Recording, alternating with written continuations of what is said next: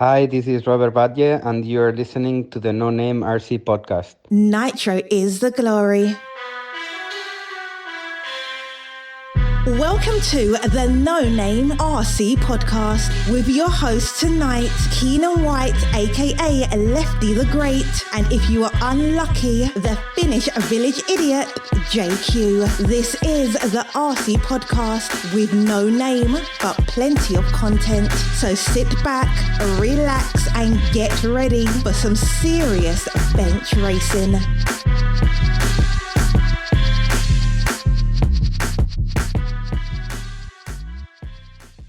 Yes, indeed, Nitro's the glory, but E-Buggy pays the bills. What's going on, everybody?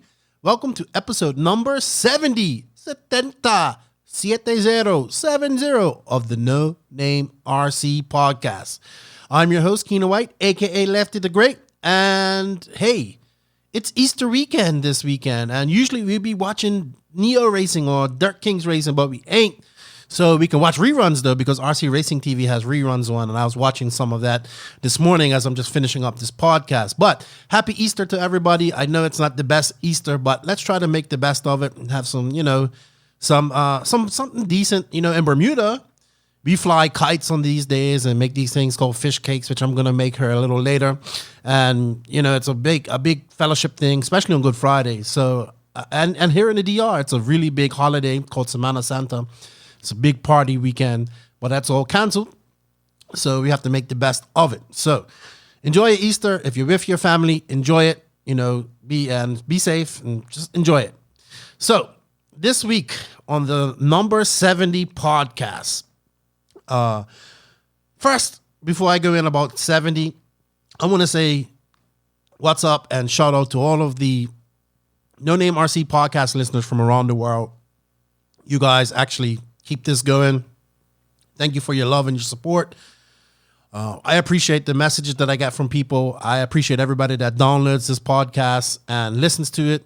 I hope you guys like me breaking up last week's 6-hour podcast into 3 parts. I'll try to do that more often. This week, this podcast is going to be all one.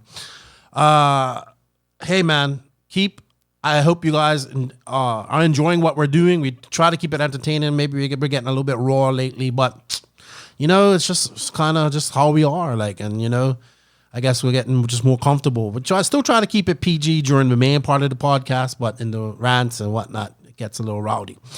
So thank you to everybody that supports this podcast, who rocks an NNRC sticker, who rocks an NNRC t-shirt, which you can get from Beach RC, or who just tags us in some posts, or who even just listens to this podcast. I thank you guys from the bottom of my heart. I appreciate every one of you. So thank you. And shout out to my patrons on Patreon. Thank you guys. I appreciate what you guys do. You did get early release of this week's podcast. Thank you for your support. That money is helping keep these bills paid, this AC running. It's getting hot here in the DR. It's like 90 degrees today, and it is hot. It's almost time for a beer. So, and before I go on any further, let me shout out and say thank you to our sponsors: RCMX Online, Tekno RC, Beach RC, JQ Racing, Papa Willie's Traction Tonic, RC Raceworks, and BK Service. And speaking of Beach RC, they have this really cool thing going on this weekend, and it's an Easter egg hunt. So it's a virtual Easter egg hunt. So let me bring this up real quick, and let's go over this, because it's pretty. Brent was telling me about this morning. Also, if you see Beach RC, man, why I like Brent, he's always thinking outside of the box. And I think they've sponsored a iRacing sprint car that the Cotta brothers from New York are going to race this weekend. They race sprint car racing full scale, but they're going to do iRacing this weekend. So they have a fully wrapped Beach RC sprint car. It looks so badass. Oh, wow. I'm not even into that type of racing, but I think it looks so cool. So I'll be tuning in to watch that this week, I think. So yeah, let's go. Let's talk about Beach RC's virtual Easter egg hunt. It's Easter. I grew up having Easter egg hunts. I don't know where the whole egg comes from, because it's an Easter bunny and they don't have eggs. But eggs, I guess it's from chicks, baby chickens. So here's what Beach RC is doing. They're excited to announce their first annual virtual Easter egg hunt on beachrc.com. This Sunday at 10 a.m., we are hiding 13 eggs across the website. If you see one, add it to your cart, and it will be free with purchase of anything else. $30 value $30 value you use daily. So I guess it means the product is of $30 value that you will use. And share with your friends so we can find them before everyone else. Full info is on www.beachrc.com, first annual Beach RC virtual Easter egg hunt. They're also running a sale this weekend of 10 to 15% off tons of top brands. So here you go. You can go to Beach RC, which is a brick and mortar hobby shop, and just look, and you might find something free. Like, I like that. Like, we all liked Easter egg hunts when we was younger, finding the eggs that your mom and dad would plant. So, yeah, it's good. Check it out. Beach RC, always thinking outside the box. And I'll put up links for the iRacing, or if the Carter brothers listen to this, put up some links. So if anybody knows the links that the Carter brothers are going to be racing in, but man, that Beach RC wrapped virtual sprint car is really, really, really badass. So I got this week on this week's podcast, I saw him comment on Wally Build's post the other day when he was doing some call-ins, and I forgot this guy was really fast in his time. He's still young. He's still only like 24 years old. Still young. But Carson Wernimont, this young man was in RC, and he stunned the world back in 2014 by finishing third at the IFMAR World Nationals. IFMAR Off-Road Fuel Worlds held in Italy with the one that Ty Tessman won. He came third. And he had a tumultuous relationship with RC after that. He joined AE. That only last 6 months, and he went to Yokomo. He quit 8 scale altogether, just focused on 10 scale, and he ended up working in the full scale racing world, and that's what he's doing now. So I kind of virtually sat down with him, and we just talked about RC and how he got started and what he was doing and some of the mistakes he thinks he made when he was in the industry and whatnot, and what he's doing now, and if he still thinks he's competitive going into if he could come back and still race. Also, Joseph and I sit off and answer some Facebook questions, all sponsored by Beach RC. And we also talk about the second leg of our South American tour, which took us to Peru and then on to Argentina. And joining us on the Tekno RC NNRC Hotline this week was Robert Batlle, Nick Watlet, and JQ, aka Beaker Q. It was a lot of fun. It went on for about an hour and a half. We got a lot of call-ins, a lot of Facebook questions. It was fun. I was testing out some new sound bites that I have. And I really enjoy the Facebook Live interaction with people in the call-ins, and I hope it gets bigger. And I want to thank Robert, Nick, and Joseph for their time coming on. And thank you to everybody that calls in. I hope more people start to call in. We're trying our best to keep, content coming and people entertained in these crazy times. So I hope you guys enjoy it. Thank you to everybody that tuned in. Let me call up Beaker Shata, because we gotta see what he's up to and make sure he's all right. So let me call up Beaker.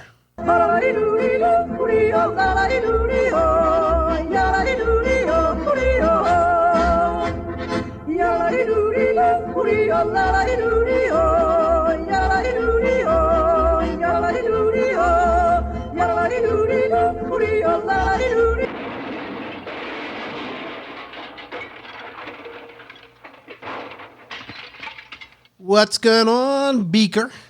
How you doing? I'm good. I went to the track. That's 2 days at the track.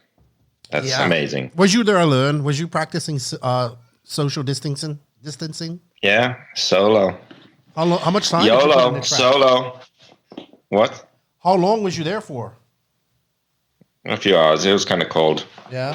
So what was you testing out? Was you testing something new? Yeah, man. Always test. You won't tell me what you was testing, though. That's unfortunate. Won't tell me. No. Yeah. No. Everybody else knows but me. It just does this to me. You have offended my family, and you have offended the Shaolin Temple. Yeah, that's how I feel about it, man. Really offended. Really? Really offended. Do you even know who that was in that voice drop? No. Bruce Lee, man. How about this one? Some Get in my belly! You know that one, right? Degani. Oh, man. So what's going on otherwise, dude? Not much going on in RC. Everybody's making videos and stuff, but otherwise than that, it ain't really much going on at all.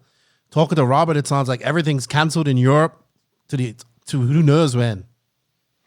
I'm kind of surprised because they didn't actually cancel Formula One and Supercross and everything. They just postponed it. But then EFRA and IFMA were like, yeah, we're just canceling. Like, why cancel so early? We can still race in October, November. You know, if this ends by the summer, then why can't we have our Euros and our Worlds then? I don't get it. Like, why have to cancel everything already now? See what I mean? Like, why not say, like, we'll let you know 3 months in advance, like in August, for example. Maybe they don't feel it's enough time or something, dude. Race in November. Why can't we do that? I don't get it. I don't know. I don't get, that's way over my pay grade to think of those things. So. Yeah. So no racing this year. Nationals. It could change though. You never know. But it doesn't look like it's going to be Europe, and unfortunate, but that means club racing and bigger races that probably will happen will be bigger, you know? Cool. Mm-hmm. Otherwise than that, I saw Henry put up a picture of Max in his uniform. Is he in the army or is he in like the Navy or something? I'm not sure. Does Finland have a Navy? He's in the Boy Scouts. Right, but does Finland have a Navy? He said Sea Scout. I don't know what that meant. Something like that. Yeah. Probably some like cannon fodder at sea. Finland actually had a pretty good army. Like they fought the Russians for a long time, but that was before technology. Yeah, very true. Yeah, they had skis and white camouflage and clever tactics. Yeah, that's why and these days it would be like game over. Don't even fucking try. Suicide. Yeah, man, it's crazy, man. Crazy what's going on in the world. I know, like, the whole world's talking about COVID and all that stuff.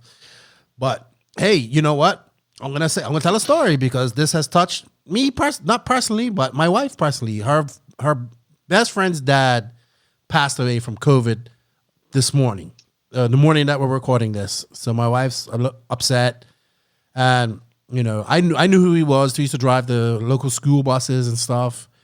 Nice family. He was sick for a while, and he just died alone, man. And they only couldn't even here. If you die in the morning, you get buried in the afternoon. So he's already, just imagine like you die, you don't even get to see your family, or your family don't get to see you one last time. So it's really messing her up, and she's even, she's worried about her dad. She's worried about me, and yeah, it's unfortunate. And it's Easter here. It's coming up to Easter, which is Semana Santa, which is a really big holiday here. And like, it is the biggest holiday. And it's like, tomorrow would be just cool. Like everything will be closed. And then everybody parties from Friday to Monday, but nothing's going to happen. So it's crazy, man. It's crazy. And I really feel for my wife and the young girl her father who passed away. So it's hard for families, man. So for people who keep saying, I don't know anybody that had COVID or whatever, well, I do. I knew him. He was a nice man.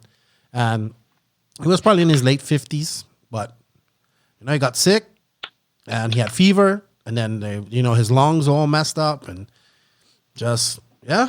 This is actually the second person we know that's passed away from it. So, well, I didn't know the other guy. My wife did. So. It's a shame, man. It's really a shame. All right. Can you go outside, or do you get arrested? Well, no, it's 5 o'clock is the curfew, 5 p.m. So you ain't nothing like, I think like it just goes complete. Like I live right next to Main Road, and it's 5 o'clock, 5:15. It's dead. Like my wife, she came home from my mom's yesterday at like 5:15.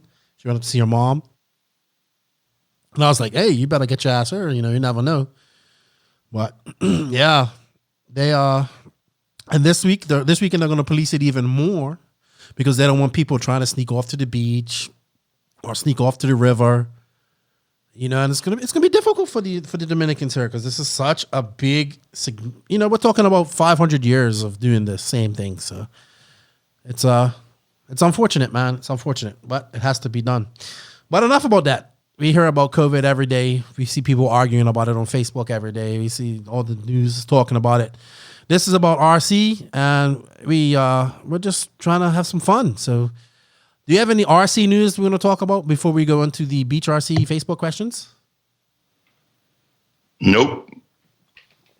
All right, so let's go to our Beach RC Facebook questions. BeachRC.com, the racers' one-stop online hobby shop. Choose from all the popular brands and variety in stock with super fast shipping and great customer service. BeachRC.com still has the local hobby shop feel with all the benefits of the internet.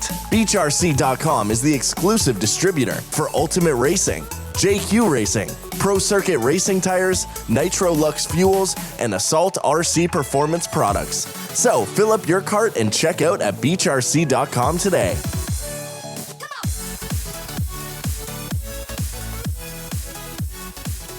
Yeah, man. So, Joseph, we didn't get hardly any questions last week, so I knew that really irritated you, so I asked everybody to send in some questions, and they responded. We have quite a bit of questions to answer this week. So let's get to it. First off is from Jason Bukau. He says, my first question is to Joseph. Do you ever turn on your steering endpoints for high traction, edgy conditions? I don't, but maybe I should. It does actually make a difference. I don't do it, though. Is that an ego thing for you? No. Okay. Like, I know some people feel like if I turn it on, I'm being a punk. Like, I need, but I think it can help. I like the throttle curve. I tried it once and I enjoyed it. It made it life easier. Yeah, the thing is you sometimes need the full lock anyway, so it's kind of awkward. I wonder if any of the top drivers do, or they just, like, that's what I'm always on the mindset is that it's there for when you need it. Control it, like learn to control it yourself. Does that make sense? Yeah. Maybe that's why I suck, too. I suck because I don't race. I don't know. Hello? Yeah. Okay. I pressed something here on the always microphone. Touching buttons you shouldn't be touching. Yep. All right. Next up is from Yao Mello. He wants to know, what does Joseph think of shock standoffs? Many people are using them, and it says it increases rear traction. So I'm assuming angling the shocks out more on the rear from the upper shock mount. That's what he's talking about. I tried that. I didn't notice anything. I mean, it can't be a massive difference. What is it supposed to do? What is the theory behind it? They're angling the rear ones more, so it's more sort of perpendicular to the rear arm with the anti-squat they run. So, I don't know, maybe the rear suspension is a bit softer, more plush, something like that. They say it has more grip. Maybe it affects how it goes through the bumps. I don't know. Okay. I don't know either. Robert Sorjanen, he's actually from British Columbia, and he's of Finnish background. He wants to know, this is the best time to be doing, I have no idea how to say this, Kalsarikanat.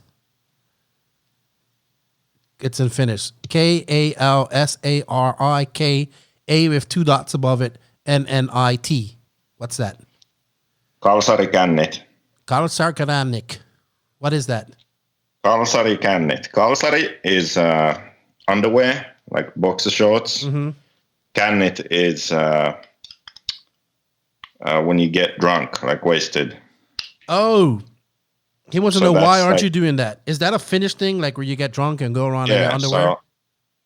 Because you get drunk at home in your underwear alone, so you don't need to go to a bar or anything or be social. You can just get drunk in your home in your underwear. Oh, I do that. And there's a word for that. Kalsarikannik. Yeah. Did I say it right?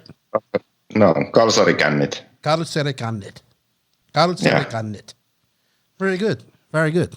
I'm glad I'm not alone when I do things like that. Ken Spacer, remember to Loctite them servo screws. Oh boy. We're going to just keep on going after that one. Another Zach Millen Paulin, to solid mount a servo or not?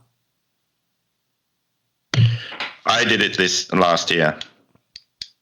So always used those rubber grommets, but I started using the Savox metal case servos, and then I just bolted them onto the radio tray, like no rubber grommets, and I didn't have a failure.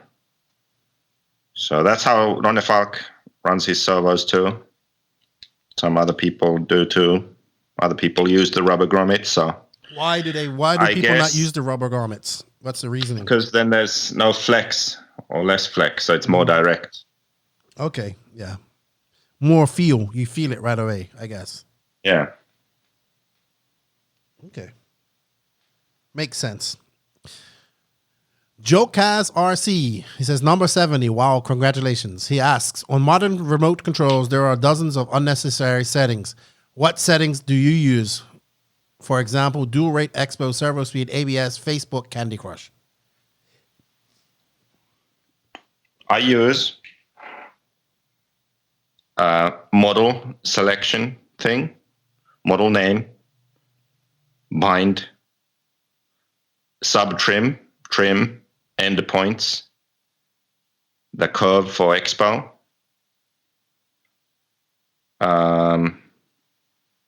lap timer. What else is there?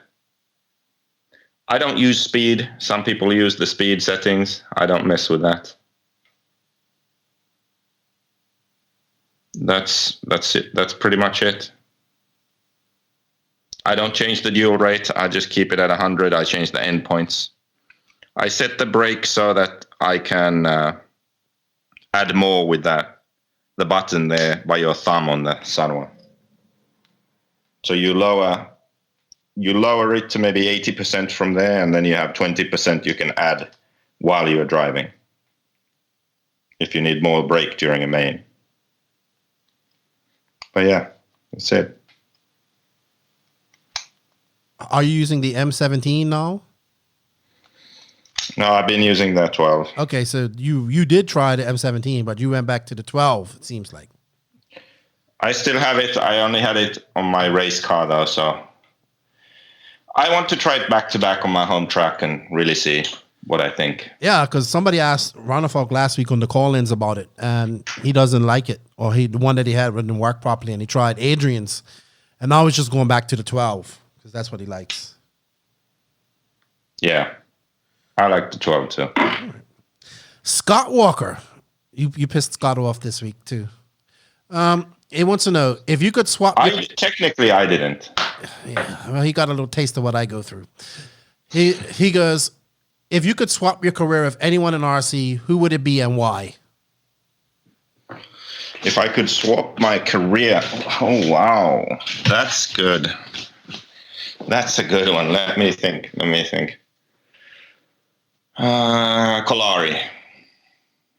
Why? Because he's probably made a lot of money, I think, winning those world championships, and now he's just basically having fun. Still racing, developing on-road car for Infinity, I think, and probably still making good money. So you like won so many world championships, and I don't know how old he is now, but he's still in the industry, still making money, still having a good life. Mm-hmm. Doing what he enjoys. So yeah, probably him. On road though, so that kind of sucks, but still. He did venture into off-road a bit though. Did he? Yeah, I remember having a Lamberto Calari engine. I don't know what all that was about. Connie Swenson, he wants to know, hey Beaker, do you have any inside stories to share about the Muppet Show? Is Kermit really that nice, or is he an asshole when the camera is off? I don't remember watching the Muppets ever. I'm sure I did. But really? Yeah. Not even the Swedish chef. Borgia. I know. Big Bird, I remember. That's Sesame Street. Oh, is it? See? That's how much I know. Wow, you had a really crappy childhood. Forced to play the violin for money. I even saw a picture of when you was young with your hair, how you had to wear it. You look like a girl. Yeah, it's been rough. All right. Josh Conrad. So he says, oh no, he actually asked, he says, he's missing listening to your in-depth questions so he can respond with a simple yes or no. I must admit, you've been pretty good with the questions today. So, Salty Joe, Grace Aruda. I do not know why Salty Joe would not get his own damn Facebook profile on Facebook. He uses his wife. His wife doesn't let him, I think. Maybe. I don't know. He asks. It's like Michelle McCraddock. Okay. He asks, can you explain about the differences in thickness, chassis thickness, and what it does? Yep. Google chassis thickness, the Quagrain, and you'll find a blog post about it. Just give a quick synopsis. Oh my God. So thinner chassis, more grip, more forgiving, but it can give you a false sense of, oh, my car's awesome.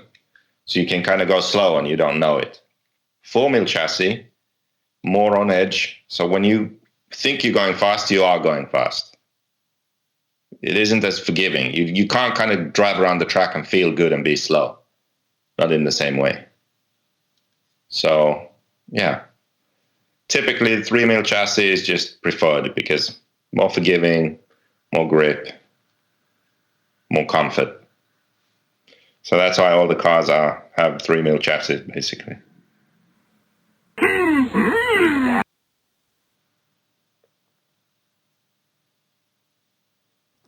Yoda agrees with you. Okay. That was Yoda. Yeah, that was Yoda. You probably don't even know anything about Star Wars either, so why did we even mention that? One more question from Joey Shaw. Joey Shaw says you've blocked him on Facebook, and he says, can you please unblock him because he misses you?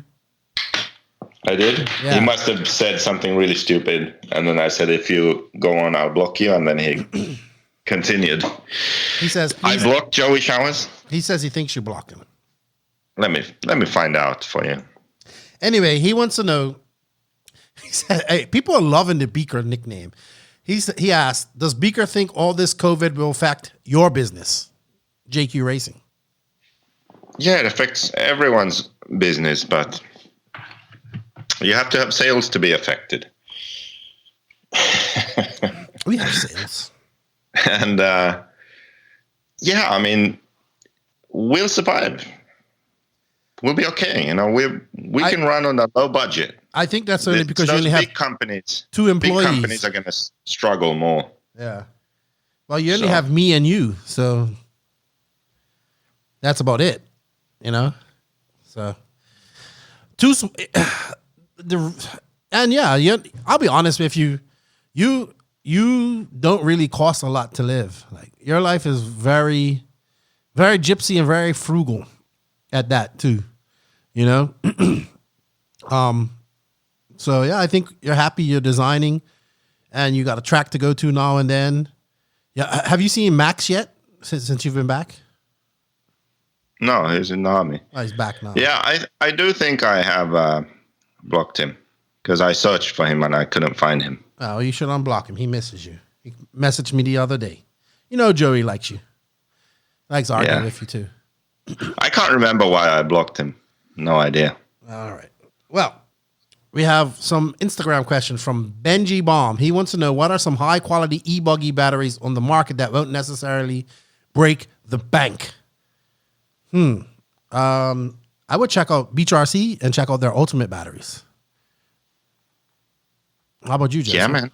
Yeah, go to beachrc.com. Like they are the sponsor of this podcast, this part of the podcast, and check out some of the ultimate batteries. Look what you're looking for. I believe they even have low profile and everything else. Even if you can't find them with ultimate, you can probably find something that Beach carries.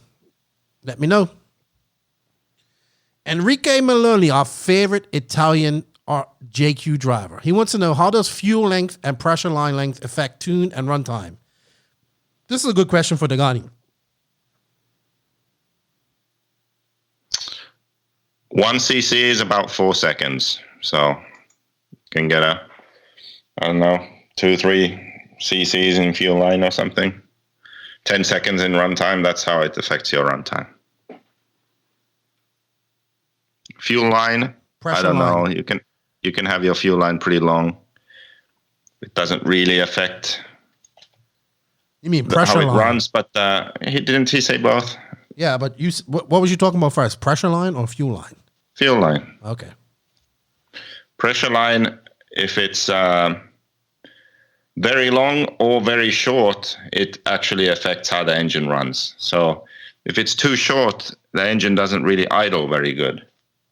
And then if it's too long, I've never experienced this, but apparently if your pressure line is too long also, then it can affect the stability of how the engine runs. The idle and stuff too. The pressure line being too short, I've actually had that because I had an engine that didn't really run right. I put a longer pressure line on and then it was fine. So I have actually had that happen. Okay. Interesting. And he has another question. Hard arm, soft arm, or soft arm with carbon fiber plate, which and why? I think hard arm with carbon fiber plate, to be honest, on most cars, because they can't be that hard because they break. So all the arms are relatively soft. So when they offer a hard and a soft, then yeah, we'd run the hard one. Sweet. I think that's all of our questions for this week. Thank you to everybody that sent us questions. We appreciate it. If I did miss your question, I apologize. I really do. But now it's time for story time. Wouldn't you say, Joseph? Yeah, I just add that I think that the hard arm is better because it makes the car more consistent. So the car has the traction that the setup offers, not some like fake forgiveness or traction from a soft arm, because that's a problem. When you push the car in a corner, for example, the arm flexes, then it flexes back. So you have like an extra spring in the car that just unsettles it. So if you're driving slow and not pushing the car, okay, maybe it feels comfortable. Then you need some more support from the car, then it doesn't have it because it just flexes the arms and then springs back and you get in trouble. So if you can have harder arms, you can carry more speed in corners, push the car more aggressively, and just work on other parts of your setup to get the grip you want and bump handling you want. Interesting. I never thought of that, especially on a high grip track. That's where you would want it too, you know? Yeah, then there you can really notice, like in sweepers and stuff, that like if you have those carbon plates like on the JQ, if you on a high grip track, run the track, then you put them on, there's a clear difference. You'll be faster and it will be easier with those carbon plates. Why haven't you made any for the front? Is it that? The front, actually, it just made it twitchier. So when I run them on the front, it just makes it twitchier, which isn't good. So kind of snappy steering. So, but now the car has kind of developed more, so maybe you should try them again. Yeah, I would definitely try, especially on these high bike tracks like Fall Brawl track, Badlands and stuff like that. So interesting. All right. Well, thank you, everybody. Thank you, Enrico, for your questions. Thank you, everybody that sent in questions. We want more questions next week. And Joseph didn't give one word answer. So thank you, Joseph, for doing that as well. I'm impressed. I'm impressed. Really, I am. Okay. Are we done now? Absolutely. No, we're not. We have to tell our story, dude. It's story time. People really enjoyed the Bolivia part of our story. They're getting this free. You need an advertiser for this. You know what? Fat chicks need love too. Fatchicks.com. This segment is brought to you by fatchicks.com. All right. So if you guys listened to last week, we're telling the tale of our 2017 South American tour. Last week, we talked about our first leg of this tour, which was in Bolivia, which was pretty funny. If you want to listen to it, go to episode 69A. Did you like that I broke up the podcast into 3 different parts last week? You know what? I take that back. That's the real website. Is it? Of course. Yeah, I checked. Yeah, it's not very good. It's not actually, I take that back. It's not brought by them.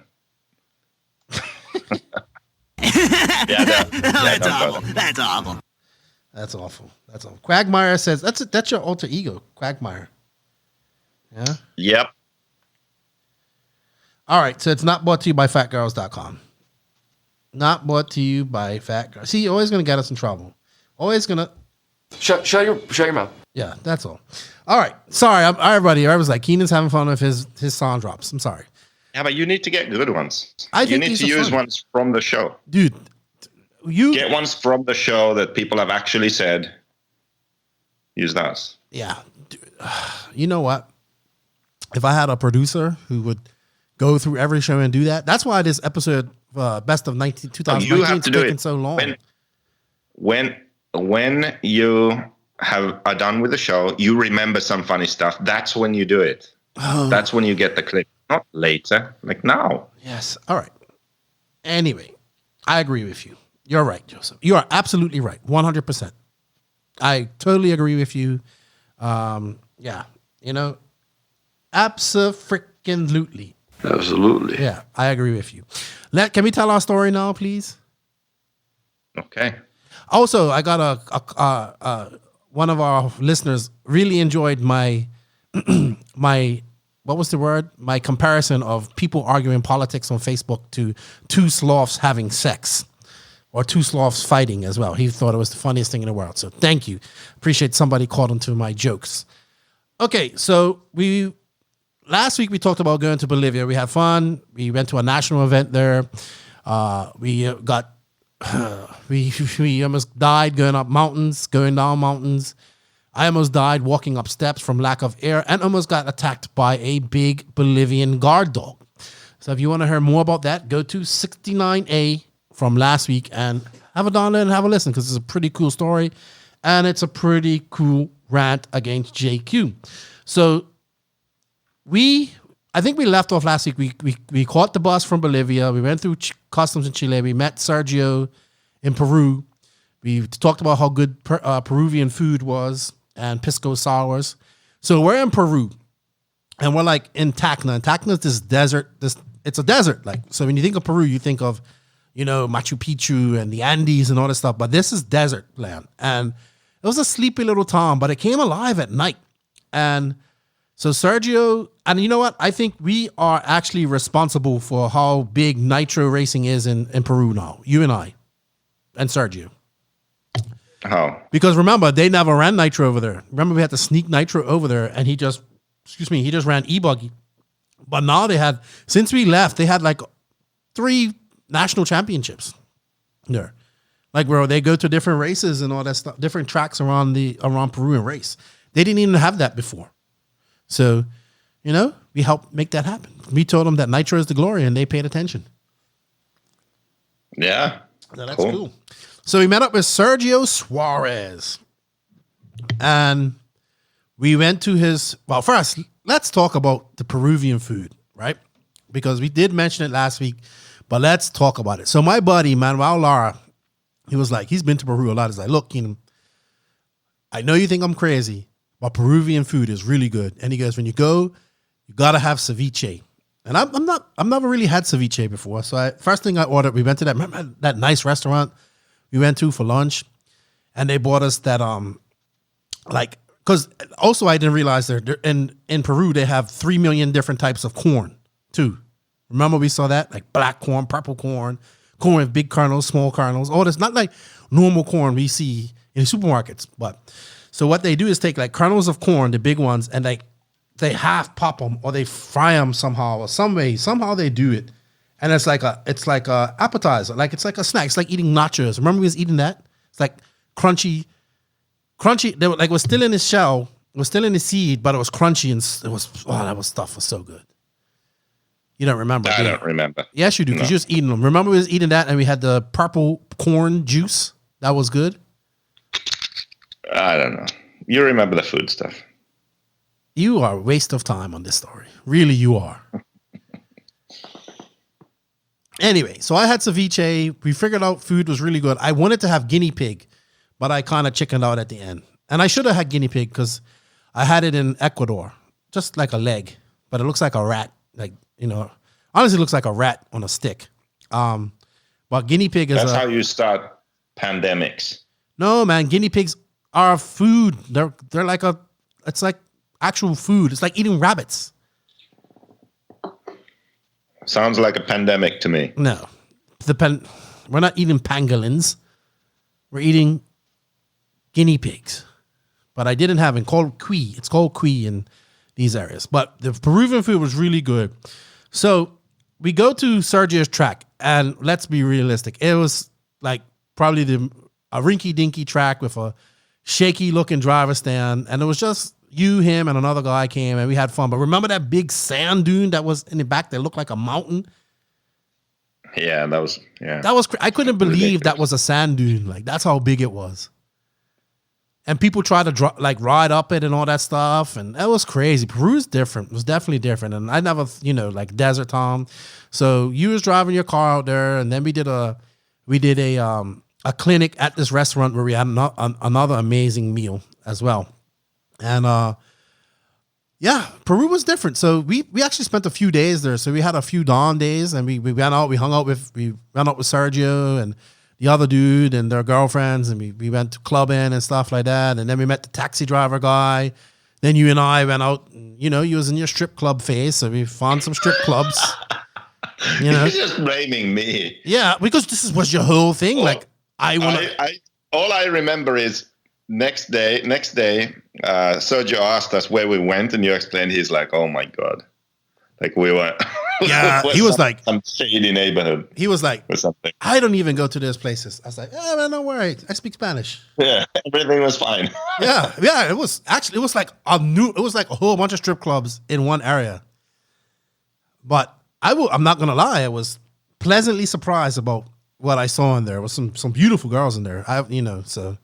But it was fun, and we actually was hungover I mean, we had those mojitos or something, man. Had me drinking these mojitos, and they gave me such a bad headache. We actually left early, and so we got see a little bit of nightlife, just going out, and then obviously, when you was in your strip club phase, we got to see that.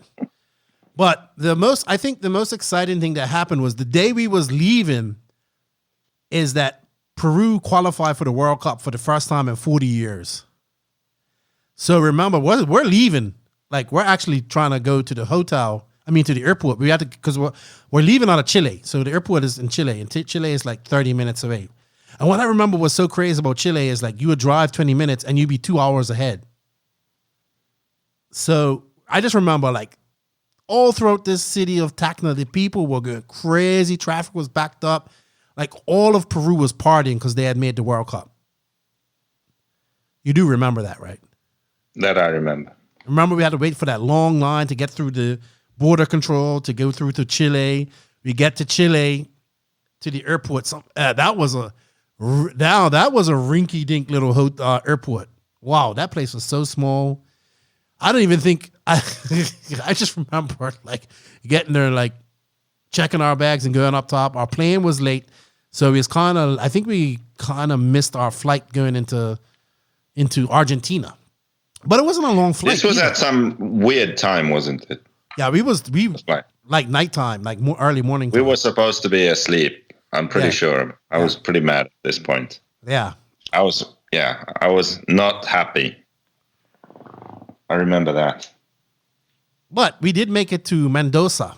Now, this part of the trip I was looking forward to because I've heard lots of good things about Argentina. It's a place I wanted to go.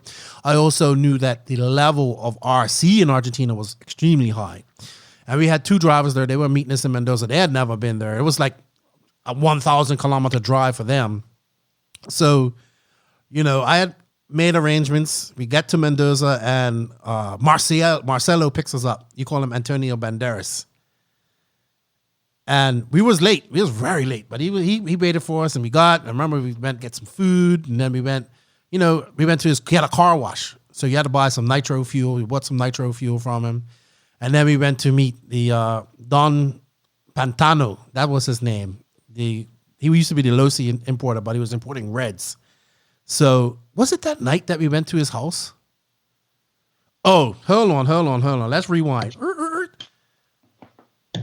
We meet, Marcelo picks us up, takes us, we go hang around, we go to Mendoza. Now, Mendoza is up in the north near the Andes. It's not far from Chile, actually. So it's known for its wine and skiing, apparently, in the wintertime. So we go, Marcelo takes us to his car wash. Yes, we go through that. We go to the Don Pantano's house. I just remember it being some big house, right? And they're cooking. Now, this is the thing I'm excited about in Argentina. It's the beef. That's all I keep hearing about. You got to have Argentinian beef. Got to have it. So I'm excited. So we get there, and like all the RC guys are there. Like the guys, no, fuck, excuse me. I forgot. Rewind. Burp. Did we went to a track that day, or did we go to a track the next day? Remember we went to that track? We met all the guys from Buenos Aires. You're asking the wrong person. Probably we went to a track first. Yes, we did. We went to the track first, and all the guys, remember, was Tony, and then Big Fat Fernando was there. He was the one who could speak English, so he was translating. So we went to that nice track. That was a nice track, too.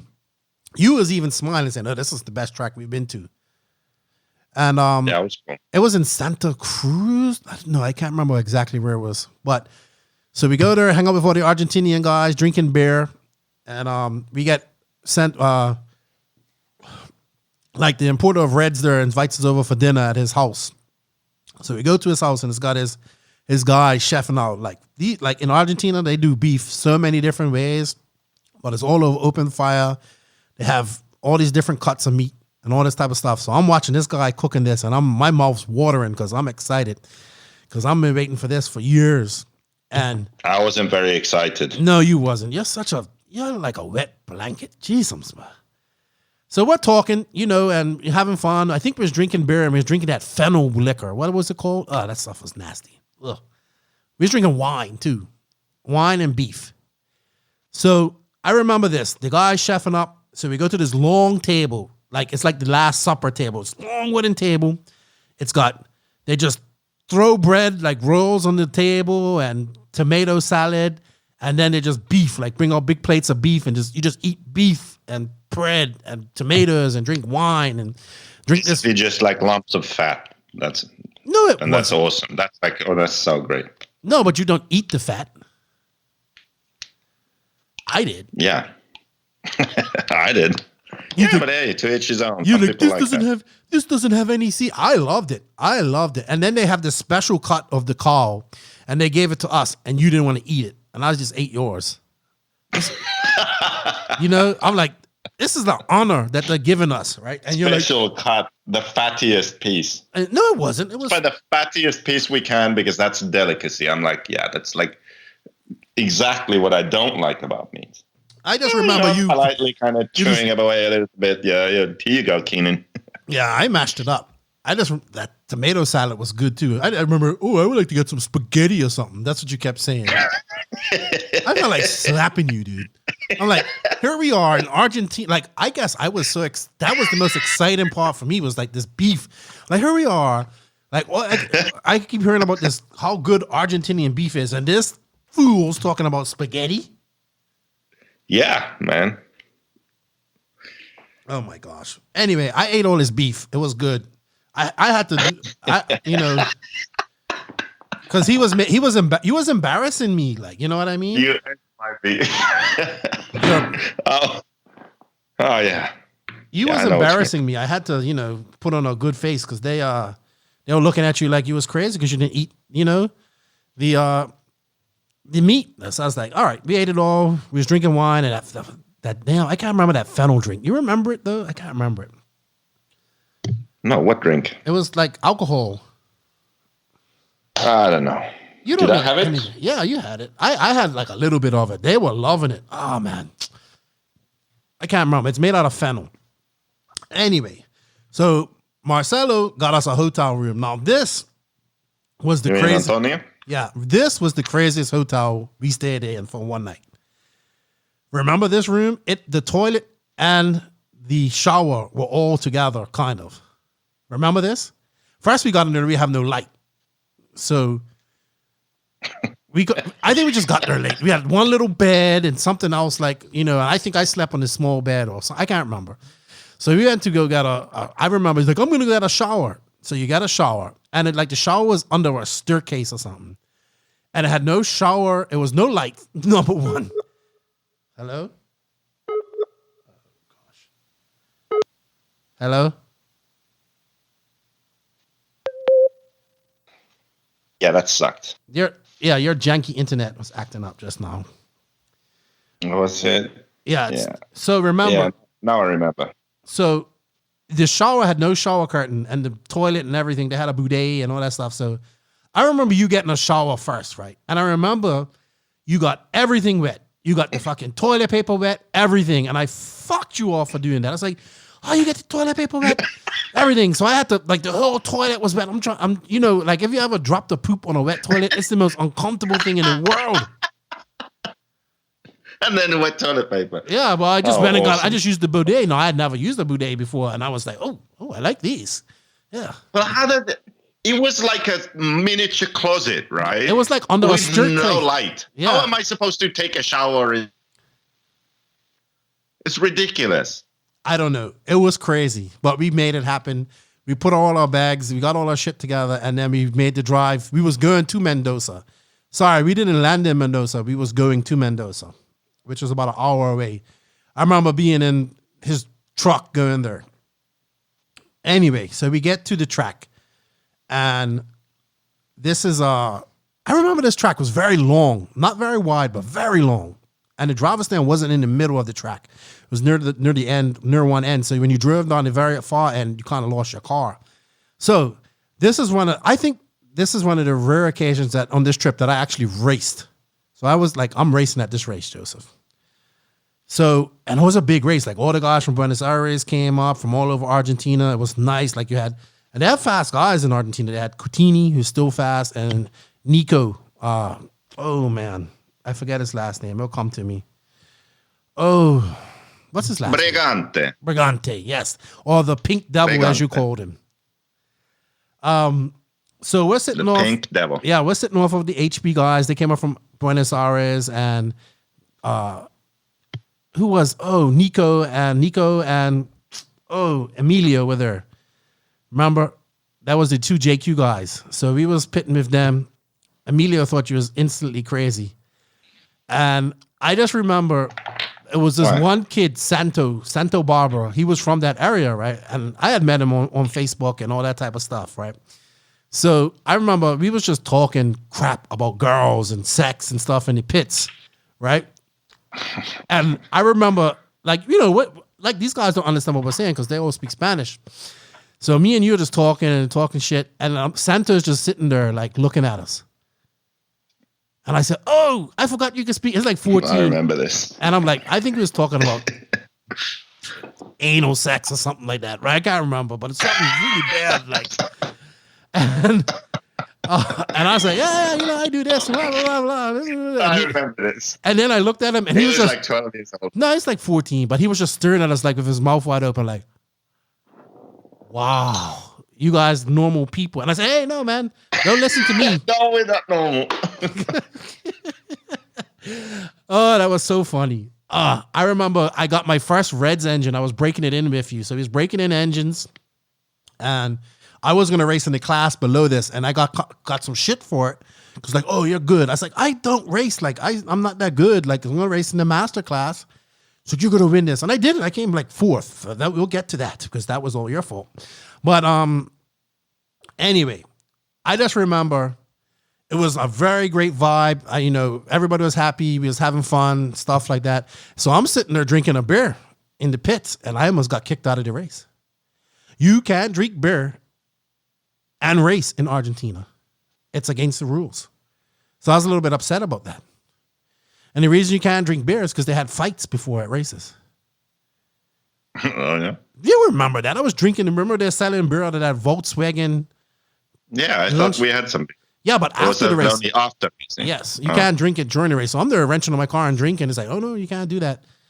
And the guy was seriously he was gonna kick me out of the race. I was like, I'm sorry, I didn't know. So I raced master class and you raced the pro class. Gracias. And there was some fast, like I said, Coutinho was fast. And Nico was fast. And there were some other guys that were pretty good too. Oh man, they were with us. I can't remember his name.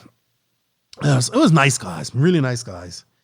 So let's talk about my main first, which you screwed me over in, I might add. So one thing you guys got to understand, huh? Hardly my fault. Yes, it was completely your fault at the end. So here I am racing the master, and how they did it is basically they split the classes up into two. So one class ran so master class, so it had the most drivers. So I think like certain amount of people raced in this A final, and they had two finals. And you basically, I think they split it. It's like having two semifinals, but there were two finals. So whatever your time was at the end of the day is where you placed overall. So I'm racing in the second final, and I think I might Santo was in it, and this is his home track, and he was just out. He was winning this. So I think I was battling for third and fourth. And this is like a 45-minute race too. I remember doing whips over the big jump, and you kept screaming up to me, "You're going to break your car. You're going to break your car." They want intentional whips.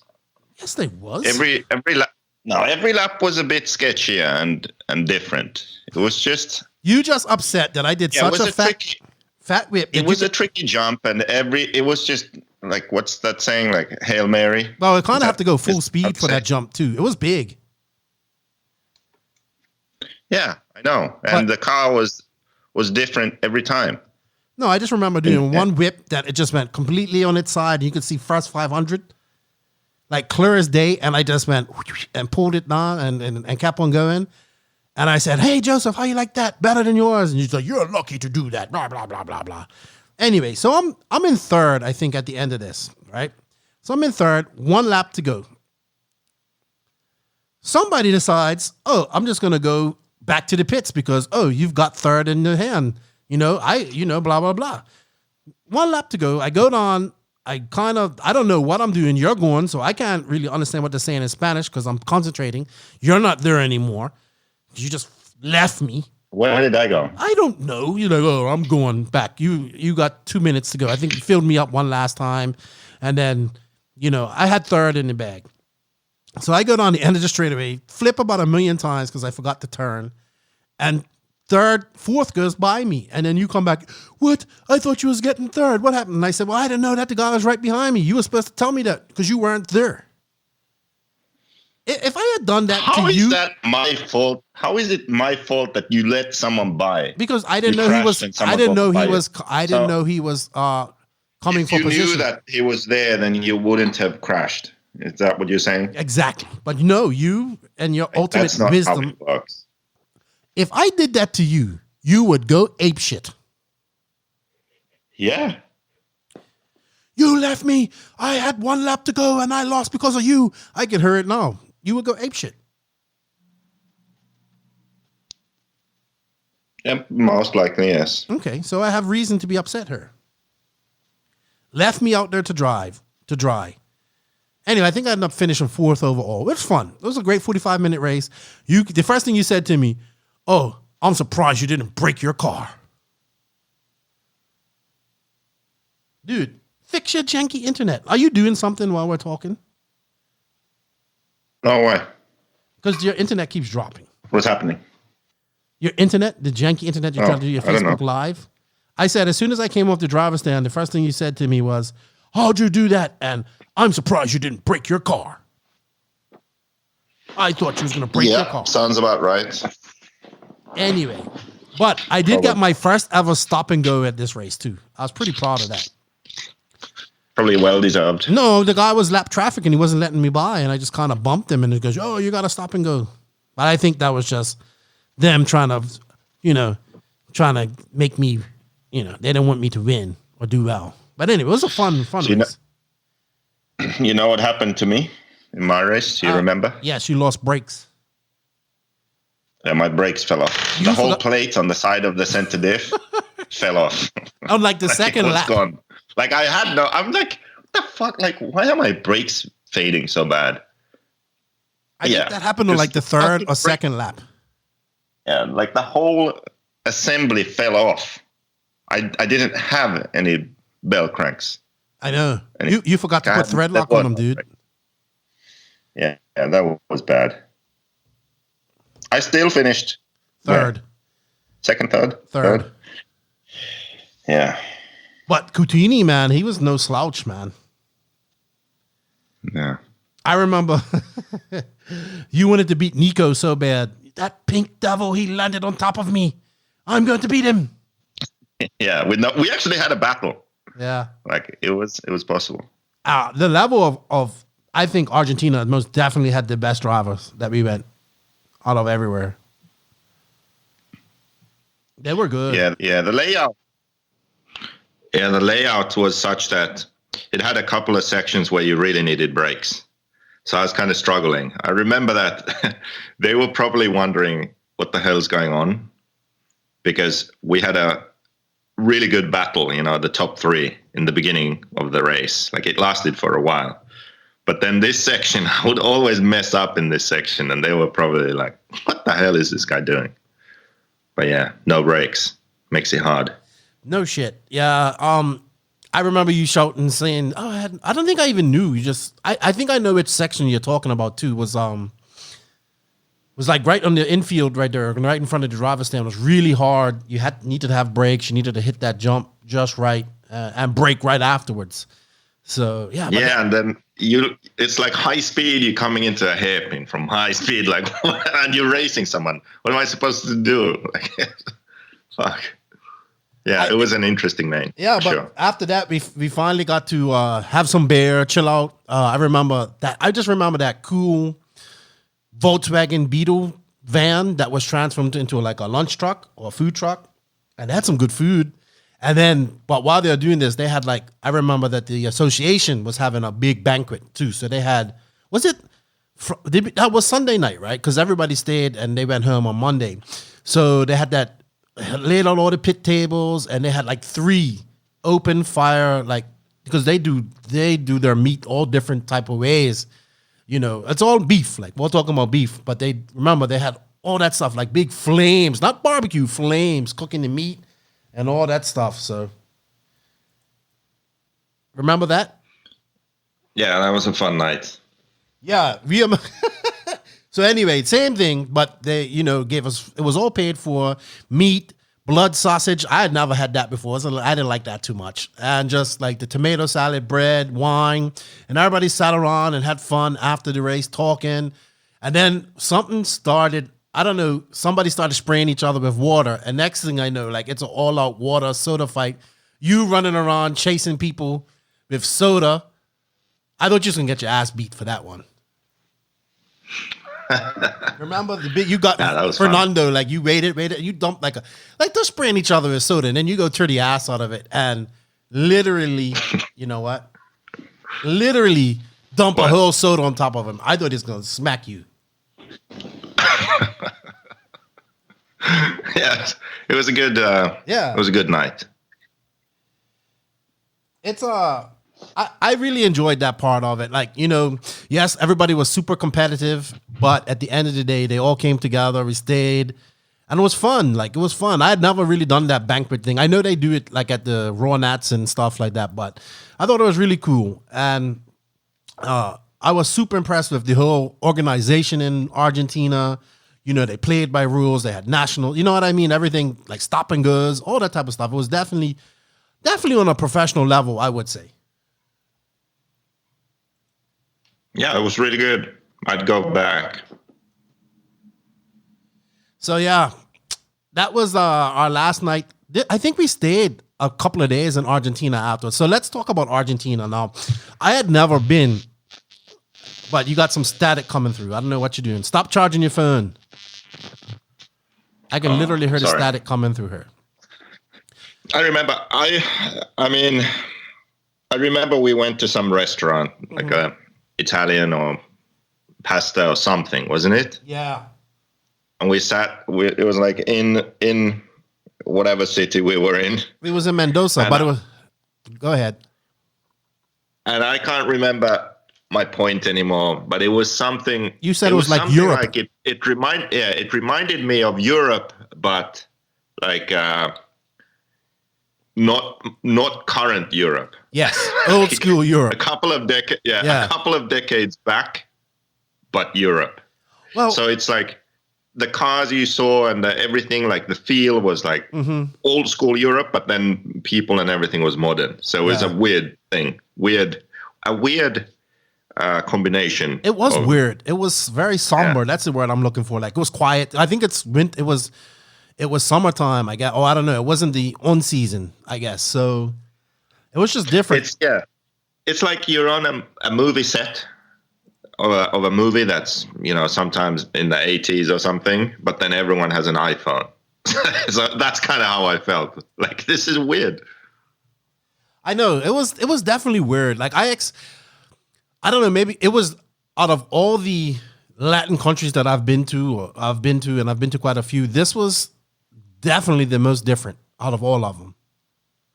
Like I didn't even feel like I was in a Latin American country when I was there. Yeah, it was the most different of them all. Yeah, or most different compared to the others, I would say. Yeah, and then most like Europe than compared to any other. But I did find my fondness for the boudet, and I actually, if I ever build a house, I'll have one. Oh wow, too much information. Oh, it's always good to have a clean butthole. So, I think we tried to go out that night. We kind of didn't. I remember. Oh yes. I remember what happened. You got in an argument with the taxi driver, and he kicked us out of the taxi. I did. Yes.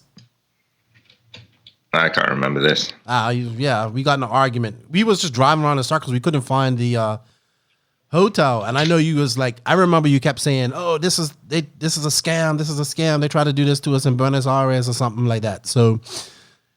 I was fucking him off in Spanish, I think, and I was like, "Look, this is the hotel," and he could just playing dumb. But we ended up jumping out of his taxi and going on another one and going somewhere. And then we spent the night in that hotel. I think did I get the big bed this time? Yes, I got the big bed, and you got the small bed, like in the couch in the kitchen. Yeah, it was weird. It was another weird hotel. Yeah. Was it a hotel or Airbnb? No, it was a hotel. We stayed at an Airbnb in Chile. But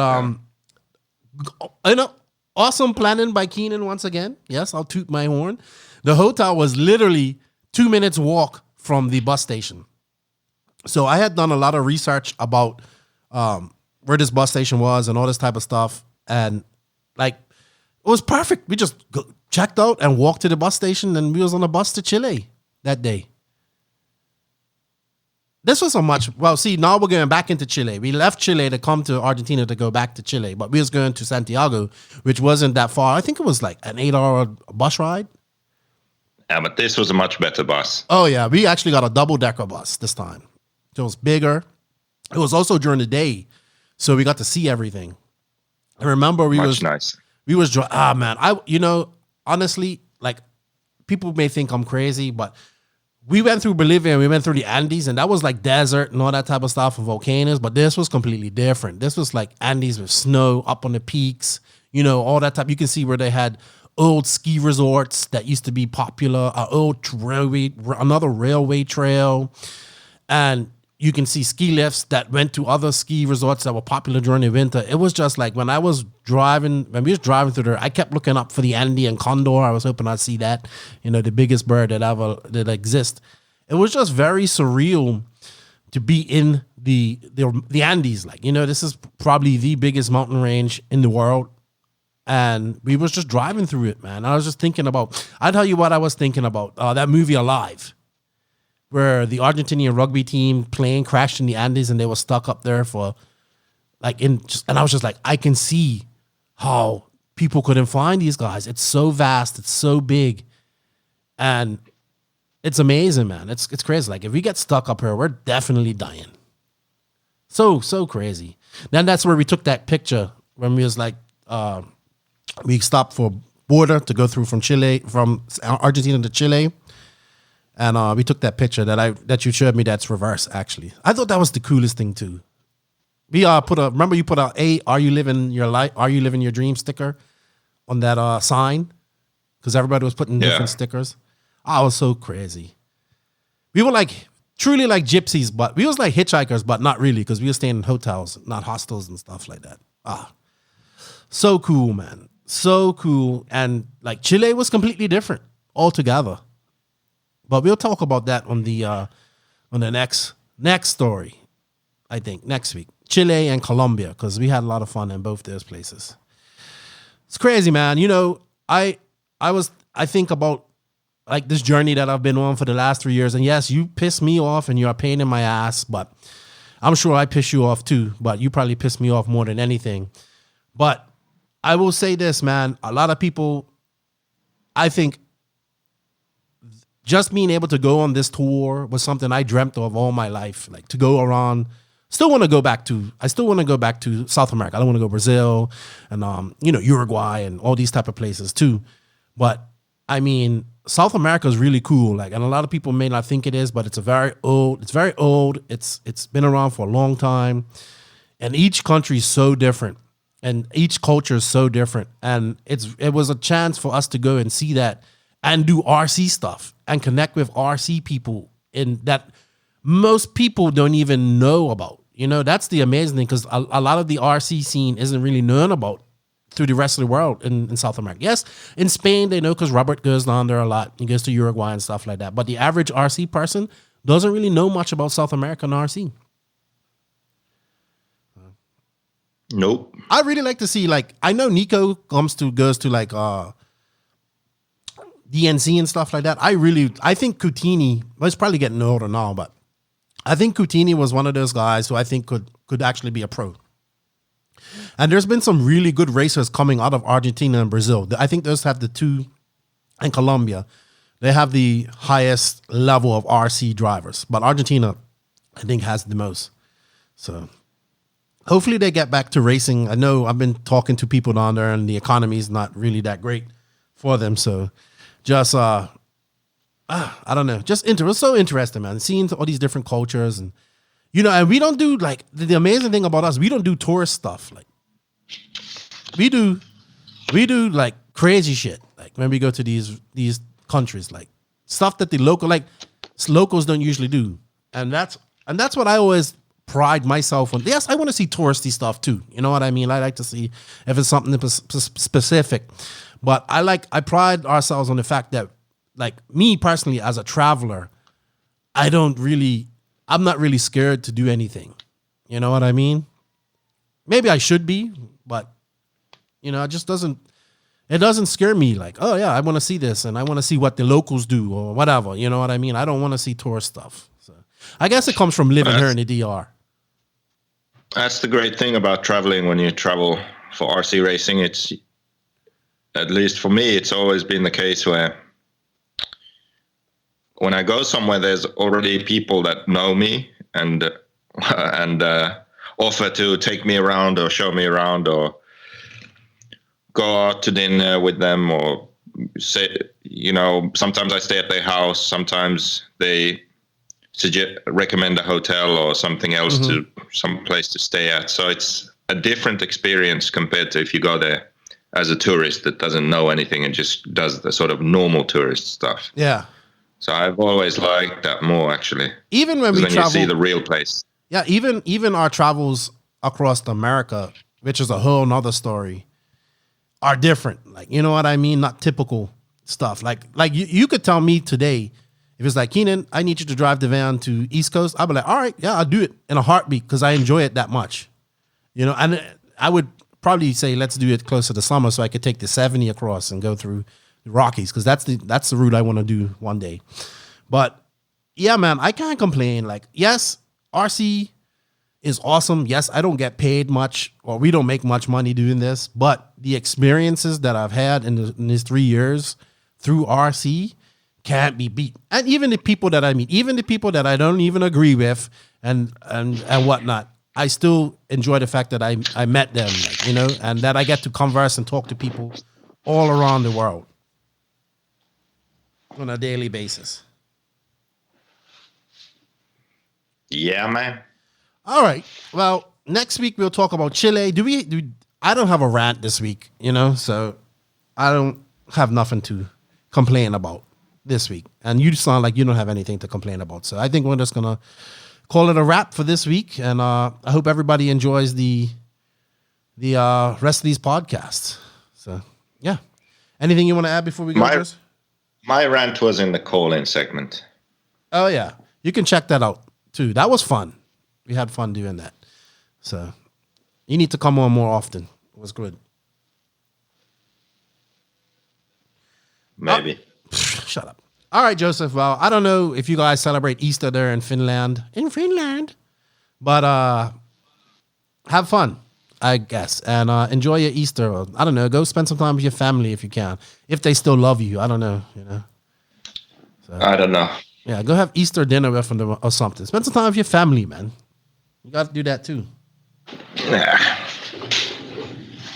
All right. I will talk to you later. Thanks for your time, dude. Okay. See ya. Bye-bye. NNRC listeners, are you currently having trouble trying to get the power down to the ground? Well, don't you worry. Papa Willie's Traction Tonic has you covered for all your RC tire traction needs. Whether you race on carpet, concrete, dirt, loose, dry, slick, or high grip surfaces, Papa Willie's Traction Tonic cures for traction.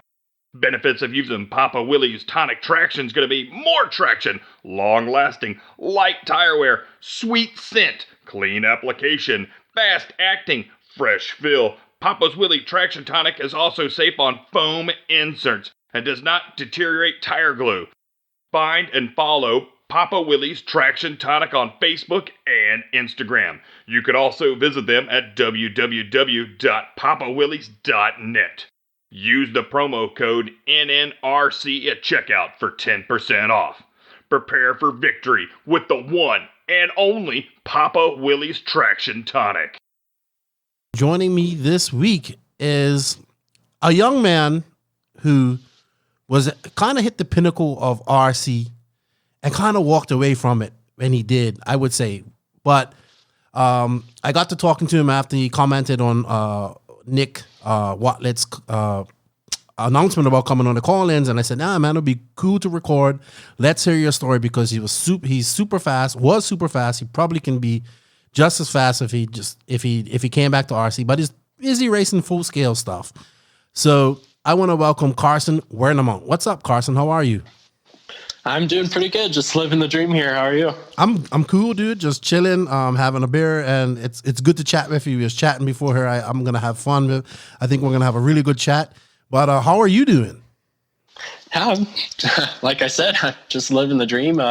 Excited to be here and tell some stories and have a good time. Thanks for having me. Yeah, I was listening to your podcast on Tim Smith's podcast today. Okay, yeah, that was an old one. Yeah, I liked him. I met him at DNC. Cool. Him and Matt, definitely cool guys.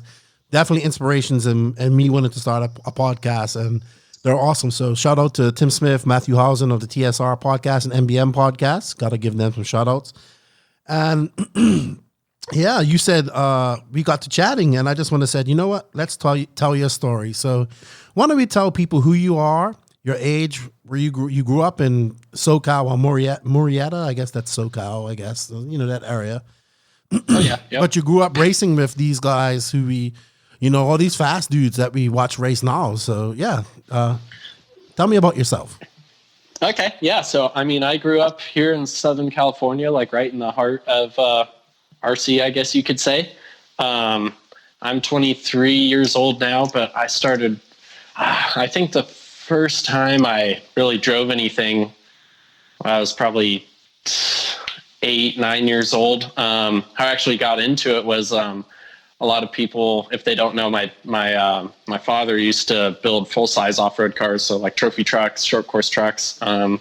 had some good drivers at the time, like the likes of Robbie Gordon, Rob McCachran, built the first couple trophy trucks. So anyway, one of the off-road cars that he was, that he built and was crew chief for at the time for Scott Taylor, they're sponsored by Team Losi. So he was friends with Pops and Gil Losi Jr. And so we always had like RC cars around, and he always played with them. So then I started picking it up, and one thing led to another. I started going to the track and practicing, going to races. And actually another name that was a big part of getting me started was Gary Kais. He would always come around and bring kits, and he was like Santa Claus. Every time he showed up at the shop, there's always something new he would bring. And I mean, just it was kind of one of those things where I wasn't aware that the people I was around were kind of superstars, but they really played a big part in getting the ball rolling and getting me started, giving me good equipment right off the back, and giving me good support. And if it wasn't for all those guys and family, I don't think I would even know what a RC car was. Really? Do you remember the first car? It was a Losi then that you had, right? Yeah. Actually, I do remember my first car ever was a Losi XXT, the graphite car. And I had a track behind the shop at my dad's house, and I would just play with that thing and break it every time I drove it. So when did you figure out that you can actually race these cars, and when did you start racing? Actually, so I remember playing with them a lot in the backyard. And then they opened up a track in my town called ARC Raceway, and it was like in the middle of town. The first location was really badass. And I got a Losi 8 scale for Christmas one year, and I went there and started racing it. And then they moved that track out to Vale Lake, which was kind of out in the sticks, but I started racing out there. And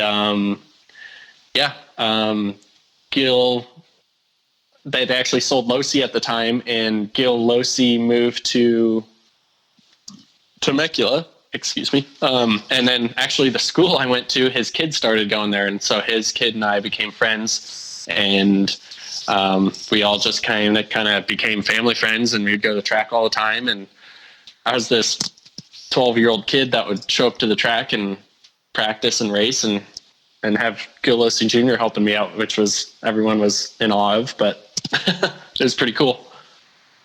Now, was you naturally talented at this, or did you practice a lot, or was it something that you picked up right away? I would say it was a little of both. I think it was more practice than anything. In the beginning, there was a lot of practice. At the end of my career, when I was actually racing a lot, I think I was banking off of talent, because in hindsight, I didn't try as hard as I could. But I mean, I think that's for any racer. It's like, I always said it's like, doesn't matter if you're racing full-size cars, motocross, RC cars, or racing shopping carts down the grocery store aisle, like either have it or you don't kind of deal. Mm-hmm. There's a lot of people that race their whole life and they never seem to figure it out. But did Gil see something in you, or was he just helping you out?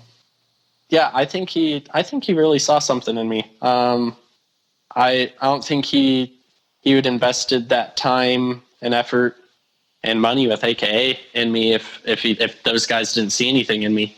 But yeah, that was definitely a big part that really boosted me and helped out my whole career. So you kind of looks like you kind of went to the nitro phase. So was that what you was predominantly racing? Was nitro racing, 8-scale racing? Yeah. So like I said, I started with electric cars in my backyard, but I definitely started with 8-scale nitro, going to the track and practicing and racing. And I climbed the ranks like any other, I don't know, amateur. I remember racing sportsman buggy and getting little plaques for getting on the podium, and then racing intermediate and going, oh man, I'm getting fast. And then finally getting into pro and starting to go to JBRLs, and Jimmy Babcock did a really good job about promoting his series in the Southern California area, and they had really big turnouts, and And that's honestly where I kind of got my start at the ball rolled from club racing to racing all the JBRL stuff, and eventually starting to race in the pro category at the JBRLs and getting my ass handed to me for the first little bit, and then eventually figuring it out. Yeah, that's some pretty good. That seems to be the California stepping stones in Nitro. Was you doing a lot of the did you go to Hot Rod a lot on Tuesday nights? No, I actually didn't go to Hot Rod because that was Hot Rod's probably a solid 2.5 hour drive for me, so that was a little bit of a mission. But I'm Temecula Murrieta, where I'm at. We had ARC until they closed down. They closed down, I forget what years, had to have been at least 2012, 13. But from me, it's probably a 1 hour drive to Thunder Alley, 1 hour drive to Revelation, 1 hour drive. They had a track in San Diego. It's 1 hour drive to Huntington Beach to go to OCRC, 1 hour drive to La Mirada, where West Coast was. So luckily I was kind of in the middle of everything and able to be pretty three-dimensional with what I was able to drive and where I was able to go. Who was some of your, besides Gil Losi, who was some of your early influences? Like, who did you look up to when you went to these races, or who did you want to, I guess, emulate? I guess that's the best thing I could say. Yeah.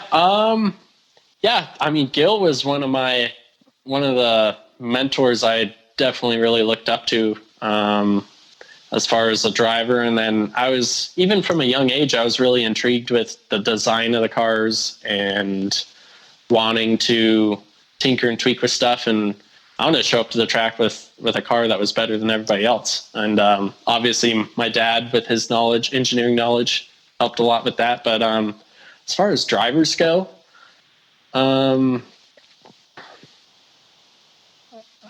don't know. It's really hard to say for me. I always looked up to people like Cavallari and Mayfield and Tebow, and it's like, if they would even talk to me at the races, like, holy crap, like that guy actually said something to me. But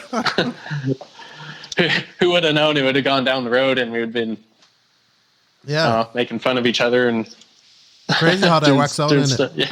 Yeah, exactly. Do you remember your... I'm sorry, go ahead. Oh, no, I was just about to say, it was mainly those three guys. Cav and Mayfield and Tebow, but... At that point, they're still the guys, but at that point in their career, they were the guys to beat. Like, those three dudes. Oh, yeah.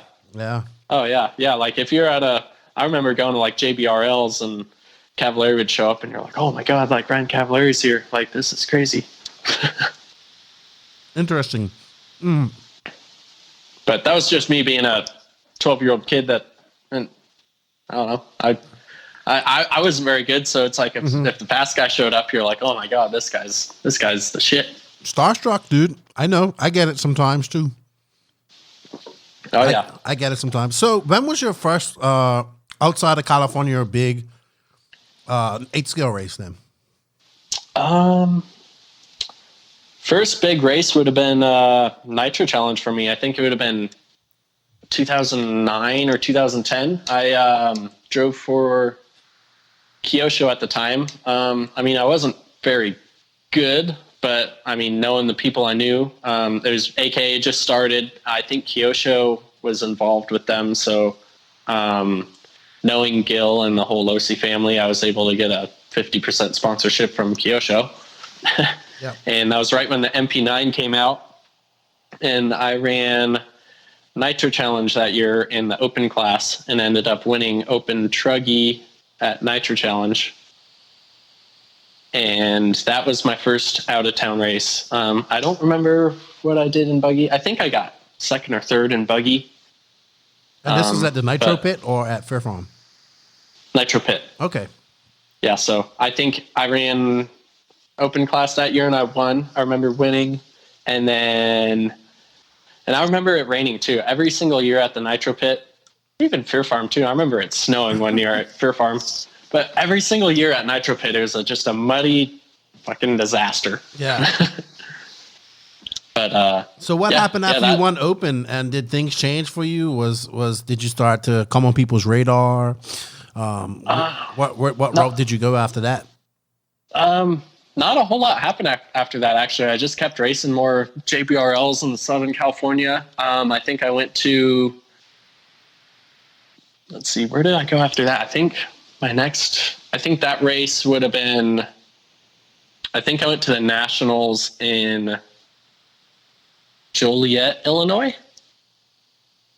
I don't know if that was before or after that, but I remember I was like in the 164th final. I was way back. I got smoked. And then I remember the Nationals after that year was in Colorado. And I remember making the semifinals in Buggy and Truggy that year. And that was kind of a breakthrough for me, kind of mentally. I remember being on the driver's stand going, holy shit, I can actually do this. Mm-hmm. Is that when you started to take it a little bit more serious and say, I'm going to aim to be a pro driver? How old was you? Do you remember? I don't know. I had to have been 13, 14. You're still young, dude. Yeah, I was still a little young buck. Yeah. Wow. Crazy. So who officially, did you stay with Kyosho for long? Or did you, I did see you did a little stint with Durango too, right? Yeah. So Durango was the next stepping stone from Kyosho. So I ran Kyosho for a little bit. And then I remember Gil one day was like, hey, I've got this. I know of this new company. They're looking for drivers. And it was when they threw money in the air and they got like Savoya and I think they got Lutz and Boots. Boots. Yeah, they just threw all this money in the air and they went and developed a new car and hired like all these big name guys. And through Gil, I was able to get a 100% sponsorship deal out of them. And that was like, that meant the world to me. I thought I was a superstar. Yeah, you thought you made it, right? Yeah, I thought I made it. But that was the first big deal for me, and it was a confidence booster. And I remember my first big race with them was Nitro Challenge at Fear Farm. First year at Fear Farm, I think it would have been 2012. Mm-hmm. But I think 2012. But I remember I went out there and qualified 5th, I believe, in Pro Buggy. Really? And people had no idea who I was. People were like, holy shit, like, who's this Carson Wernimont guy? He just went out and qualified 5th in Pro Buggy. That's impressive. And yeah, it was pretty insane. And that was the next confidence booster for me, that actually making a main. After that, I started sticking it in the mains everywhere, and people really started to kind of know who I was, I guess you could say. Mm-hmm. I kind of became on the radar. But the thing with Durango, like, it seems like when I talked to Savoya and Lutz, it didn't last long. I think it lasted maybe a year at most. Yeah, I drove for him for, I think it was 2 years. But yeah, it was a short-lived deal. It was, I don't know where the funding came from or any of the political side of stuff, but it's like they came in with a big bang and then they kind of really pulled out of it. The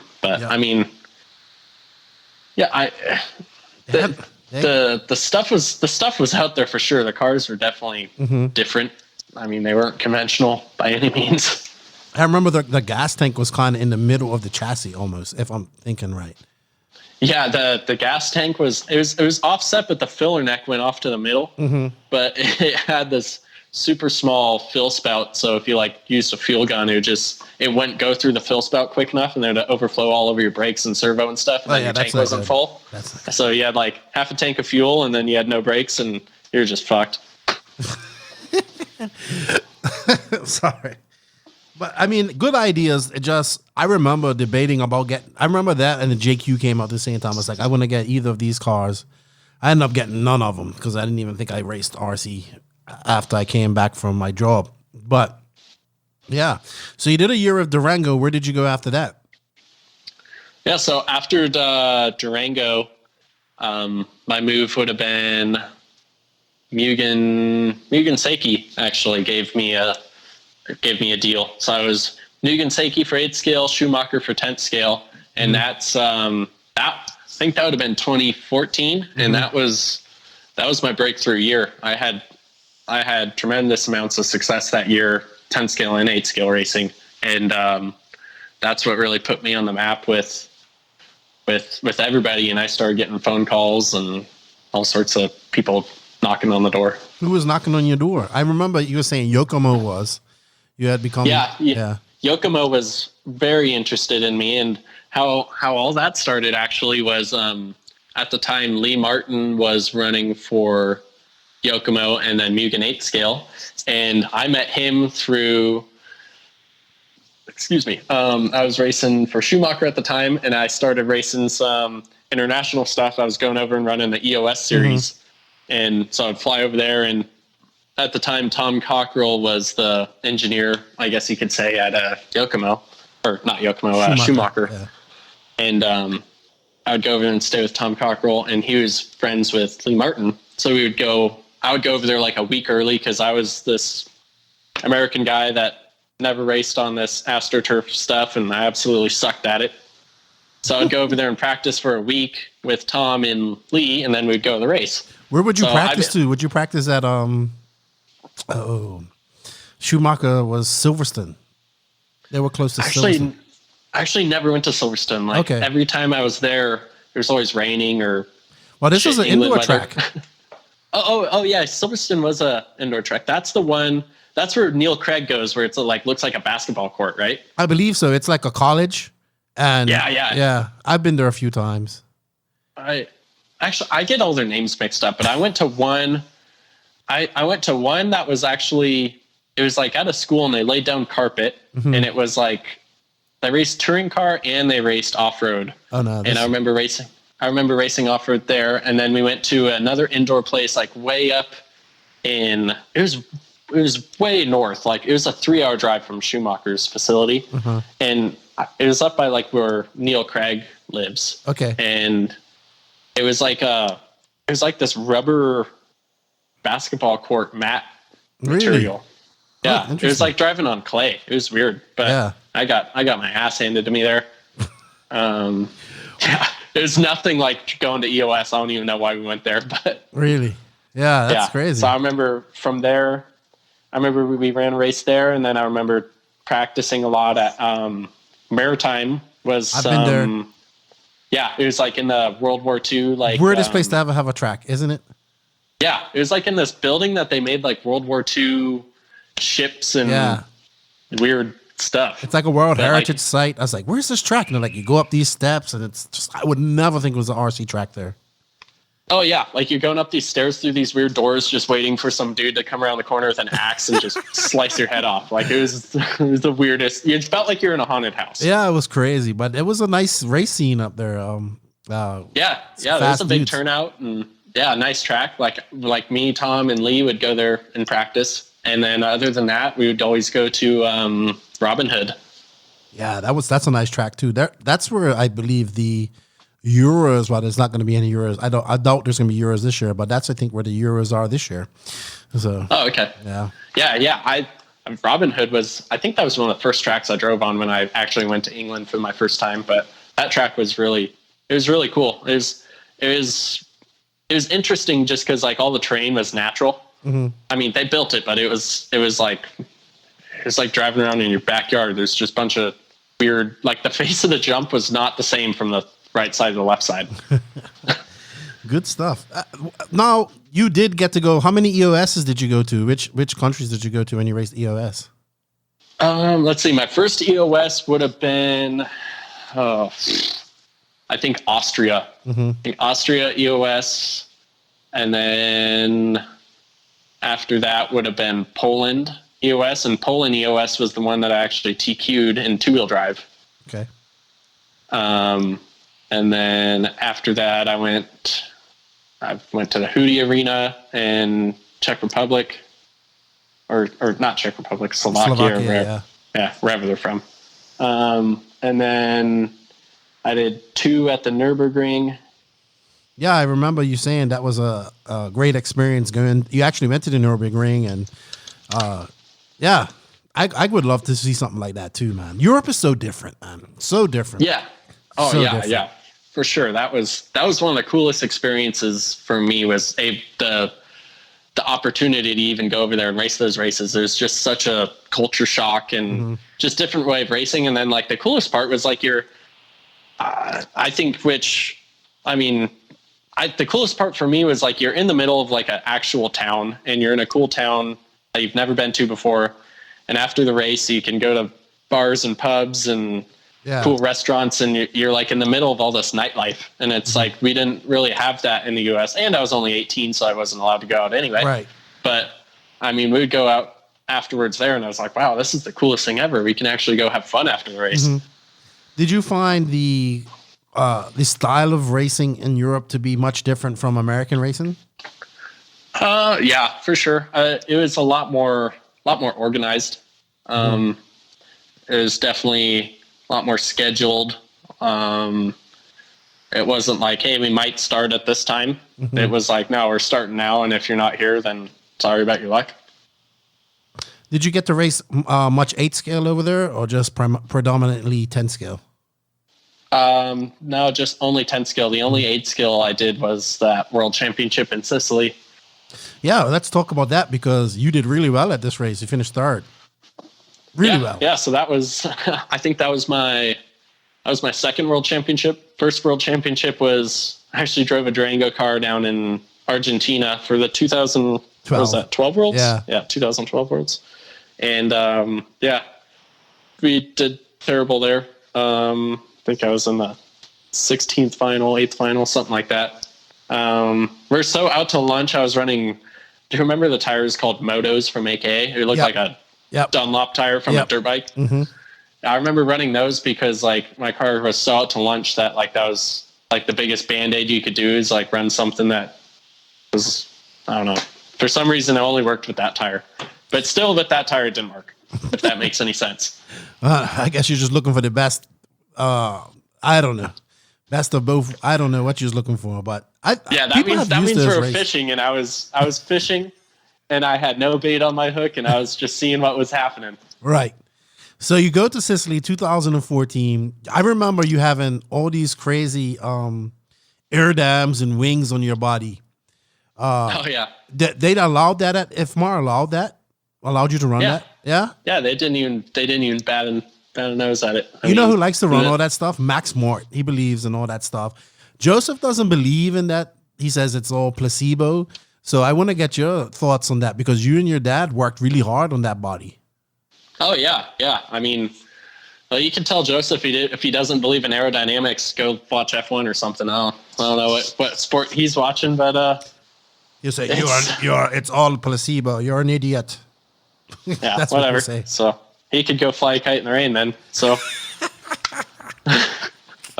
I mean, it's I think aerodynamics are highly underlooked in off-road, because I get where people come from. It's like, it's an off-road car. Like you're not on the smooth surface, blah, blah, blah, blah. But it's like, yeah, but still your air is like water. It's like, if you put your hand in the pool and you try to push it through the water, there's resistance. So it's like, there's that same resistance when you're going through the air, no matter if it's an on-road car or off-road car. So that was the biggest thing we started playing with. Is it actually started, we didn't even play with air dams and stuff. I remember running for Mugen. Just signed with Mugen. I went and bought every single aftermarket body on the market. And I had a test track at my house at the time. And I remember I would run like, I don't know, 10 laps, come in, my dad would change body, I'd go out and run again. And I remember like you could change just the manufacturer of the body, just the shape of it. And you're like, holy shit, my car is broken. I can't even go around the track right now. Really? Oh yeah. Interesting.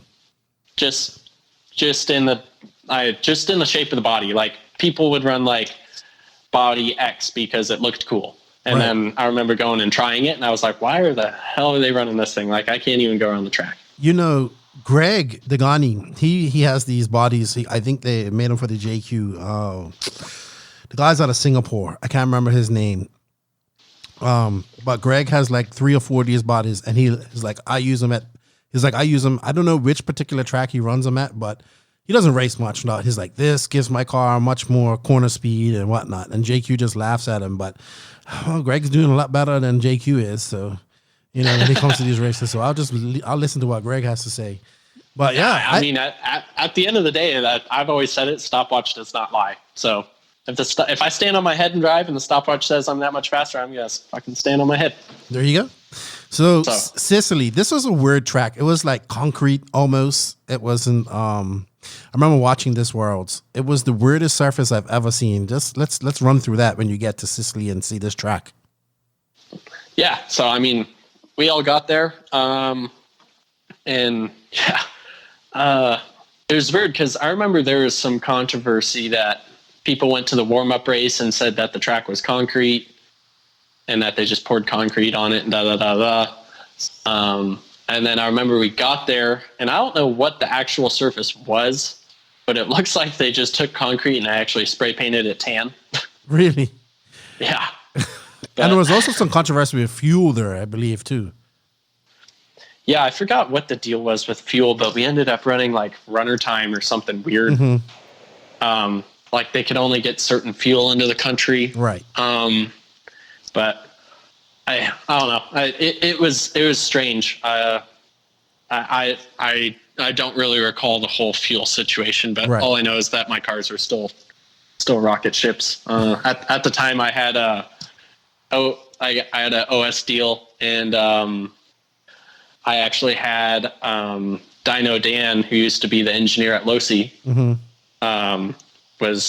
a lot of people don't know. He was big motor guy back in the two-stroke days for motocross stuff.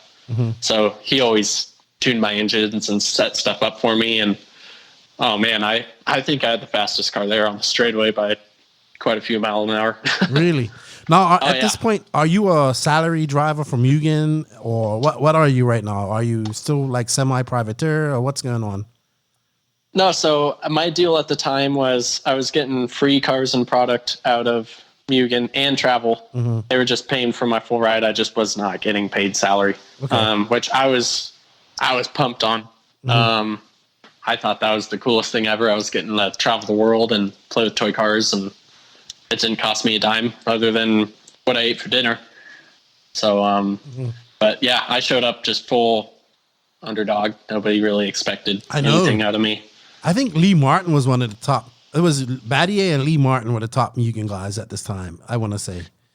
Yeah, because I remember Batlle or Battle or however, I don't know how they say his name. It's Batlle? Yeah. Okay. Yeah, so Batlle was definitely the top Mugen guy after coming off the World's win in Argentina. Lee Martin was right there with him because he had a good showing there too. And but yeah, I remember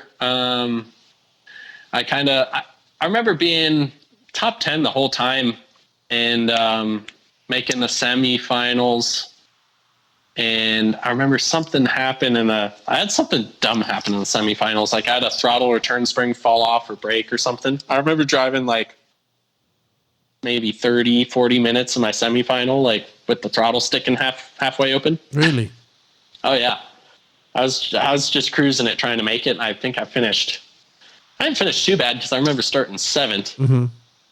But I remember after the semifinals, Lee Martin was in the opposite semi as me, and he was battling for the lead and had like a motor problem or something. But he came to me. He came to me after that semi, and I'm prepping my car and we're all thrashing to get it ready. And he was like, "Hey, I've got this really, really good setup that you need to run." And I was like, "All right." Like, I'm like, at this point, like, I'm mid pack. Like, I'm throwing a Hail Mary. Like, let's do it. So I remember we put his shocks on. We changed shocks, diffs. I literally just bolted his car onto my car. I think I ran his front and rear clip, changed the center diff. He ended up doing a couple other things, I think, too. And I remember this like it was yesterday. At the time, I was running AKA tires, and Proline just came out with that long wear compound. That was some magic, I don't know, whatever it was, that Ty was running, and Lee was on Proline at the time too, but I was on AK, and I remember our tires were, I mean, they were good, but Proline definitely had the upper hand at that race. Right. And I remember Lee Martin looking at me, and he's like, "Hey, I know I don't want to start anything here, but he's like, these tires work really, really good. Do you want to run them?" He's like, "This is probably your chance at winning right here." And I wanted to run those tires so bad, but I told him no, I couldn't. No, I could not do that. Wow, you might have won a Worlds, dude. Yeah, I wanted to run those tires just like any other racer would have, but I made sure I'm like, hey, I mean, between Gil, Mark, and Joel, like they're all my friends. They helped me get here. I can't drop them in the crease. I gotta go down with the ship. Like, yeah, and not only that, I think wasn't that the race that Martin Beyer ran a different tire from AKA and he got kicked off the team or something like that? Yeah. So Martin Beyer was on AKA and he actually went and ran Proline tires and he got kicked off the team. So yeah, kind of glad I didn't do that. Yeah, no. I just did it because like there's so many even electric races and stuff where people are like, oh, we got to run this, and I was always the guy that went down with the ship. I'm like, it's not right to just loyalty go run is somebody hard to else's get. stuff. Loyalty is a thing it's not there anymore. Yeah, I'm like, you don't just jump ship because that guy's faster than you. It's like they did their homework and they deserve it, and you need to go home and work harder and make sure you're faster than them next time. I agree. So when did you? I know because I remember this race. Like Mayfield he was running low C, he got out front and he was out, going. Then you had a throttle servo or something go or something. And it was just like, no way. Because this is probably like, he probably could have won this. Like, I'm pretty sure he would have won this. And, Ty ended up, Ty ended up winning this. Yeah, jeez, getting old. Who came second? I can't remember. Second was Cavallari. Me and Cavallari battled the whole entire race. Really? Yeah. I remember me, Cavallari, and I think McBride was third. But us three had like this heated battle for like a straight hour, and it was awesome. Did you think you could catch Ty if you got cross Cavallari, or he was just gone? For the first little bit, I could. I thought about it. I don't know what happened on the first lap, but I remember something happened where in the first, I'll have to go watch the review tapes, but I don't know, it doesn't even matter. With Ty, you mean? No, nothing happened with Ty. Something happened where I flipped over and was like dead last in the first couple laps, and I had to come all the way back. But I remember I was a ways back in the beginning. Yeah. I thought I was like, yeah, this is it. This is not happening. But I remember getting up, and I remember getting past. I remember I ran second for a while, and I was like, oh man, maybe I could do this. And I mean, my tires got bald, and I just kind of drove the car at whatever pace I could without throwing it away. But yeah, those were the cards I was dealt that race. So it's, I mean, me and Cav are on the same tires, so we're having the battle of bald tires race. So yeah, but hey, dude, I mean, from whatever you was in 2012, I don't know which main you was in or which final you was in, to finishing third at this race. That's super impressive, dude. People must have been knocking down your door to get you on their teams. And it was kind of shocking because what happened after that race? Like you came third. Now people would think like, yeah, this is a great thing. Like you came third, new guy, not, you was the highest place in Mugen because did Batlle make the final? I don't think Batlle made the final. I think maybe he did, but I think he had like a center drive shaft or something come loose. Maybe. Yeah, I don't remember him. I remember he was there, but he wasn't like a factor all weekend. He wasn't super fast like he usually was. So you're the top finishing Mugen guy. What happens after that? I want to drive for Associated. Well, what happened? Like, I mean, here you are. I mean, at this time, let's be realistic. There was no real top Mugen guys in America. Really, there wasn't. Yeah. So, I mean, at the time, so like how it went was after that, Mugen started talking to me and they're like, all right, we're going to take care of you for 2015. We really want to do something, And then at the time, Yokomo contacted me because of Lee Martin told me like, hey, this kid's pretty fast. Like you should talk to him, be a good American guy to have. So Robert Ito contacted me, and it was actually the funniest. It's probably one of the most, I don't know, kind of weird things I ever really had happen to me. Spontaneous, I guess you could say. So Robert Ito started talking to me, and he was the team manager of Yokomo at the time. And he was like, hey, like, we really want to talk to you. Like, we got this new 2-wheel drive car coming out. Would you like to come to Japan and talk to the boss, Tom Yokobori, and come drive our car? And I was like, oh yeah, that'd be badass. Like let me know when I can come over. I'm all in. And this was like a Thursday or Friday, and he's like, hey, I'm leaving Sunday to go to some Japanese touring car race they're having. And I was thinking it was like Sunday the week after, or like the week after. So it was Friday. I was thinking it was like next week Sunday. Right. And I was like, oh, okay, like that's pretty soon, but yeah, that's cool. I'm in. Like, I'm not going to back out of that. He's like, okay, cool. Like, I'll buy you a plane ticket and you can come to Japan and check everything out. And I get an email, and it was like a flight leaving in a day and a half. I was like, what? Are you serious? Like, yeah, man. So I started packing my bags, and next thing you know, I'm on a flight to Japan and went over there. And I think other than Shinadachi, I was probably one of the first people to drive the YZ2 or YZ2 if you're from England. But yeah, I went over there and had a meeting with the boss at Yokomo, Tom, and he was impressed with me, and went and drove to YZ2, and it was a pretty cool platform for carpet, and all the Yokomo guys were all in. And then it was just like this weird thing where like it got to January 1st, and like I got a deal from Yokomo, but I couldn't get really any answer out of Mugen. Yeah. And I mean, I don't know if you want to say, but how did you even get anything from Mugen contingency wise for coming third at the Worlds? No, I didn't. I was shocked when you told me that, man. I was just like, wow. And I just don't understand.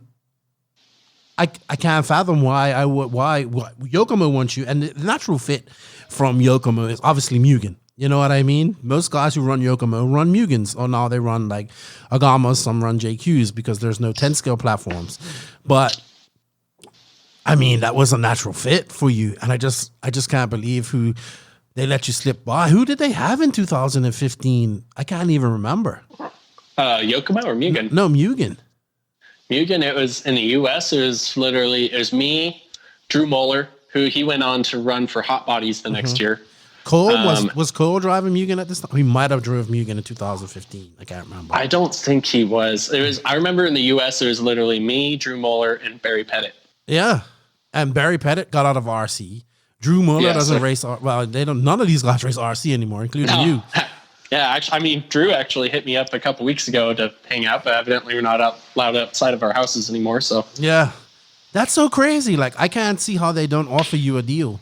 Like, even on just a basic salary contingency. Yeah, they had a deal lined up, and they're like, "Hey, this is what we're going to offer." And it was this weird tie too with AKA. They're like, "Hey, we need more help out of a tire company to do this," and it got like really political. And I don't know, I got a little impatient and immature, and it got to January 1st, and I'm standing here with no deal, and I let it go like another week, and I finally just said, like, screw it. Like I'm standing here with no contract. Like, I just went and did Good Out of Worlds. Like, I had Brent Thelke calling me every day, offering me a deal from Associated. He was just pounding on my door. So I'm like, you know what, screw it. Looks like, I mean, Cav just went and got second. It looks like they've got a car that's similar to a Mugen. So I was like, you know what, screw it. I'm going to go with Associated. Yeah. So I ended up doing that deal with AE. And when all of that kind of happened, I ended up going with Proline too. Okay. Which then that kind of ruffled some feathers with AKA. As anyone could imagine. I would imagine, yeah. But yeah, it was one of those things where I should have been a little more patient. That's probably my biggest regret in my career is I wasn't very patient with my chess moves. Right, but I mean, I understand where you're at this point. You know what I mean? You're like, hey, I just got third. I'm had a great year. A great year. And it wasn't just that race too. It was like Cyclo Nitro Blast. I went out there. I TQ'd every single round in buggy and truggy. and it wasn't like I TQ'd. I was TQing by like something dumb, like 25 seconds. Right. I get it. And then like I went out there and when it blew out in the finals, and I think I got like second or third or something. But right. And then like at the same time, like that year I went and was on the podium at Silver State. I was top 5 at the Nationals. Yeah, I mean, I had a pretty solid year going for someone that was up and coming, and that was just kind of barely sneaking into the mains to all of a sudden do a lateral move and starting to show up on the podiums. Yeah. So you ruffle feathers by going to Pro Line. Are you in Gil Cool nowadays, or how did that work out for you? Yeah, for a while it kind of like we didn't really talk, but I mean we're all good now. I mean, I talked to him at Nitro Challenge. They had some stuff they needed fabricated for like the assembly line at AKA, and I made them some tire fixtures like I don't know, a couple months ago. So I mean, we're all good now, but yeah, it was one of those things where I mean, probably shouldn't have done it, but you thought it was best at the time, dude. Don't you know? Yeah, I thought it was best at the time because I mean, in my head, from my side of it, in my head, the Mugen car was far superior than anybody else. I'm like, all right, like Mugen and AK can't get their stuff together. Associated's knocking on my door, and I'm not confident that their car is on the same level as the Mugen. But if I'm going to have to take a little bit of sacrifice in the car, I'm going to make sure that I'm going to have a really good tire program. And at the time, Proline had that long wear tire that they're coming out with. That was like the next step ahead of everybody else. So I was like, all right, if I'm going to go to Associated, I'm going to have the best equipment on my car. Right. So that was my mentality for the day. Was it the best move? Probably not, but well, let's get into that. Is what it is. So 2015 Associated 10 scale and 8 scale. I'm sure you was excited and you was ripping and roaring to go, but it kind of didn't last that long. What happened? Yeah. So, I mean, I was extremely excited for my Associated deal. Actually, I thought I had pretty much a full house going. I mean, I had finally made it. Yeah, I thought I finally made it. I was starting to get paid for racing. that was my career. And I had a lot of good sponsors at the time. I had Proline going. I had VP Racing Fuels. I got on OS Engine Japan, which at the time a lot of people know it's extremely hard to get an OS Japan sponsorship. I had Futaba. But yeah, I thought there's no kinks in my armor and I could go out there and dominate. And I remember the Associated 10th scale program was really solid at the time. It was really cool because it was the first time I was ever drove for a company that had like a real team going with like a team manager like BT and everybody working together and striving to go get a win. It was just like this real different environment to be around. Was Spencer Rifkin on at this time, or was he still? Yeah, well, it's 2015. He won the Worlds that year. So it was you, Rifkin, Cav. Who else was on this team? It was me, Rifkin, Cav, Tanner Denny, Brian Kenwald. I actually remember it was cool that year. Kenwald came around and would talk to me and help me quite a bit. I think he kind of liked me because I was kind of that tinkerer on the team like he was. So we would always kind of like try different stuff. We weren't the sheep followers. I got you. I guess you could say.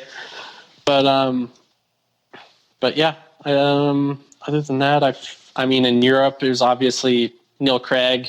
I think actually the first person that got the ball rolling with me and Associated was Craig Drescher. So I remember I was at an EOS, the one that I TQ'd when I was driving for Schumacher. I remember Craig Drescher came up to me. We're going somewhere. We're all waiting in the lobby. I remember I was the first one in the lobby, and Craig came around and talked to me. And I mean, our conversation's a little fuzzy, but I remember he really wanted me to drive for AE, and he was definitely the one that got the ball rolling with Brent. But yeah, I mean, I really liked Drescher. He was one of the cooler guys I've met through my RC career. I need to get him on this podcast. Everybody keeps telling me. I'm going to reach out to him, talk to him. Oh, and I'm sure he's got quite a few good stories because I've heard him, and he's definitely got some out of control ones going. I'm sure. He's English. This crazy English people, man. I know. So it'll be great. Oh yeah, for sure. But yeah, I mean, stuff kind of got going that year. I had a really good finish at Reedy Race. I think I got. I'll have to go. I mean, I didn't win, so it wasn't that good. Right. So I think I know I was top 10. I forget if I was 7th or 8th but I mean, to get in the top 10 overall at Reedy Race is pretty respectable, I guess you could say. It's not an easy race, dude. Not at all. No, not at all. So, I mean, that was the first time doing decent at that race, I guess you could say. Cactus Classic, I remember at this time I wasn't a very good 10 scale driver, and I really started to climb the ranks in the 10 scale department, I guess you could say. Mm-hmm. Started to be top 5 podiums at 10 scale races. And then, I remember at first the 8 scale car kind of had some bugs needed to get worked out, and we worked really hard on developing that platform between kind of Richard Saxton. Me and Richard got along really well. Mm-hmm. I really liked working with Richard. He was a team player, and it didn't matter what he had to do. He was there to make Associated win. Right. And I really respected him for that. And same thing with Brent. Like a lot of the guys there, they poured their heart and soul into it, which I thought that was really cool. But yeah, I mean, the 8 scale car, I mean, long story short, the 8 scale car needed work. I kind of ran one way. A lot of people ran another way. We didn't really agree on some stuff, and it kind of just snowballed over. And kind of boiled over, I guess you could say. So where was what was the tipping point, do you think, for both of you? I don't know. Tipping where it all kind of went sideways was the Nationals when they actually came out with the B3, and I ended up running the prototype car because I thought it was better. But it was one of those races where they came out with the car, and they showed up to the race with 0 testing time on it.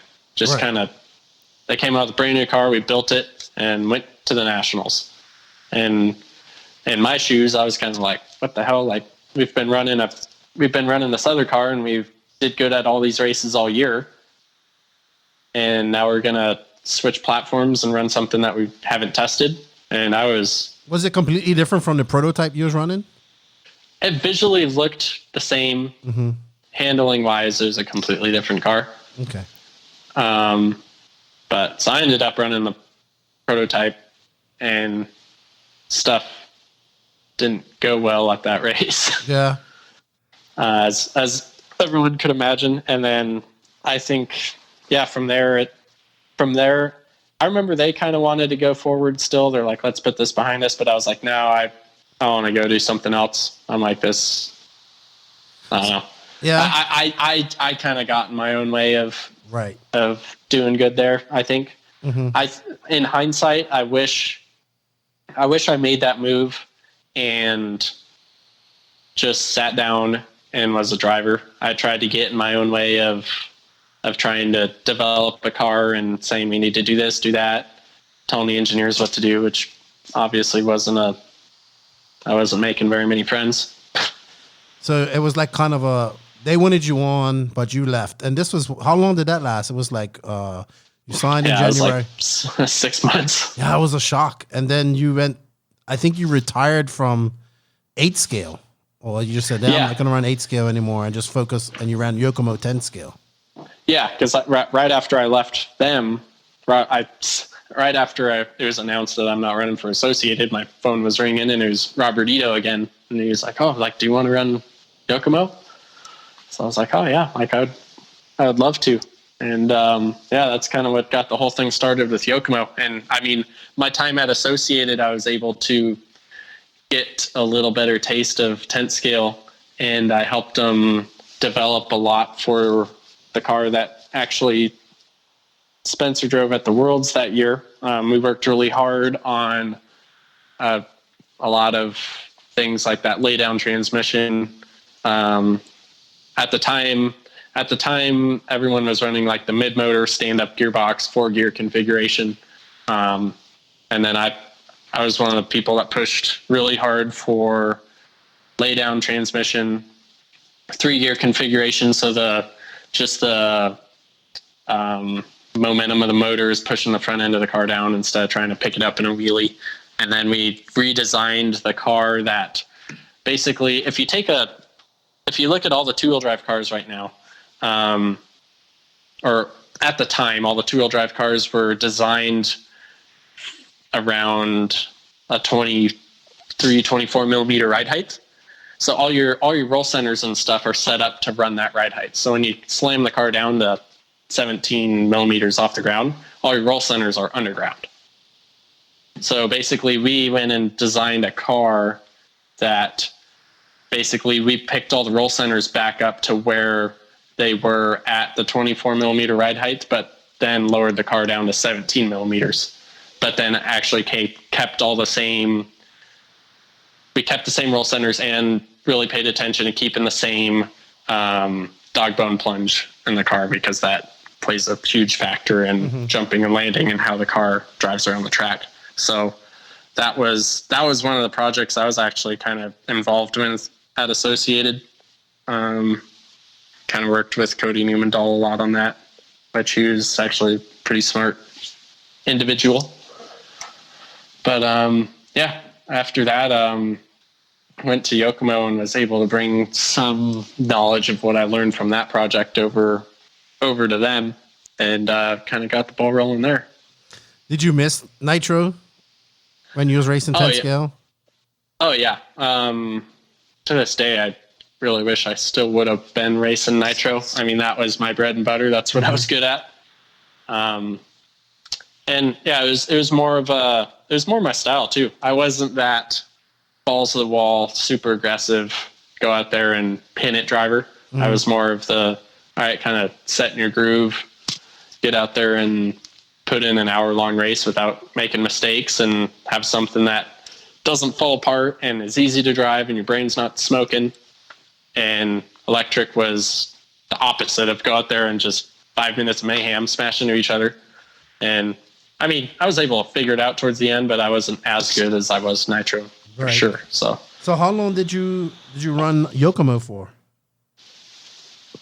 So I ran Yokomo all the way up till end of 2017. So it would have been half of 15, all of 16, all of 17. Drove for Yokomo. Well, you this is as a pro driver, right? This is all you're doing for a living is Yokomo and racing RC cars, or did you have another job, or what was going on? Yeah, so I mean, obviously racing for Yokomo, I didn't have the kind of financial backing I had from Associated since I was only running 10 scale. So I did continue a full-time job, and 2016 I actually worked for started working for Brian Deegan on a short course program, working on his full-size race car. Really? That's cool. So yeah, so I started working there, and they needed some fab work done, and it elevated to they needed some fab work done to all of a sudden I was the crew chief on the race team. So really, that was something kind of cool that happened while I was racing.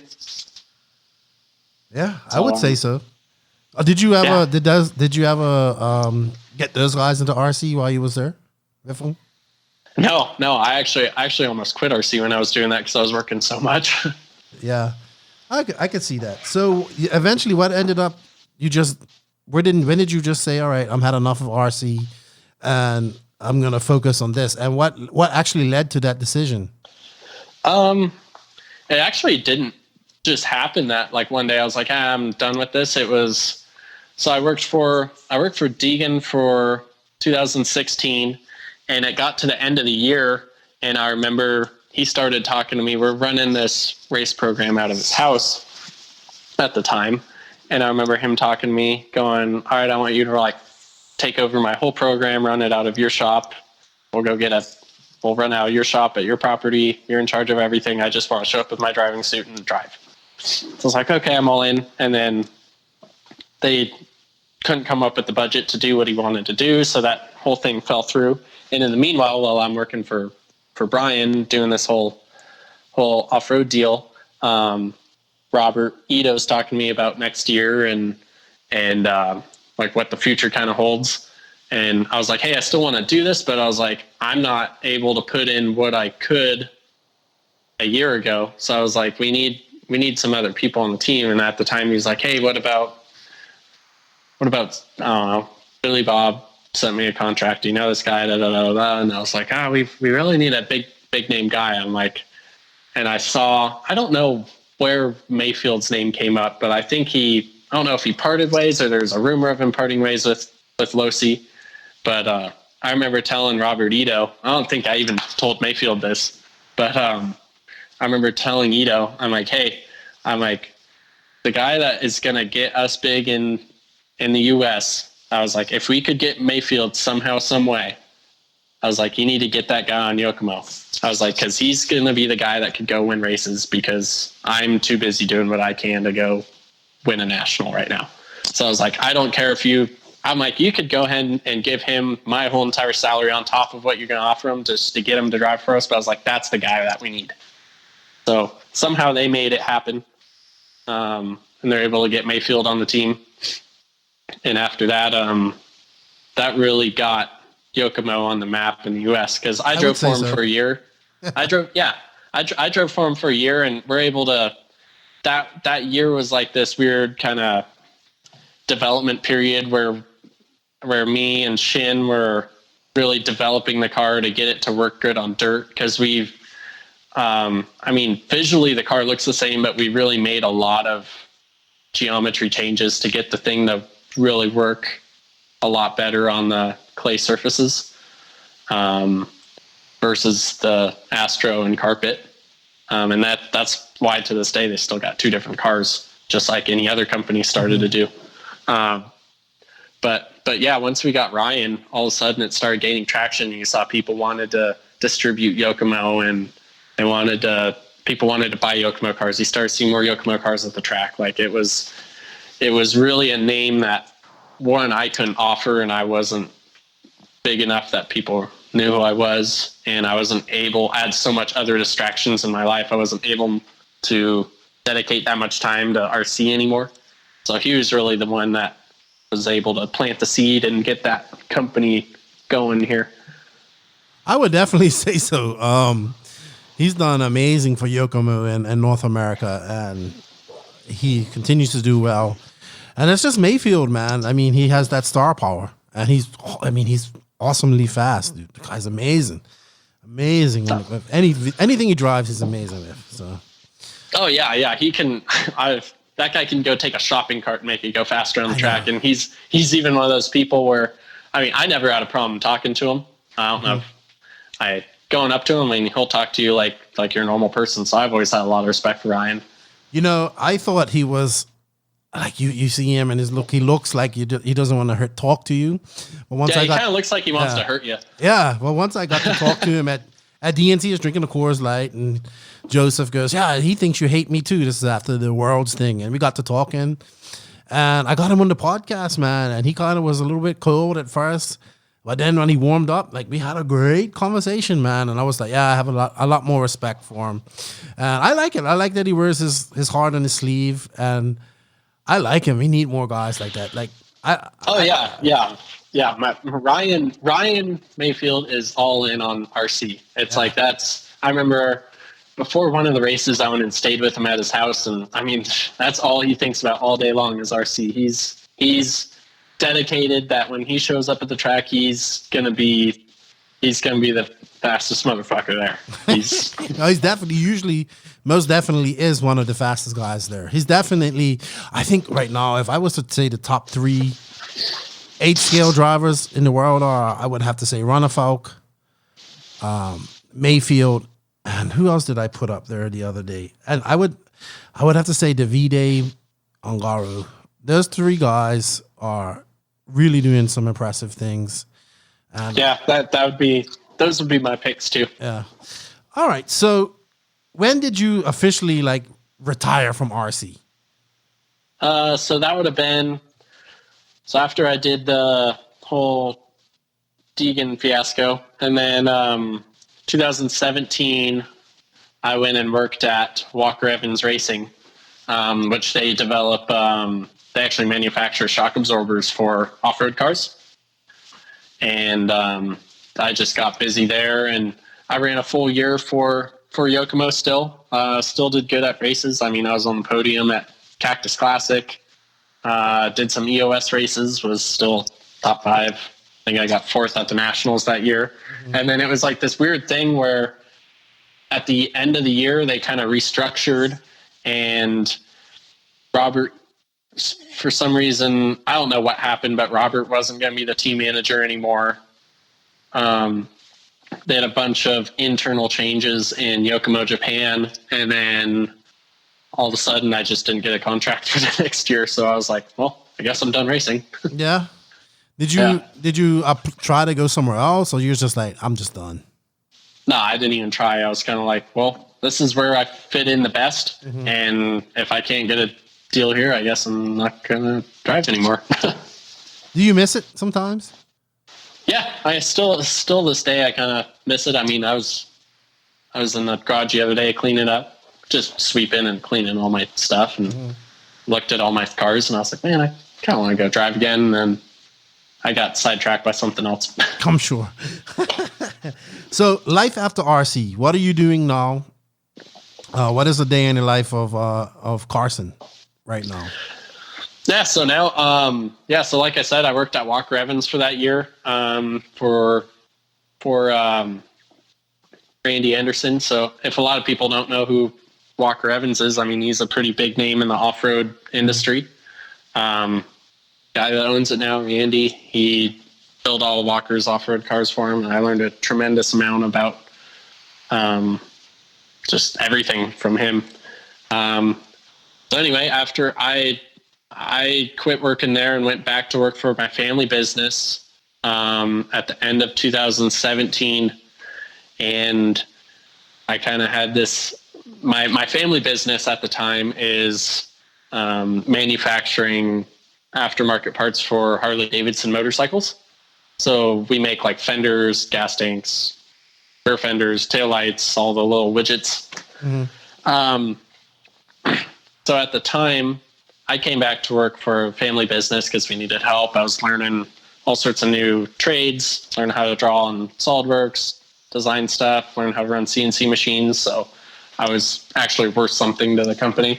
I came back, worked for my dad, and I remember like the first week I came back, my dad was building this new bike, and I had a set of shocks on it from another manufacturer. And I was like, really? Those are like the cool hot rod shocks in this industry? And he's like, oh yeah, like everyone's buying these. And I'm like, we should make shocks. Like we can do a better job than that. And I remember taking a shock off my bike, and I went and got my last paycheck from my old boss, Randy. I laid a shock on his table. I was like, I think we need to make these. Like we can make these for good money, and we can make them way better than all these guys. And he's like, yeah, I'm in. He's like, we can take a snowmobile shock and turn it into this for a Harley and valve it properly and gives the industry something they haven't seen before. And that's what we ended up doing in 2018, 2019, and now we're in 2020, and we're one of the best-selling shocks in the Harley industry right now. So that's what I've been working on and really putting a lot of time into, I guess you could say. It sounds like you're in a good place. It sounds like you're enjoying life. I mean, we was chatting before. You're 23 years old. You're having fun. You know, doing the same type of things I was. Well, probably a little bit more wild, but definitely doing some of the things that 23-year-olds are supposed to be doing. You got a job that you like. Do you? Yeah, it sounds good, man. It sounds like you're in a really good place. You recently went to DNC. You stopped by there for an hour. You said, walking around, looking around. What do you think about RC now, compared to when you left? It wasn't too long ago, but is it still kind of the same? Do you think it's in a worse place now? I don't think it's as many people racing as before. But what are your opinions on the RC industry at the moment? To me, it's like I see the same key factors that have always been there. It's like you always got the Tebows and the Mayfields and the Cavaliers and all the top guys still racing, but nothing's really changed as far as format, excitement, I don't know, organization groups, I guess you could say. Definitely there was a lot less amateur open class type of drivers. I don't know. I think it's gotten to the point where back when I started, I remember going in club racing and you could run same set of tires, maybe one or two sets of tires all weekend. And it didn't matter because you're on a loamy track and you got bumps and all this stuff. And now you're on these groom tracks and you drive your car for 5 minutes and the tires are bald and you got to put new tires on and you got to break them in and do all this bullshit to them. And yes. I think that's really scaring a lot of people away. You are a fan of loamy, bumpy tracks, and so am I. And it's people want high traction and they don't want their cars to get dirty. So, that comes with a price and it's called tires. Yeah, I think that's one of the big things that has been hurting the industry is like all these, and not just, I mean, I see there's some areas where indoor racing is doing good and everything. And I don't know, you got to take this with a grain of salt because I'm not in the industry like a lot of other people are. So I might get a lot of shit for this, but it's that's where I started seeing it go downhill is when you gotta spend so much time prepping your tires and doing all this weird stuff where the kid couldn't go to the store and he couldn't go buy a car for X amount and just put regular stuff in it, bolt a set of tires on and go drive. No, you can't do that anymore. Like, if you can't do that, you're going to scare people away because you got all these tricks of the trade that the outside guy doesn't know unless he's got a buddy or something in the industry. And I'm sorry to say, but it's like, even if you're there practicing, it's like a lot of pro drivers aren't very approachable if that kid shows up to the track with a brand new car. Mm-hmm. So it's like, they're not going to go show him what to do. So it's like, that guy's going to get frustrated and go throw his car in the trash. Unfortunately, we all have to be, I think we all have to be ambassadors for RC. I want to see it grow, but I'm right there with you, man. I think I get why they do, but I think it's the dumbest thing in the world to get a set of tires and send them down. And I'm just like, oh no. I remember back in the day when you would race with a set of crime fighters, and you would race with that crime fighters, then use that for the next week at practice, and probably use another set for a race or whatever, And I know we're not going back to those days, but we have to do something, and I just don't know. And I also think we have to. I'm a big proponent. We need to make RC professionals actually professional, and I think what I mean by that is like I say this, and I'm not even gonna go on my soapbox, but I go on my soapbox and I say we look like we're just guys in a bunch of black hoodies or black t-shirts with our names on the back, all these different companies on us. Everybody's a pro, everybody's gotta have a t-shirt with all their different names, all that stuff on there. I mean, why do you have your name on the back? It's like everyone that's there knows who you are anyway. I know. I mean, I'm guilty of that too. But I see it now, and I'm just like, man, we're living in this bubble, man, and it just frustrates me. And I don't know what we're gonna do. Like maybe this whole thing that's going on now will shake up the industry a little bit, and maybe we'll see less of this type of stuff. But yeah, I think the whole pandemic thing that's going on right now, it's definitely pushing more pro guys to be a lot more active on social media. Is definitely helps all their sponsors. I'm not really sure where it needs to go or what it needs to do, but it definitely needs change, because from what I saw when I got out till now, it's definitely gone the opposite direction. And there's people out there that would say that it's great, it's good. I think they're wrong. I really do. I'm saying that from someone that's literally stepped out of the industry, had no involvement whatsoever, and then came back and watched a race. What, 4 years later or 3 years later? Yeah. So I mean, I literally have one of my Yokomo cars sitting in my garage with dirt on it still from the last race I've ever raced. Did you catch any of the RCGP stuff? Yeah, I actually did see those streaming on Facebook. And I was, of everything I've seen, I think that's the direction that it kind of needs to go. I thought it had potential as far as a professional looking background and production kind of crew, I guess you could say. Yeah. And then it had action. It had heads up racing. It had carnage. It had people screaming at each other on the driver's stand.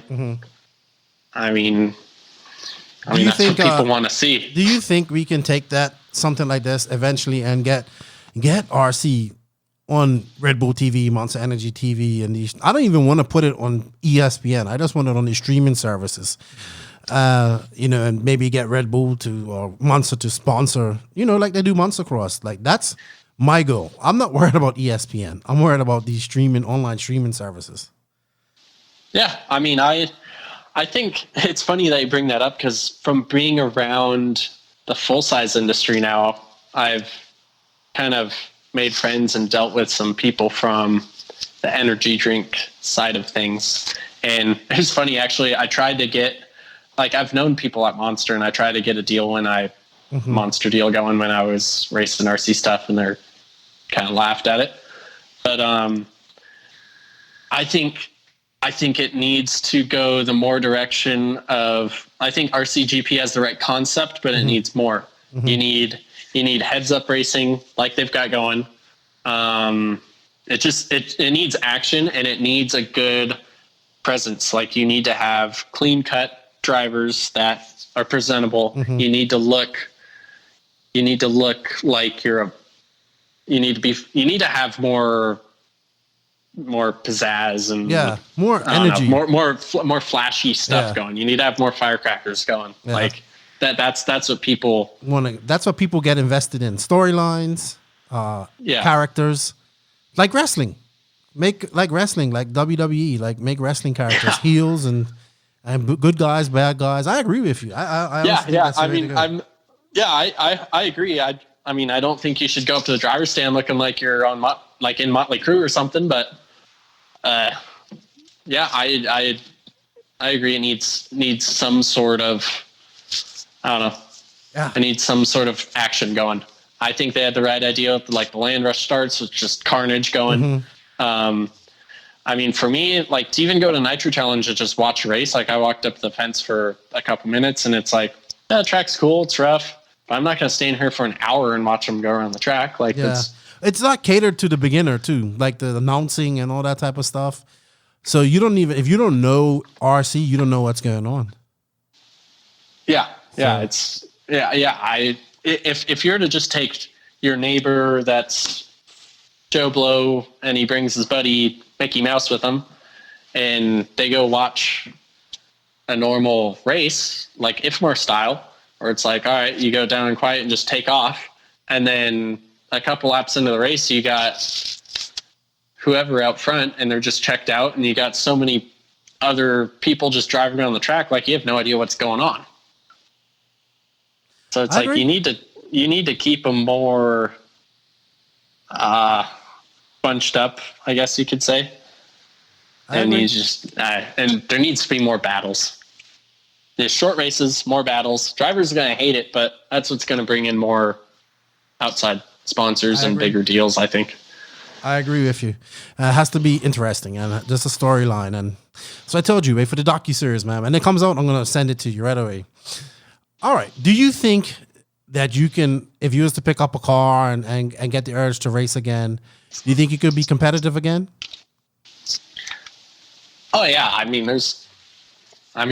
think I can definitely go out there and be competitive and go win races, but is it worth dropping what I got going on right now in the grease and going and playing with a toy car again? Absolutely not. Yeah, you're doing good stuff, man. I don't call them toy cars here. I call them scale motorsports, but I get it. I call them toy cars, so that's good. All good. We can argue about that all day while we drink White Claws. Perfect. I'm in. Cool. Hey, so any advice? I know that I talk to a lot of young guys. All these guys want to be pro drivers. There's nothing wrong with that. I actually am very hopeful about this generation coming up. They are a little bit nerdy, but we're all a little bit nerdy when we're that age and we're coming up and, this is RC and this is our thing. We're not, do you have any advice for these young guys coming up who might have some talent and they're pursuing to be a pro driver? What would you tell them? I would just say a lot of it's just practice. One of the things I remember in the beginning that actually Gil Jr. had me do is I remember one side of me always wanted my car to be perfect, and then even if I would go out there and we'd be practicing, my car's dog shit. I couldn't even make it go on the track. Like, he would make me keep driving it just so I'd learn how to drive a car that's not very good. I would just learn to adapt. Stuff like that definitely helps. But I would just say practice, and you gotta be sociable. Go talk to people at the track. Look up to, I don't know, maybe open a history book and see who all these old guys that you think don't know what the hell they're talking about really are, because they probably are a lot smarter than you think they are. Yep. People like Junior really know what they're doing. I'd still this day, I've got a lot of respect for that guy. And I don't know, people like Barry Baker, I've seen him on a podcast recently, and I mean, he won't come. He keeps threatening to come on this one, but he knows if he comes on her, he's going to have to be savage. So I think he's got it in him to do it. Oh, I know he does, but maybe I need to poke the bear a little bit. Hey, he won't give me his cell number, and he won't answer my Facebook messages. But at the races, like, do you want me to just give you his number? I'm at the races, is like, I'm gonna do it. But it's all corporate now. I think all TLR corporate, so he doesn't want to go savage. But I know he's got some. I'm listening to him. He's got some awesome stories, dude. I love his attitude. We need a Barry Baker times 10 now. That's what we need. Oh yeah. I mean, if I were to come back, I would definitely change my attitude and I would be that savage guy, but I'm not sure if I'm going to get the opportunity to do that. I really want to do it though, just to be that guy. Yeah. Yeah. But I mean, Barry actually knows his shit. Like I drove touring car for, I drove a touring car at the Reedy touring car race, and he was my mechanic. I don't think I could have had a better team in my corner. I literally had Barry Baker, Robert Ito, and Ronald Vorker working on my touring car. And I went out there and I didn't win, so I have no excuses at all. Awesome. I hope to get him on her. I'm probably going to get him to give you my number, and I'm going to say, Carson gave it to me because he won't answer me. But it's awesome. Oh, he could throw me under the bus. It's fine. But hey, man, anything else you want to say before we sign off her? Because I enjoyed this chat, getting to know you and getting to know your whole story and what happened. Yeah, I don't really have anything else to add. Like I said, all the young guys just keep practicing and be social. Don't be afraid to just be yourself. Like, I don't know. Yeah, just go out there and learn as much as you can and be a sponge and soak it up. Sweet.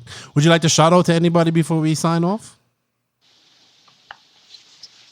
No, I mean, I think I've mentioned a lot of people have helped me out in my past years, like Junior, Kais, Mark DeVitas, Joel Johnson.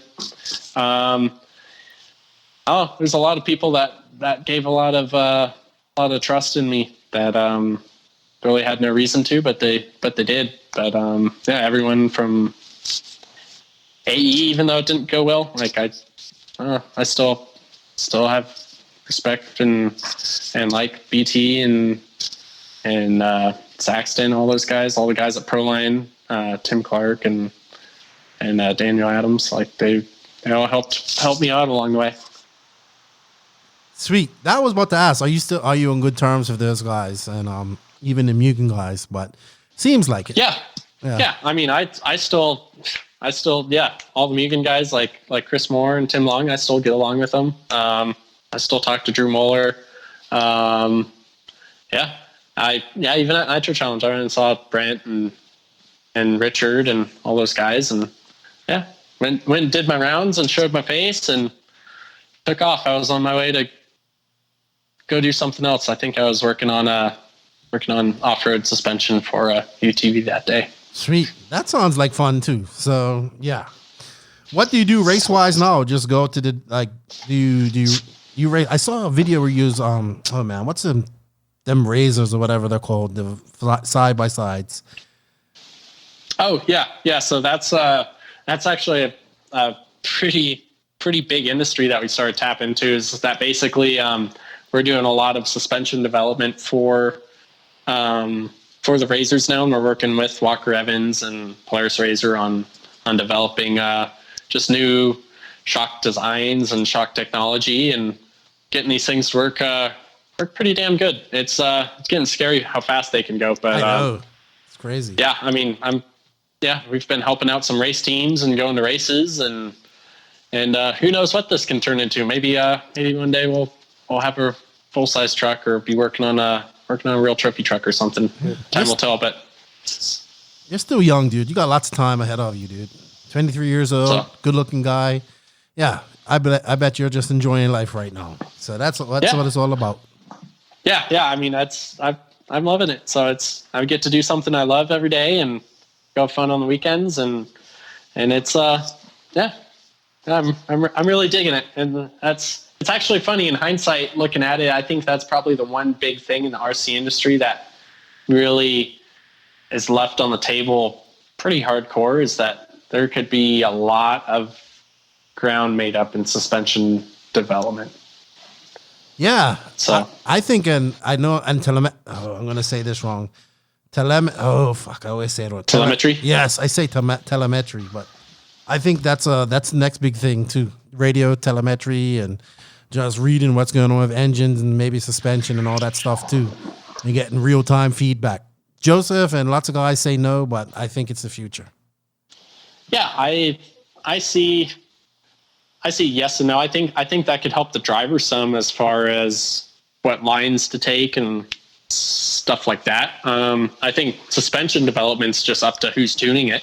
I think there's a lot to break into that, because even a lot of people, I don't think anybody really knows this, but even when I was racing, like I was making my own shocks for like my Mugen cars and Yokomo cars and stuff like that. Like really? I had actually had like bypass shocks going. No, really? Wow, that's interesting. So yeah, I actually had, and it wasn't like the MIP bypass stuff. It's not really bypass. That's just, it's separating compression and rebound. It's softer one way than the other. I don't know. It's a step for the RC technology. That's stuff that's been around since 1930. Really? So, oh yeah. So like the stuff I was playing with a lot was like, I was running like twin tube cans that basically is position sensitive, so the shock would get stiffer as it went up in the travel. I had, I don't know, dual rate springs, stuff like that. Oh, you really are a tinkerer.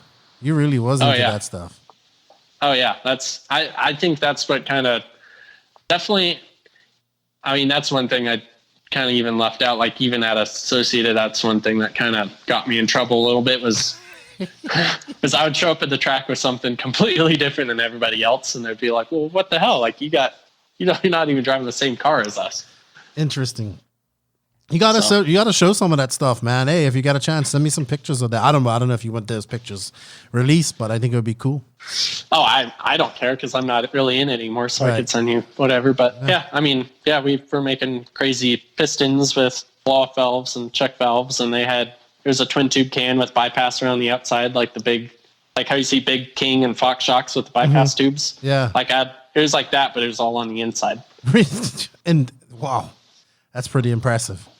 That's intricate. How long would it take you to do something like that? Who would help you come up with that? Like your dad and you, or? Yeah. So like my dad would come up with a lot of the designs on stuff, and towards the end I started coming up with all my own stuff. But I remember spending hours sitting on the lathe machining shock bodies and trying to stuff everything in a stock can so nobody knew what the hell was going on. That's awesome, dude. That's awesome stuff. Well, I think we need that in RC. That's what makes RC great. That's what made RC great.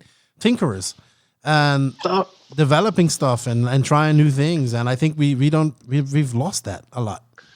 Oh yeah, I agree. It's like if I'm not mistaken, like I'm pretty sure that's where the B44 came from, because didn't Jason Rona develop that thing like in the garage of his house? Yeah, the BJ4, or I think it was called, or something.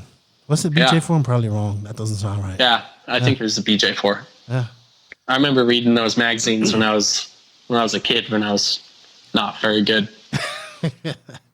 Yeah, we need more tinkerers, man. Now, if you tell somebody they got a Dremel something in a kit, they cry. Oh yeah, and I don't know if I hit this. I don't know if it's just the new generation or what, but it's even like that. Like working in a shop, it's like we can't really find. It's not even a new generation, dude. This is the older guys. Well, they got a Dremel something.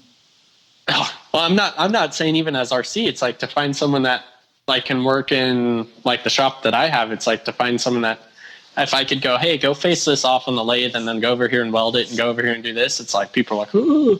Like, I just want to sit here and weld, or I want to sit here and look at the computer. Like, there's not very many three-dimensional people anymore. No, there isn't. Well, all right, dude. This was an interesting chat. I thank you for your time. I appreciate it, man. Hopefully we'll link up and drink some White Claws one day and take a ride in your pimped-out limousine that you was telling me about. And, there's definitely no laws inside that thing. So, all right, man. Well, hopefully one day you pick up the radio again. It would be great to see you come back and just have some fun. So, but you know, I hope it happens one day. Yeah. Time will tell. Maybe I'll win the lottery and I'll have some money to spend. Yeah, you're gonna need it for all those tires you're gonna have to send on to race 10 scale. Oh yeah, you're telling me. All right, dude. Well, thank you very much, man. Have a good evening. And I appreciate your time. All right. Well, thank you. Thanks for having me. Sure. All right. So we are live in the Tekno RC NNRC Hotline. Joining me this week is my faithful and awesome co-host, Nick Watlet, as well as... What's going on? What's up, Nick? How are you? We have 2012 World Champion Robert Batlle. What's up, Robert? How are you? Hello, everything fine. Hope you too. And our special guest this week, because he made some time for us and he came on the call-ins and he promises he won't give one-word answers this week, is Beaker Q. What's up, Beaker? How you doing? Okay. Did you delay or did you purposely wait just now? I wait. Yeah, there's no delay. Okay. All right. Well, I want you guys to share this. Let me share it myself. Hold on. I can't even share it from there. Let me see if I can share it from here. But let's play our music real quick. Tekno RC. Tekno RC. Tekno RC is a premium manufacturer specializing in 8th and 10th scale high-performance off-road RC buggies and trucks. Visit www.teknorc.com for a complete catalog of their products. Tekno RC. Excellence in engineering. Hashtag Tekno Takeover.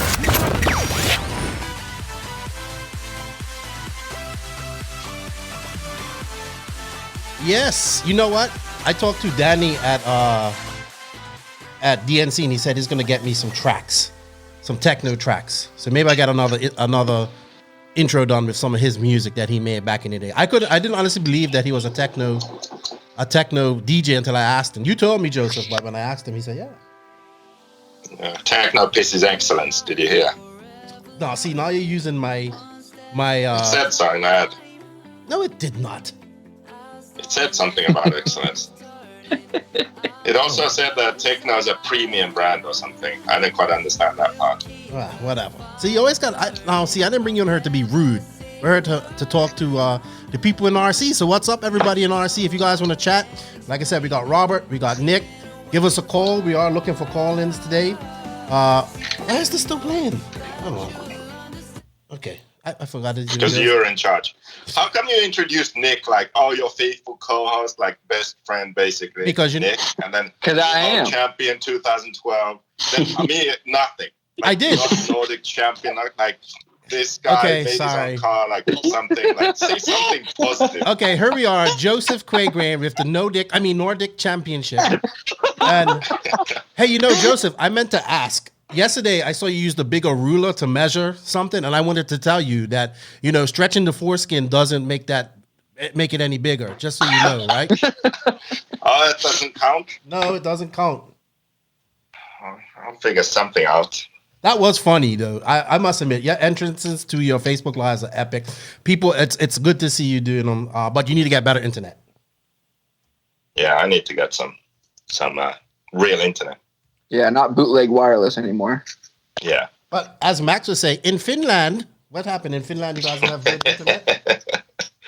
I have no idea why it's sucking so bad, to be honest. I don't know. Robert, how are you doing? Okay, so let's open up. Listen, no one cares. I have a question right now. Oh, gosh. So, okay, this isn't about engines, carbs. Actually, a two-part question. So I went to the track today. And I had a weird problem. My engine ran fine. Then it just went really rich and died. I'm like, what happened? So I came down, started the engine.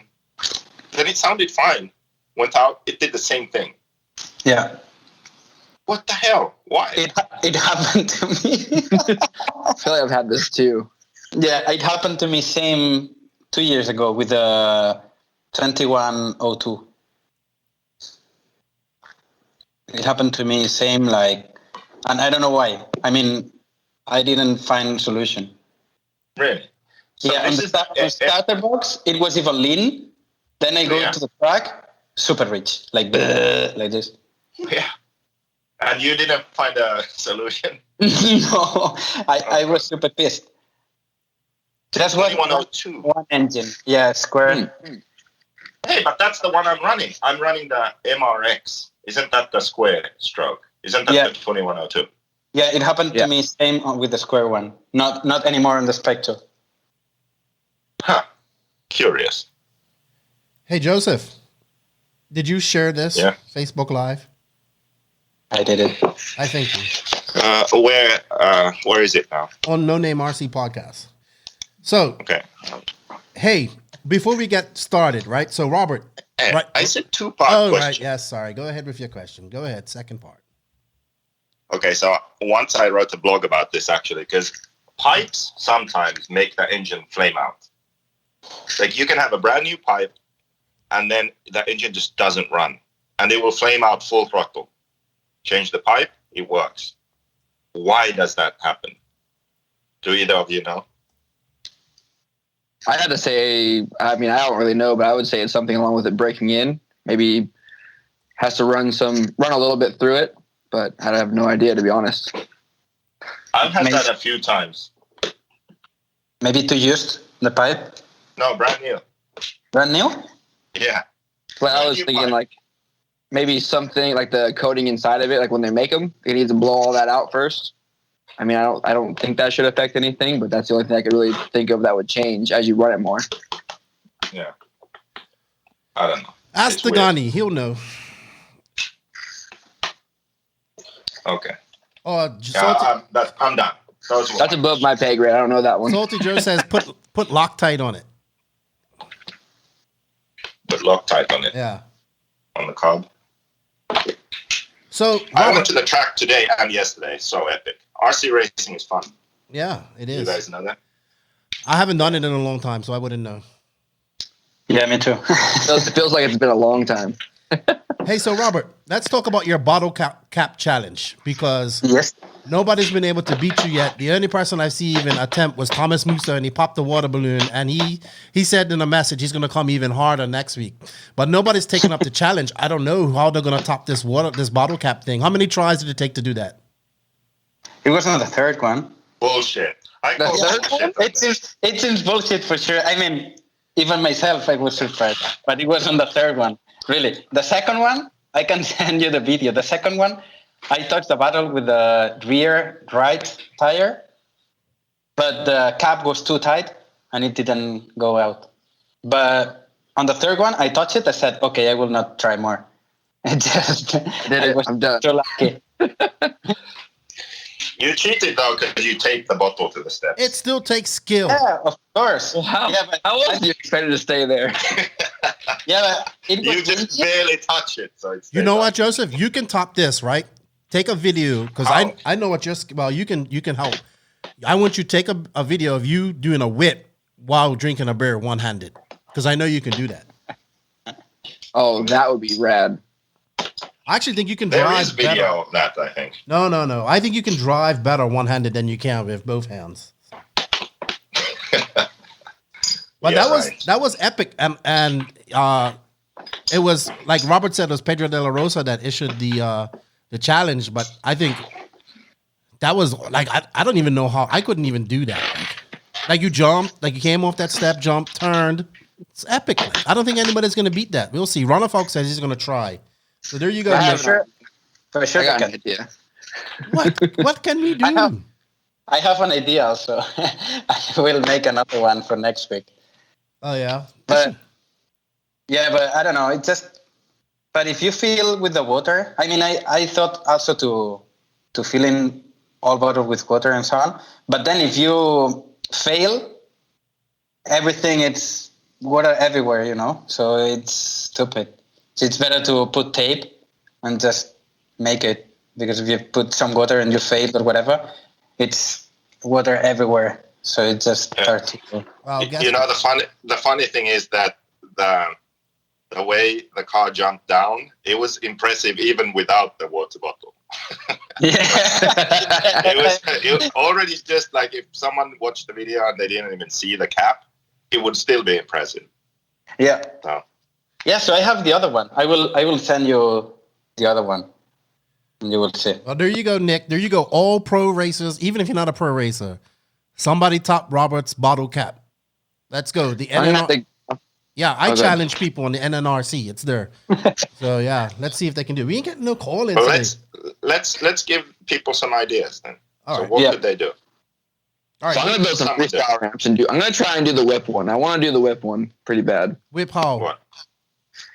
Probably like whip and maybe tap it with the wing or something. Oh, it's gonna take a long time to do, but I got nothing but time. Wait, tap what with the wing? Like whip and tap the cap with the wing. Oh, like someone holds the bottle next to the jump or something. Yeah, I'm gonna like mount it. I'm gonna build like freestyle ramps or something and just go all freestyle. I mean, it doesn't have to be a bottle cap. It could be anything. Like just it's gonna be a beer bottle cap. No, I mean it could just be any type of stunt. Like 12 years later, Nick is still trying to do this. I'm gonna need all the 805s in Southern California. Yeah. Like a year ago or something, I can't remember. Did you see it when we went on the BMX track with my car and Westergaard was there and he flipped my car in there, like a kick flip with a RC car. Was that a milestone? Yeah. Yeah. I think so I did a jump and Anthony was standing on the jump. So as the car jumped up, he tapped the car and it did a barrel roll and landed. See what I mean? That was pretty impressive. Yeah, that was cool. I know you was trying to drive through. Somewhere on it. It's on Instagram. I saw it, and also you was trying to drive through like underneath the motocross bike on a berm or something, and I saw your car got rolled over a few times. Yeah, that happened too. But we did make it eventually.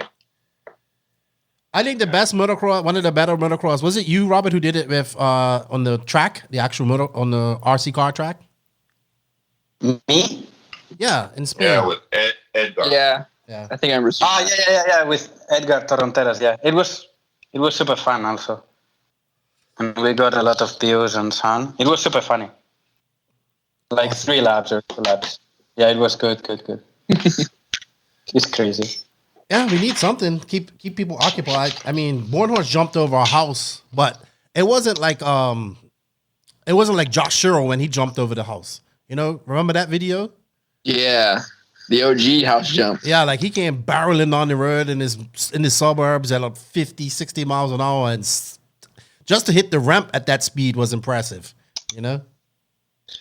Yeah, not missing and go flying into his garage. Yeah. Did you remember that, Joseph? Remember that, Robert? Yeah, I've seen it. All right. So what are we going to talk about while we wait for people to call? All right. So nobody's calling in yet. Nobody's asking questions in the Facebook Live. Robert's only going to be on there for an hour, so I would suggest that everybody. Robert, are you here? Oh, yes. Okay. He's sending me. Yeah, I sent you a video. Oh, yeah. All right. So let's talk about well, being as we're not racing RC, let's talk about RC so that we did in 2020. Robert, you didn't make it to DNC this year. What happened? I thought I was expecting you to be there. Yeah, it was like no budget for all year for all races, so we decided not to go. Oh man! Just because it was supposed to be the Worlds and so on. So right, because you're supposed to be going on to Uruguay and all that. Yeah, but Uruguay was paid for the organization and so on. Yeah, with Adrian DeLuca. That's a good friend of mine. Yeah. We actually have a phone call, so let's take that and we'll go back to talking about that, all right? I think I know who this is. I will go to Uruguay, I think, on October, November, something like that. All right, let's answer this phone call.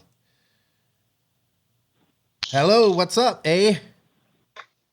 Not too much, man. Just killing some time with the kids during this COVID-19 crisis where we find ourselves in. Yeah, you've been busy, dude. This is Adam Ross Racing. What's up, man?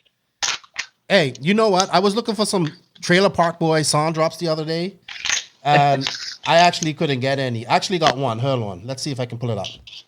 This cocksucker here, I found him in a storm drain. Did you hear that? Let's see that. This cocksucker here, I found him in a storm drain. Yeah, that's my boy Bubbles. I was looking for a decent one, but I couldn't find it. Decent. So what's up, Adam? How you doing? Oh, man, I'm doing pretty good, man, considering. Who's making all that crackling noise? Must be Joseph. Probably. I was just going to say Joseph. You beat me to it. Joseph, stop moving. But, yeah, no. How do I mute this?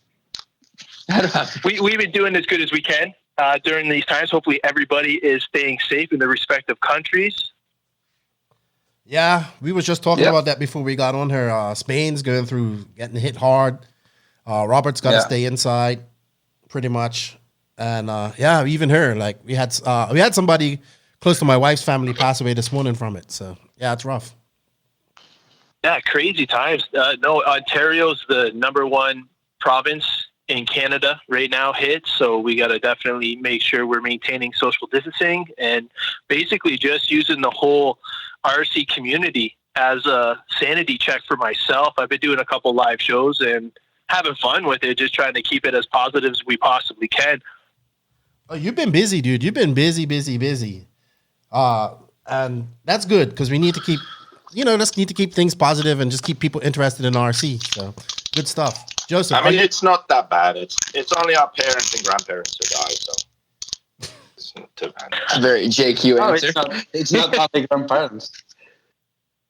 But I heard earlier, that's why I had to call in. Nick was talking about doing skate ramps and this and that.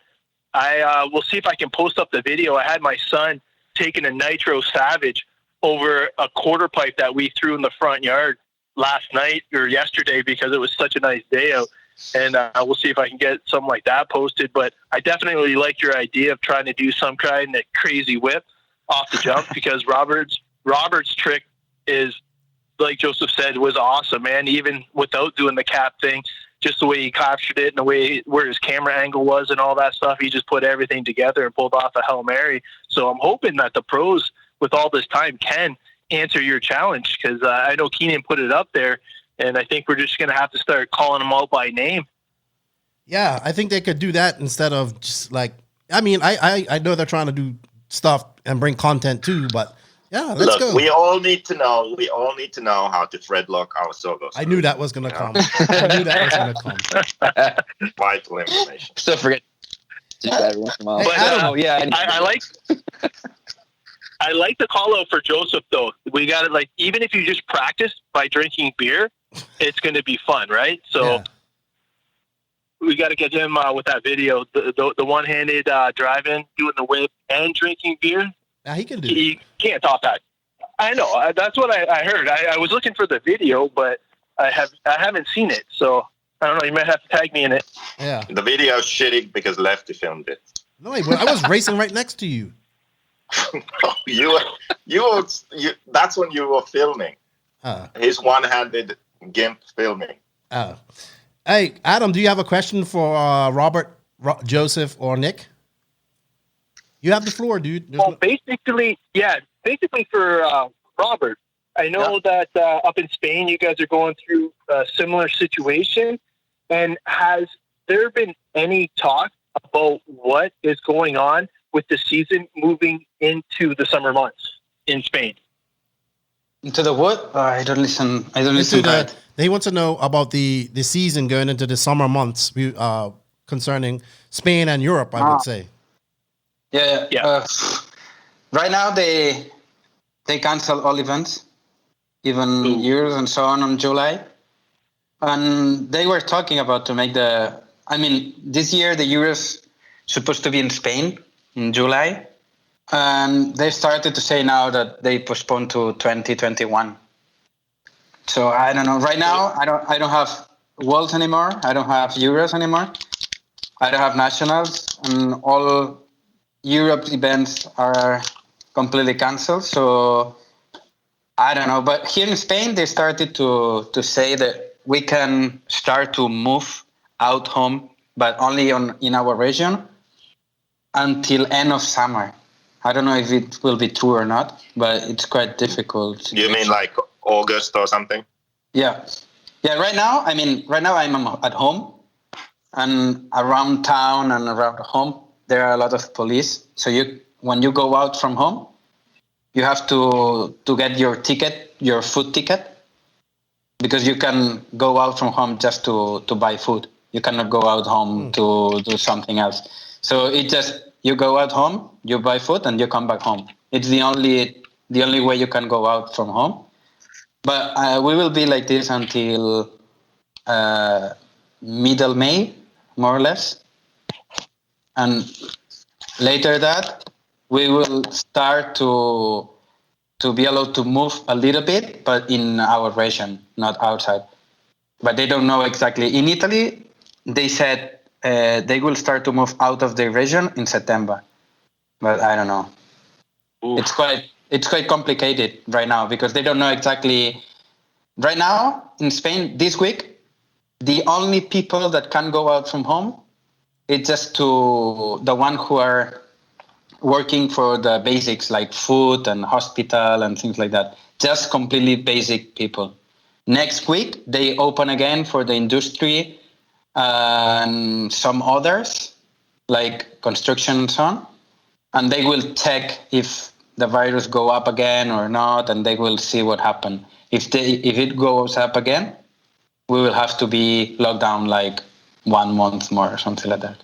So it's quite crazy. It's quite crazy. That is crazy because I was hoping that countries that had it prior to Canada would hopefully see some light sooner than later, and I'm hoping the best for you guys out there because I know everybody's been jonesing, and I know what we've been turning to, and I'm not sure if you ever tried it, but have you ever played on VRC? Me? Yeah. Yeah, I played VRC many times, but I like more on-road on VRC. I mean, the on-road class, I think it's good. and feeling and everything. But off-road, I don't feel, I don't know, the feeling is different. It's like completely game. Yeah, you're not spinning off bottle caps on No. the RC. That sounds hard. No, I prefer, I mean, I always say to my friends, like, right now, for example, that I cannot get a radio, I prefer to make PS4 or something like that and just have fun than not to go to a radio and just make the same thing as I make every day. So, yeah, I prefer PS4. All right. No, man, I appreciate all the answers, and I'm wishing everybody the best. Please stay safe, and hopefully we will see you guys all out at a track soon. Yeah, you too. Hey, keep up the good work, Adam. You're doing good things, bud. Hey, no problem, man. I'm going to keep hyping up the NNR squad and all that, and you guys have yourself a good day, and I will keep watching. Hey, can I get a what's this all about and all that before we go, please? What is this all about? All right, man. And cheers to the beers, man. Cheers to the. I know. Always. I don't have a beer. I have a beer. It's in the fridge. Just have a few beers. That I'm gonna have after this. I feel like I need one. Yeah. There you go. Yeah. See what the Canadians start. You gotta. Yeah. You bring beer and you have more fun. Yeah. That's. You know what? I'm gonna go get a beer right now. Well, I can't get a beer. So. All right. All right, attaboy. You know what? Message somebody on your phone. That's what I always do. Well, I've got all my up. I got my phone doing the Facebook Live and all the stuff, so I have nowhere. I'm gonna have to shout soon. So. There you go. All right, man. You guys have a good one. You too, bud. You too. All right, guys. So remember, if you want to call in, you can call in at 424-414-6672. We do have a couple questions in here that we're gonna take real quick. One is from, hold on, Tom Shields. He has a question about clubs in Europe. He wants to know, do racers pay a membership, or how does it work being a part of a club in Europe? Here in Spain, they pay a membership like 150 euros per year, or 180, more or less. Mm-hmm. But in Padova, for example, you have to pay 25 euros per day. But normally, it's like 180 per year, more or less. That's not cheap. 25. That's like $30 to practice at that track. Yeah. And, hey, people complain. How much does it cost to practice at OCRC, Nick? 20. Okay, so I mean, but both like these facilities. Well, OCRC is obviously for profit. It has to make money, and I don't know what Padova is, but yeah, it's good. Hey, Joseph, are you back yet? Is he going out to buy a beer? Oh, yeah, I say he's going to go buy a beer. Yeah. All right. So, Ron Wah, I think. Hold on. Is it Ron Wah? Or let me find this question. Hold on. Boom, boom, boom, boom. What type of beer did you get, Joseph? It's called Coco Pils, 5.5%. What? How much? Did you say 5.5? Oh, it's just like a regular beer. Yeah. I had one guy asking about spec tires. Hold on, let me see if I can find it. How about like Rendavon? That belongs to the Balders, right, Robert? What? Rendavon. The big... Yes. So they're from Balder family. Okay, so they just have it on their land, and do you have to pay to use that as well? Yeah, but this year they changed because it's Euro year. And they changed to like 15 euros per day or something like that. Because normally, not many people go into membership because the track is huge. So people don't like and blah, blah, blah, because if they crash, they have to go down. Yeah, it's a long run to go get your car. Yeah, so they said, okay, so this year is Euro year. So instead of, because yearly membership in Radovan, usually it's like 60 euros per year. It's like nothing. Super cheap. But they just pay when it's Euro year or Nationals year, things like that. Mm-hmm. So they said, okay, now we will take out membership and we will put like 15 per day or 20 per day. I don't know exactly. Well, we have another caller. Let's see who this is. Hold on. Hello, what's up? You're live. Hey, what's going on, Keenan? It's Julian Milavanis. How you doing? What's up, Julian? How you doing, man? Good. How are you guys? We are chilling, man. I need a beer. That's what I do. I do need a beer. Yeah. Can't blame you on that one. That's for sure. What's going on with you, dude? How you making out?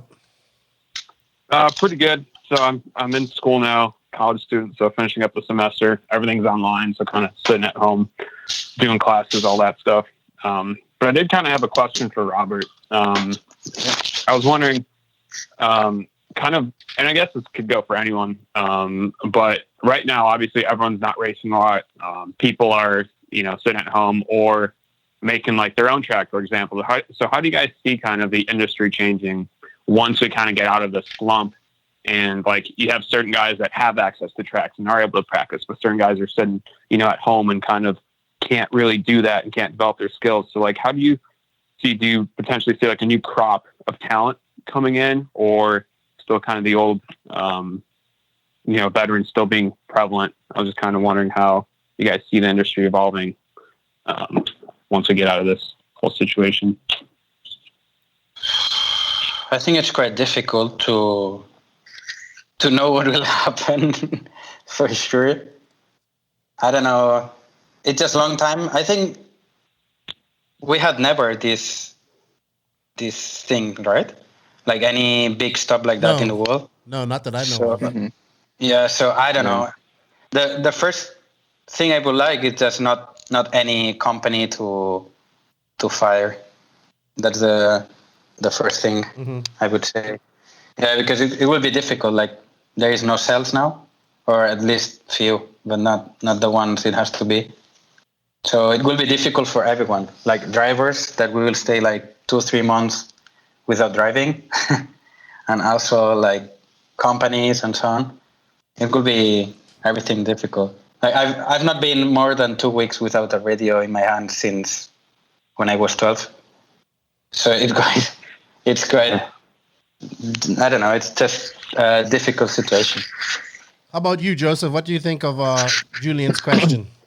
Or Nick, you go ahead, Nick. You haven't answered no questions yet. I think there's going to be a few changes. I think there's going to be the kids that are growing up and they have the access to a track, like the Schumachers over in Arizona. And then I was seeing that Seth Van Dalen, I believe, he has his own track and he's been running a lot. I think you're going to see a little bit of a change in who's on top as far as the racing goes. But at the same time, I also think like the veterans that are always in the main, always top 5, those guys aren't going anywhere. It might maybe the first race that'll shake things up, but I think after everyone gets back to doing it, it'll just go back to the way it was, and then you'll just sprinkle in the newer drivers in more of the mains.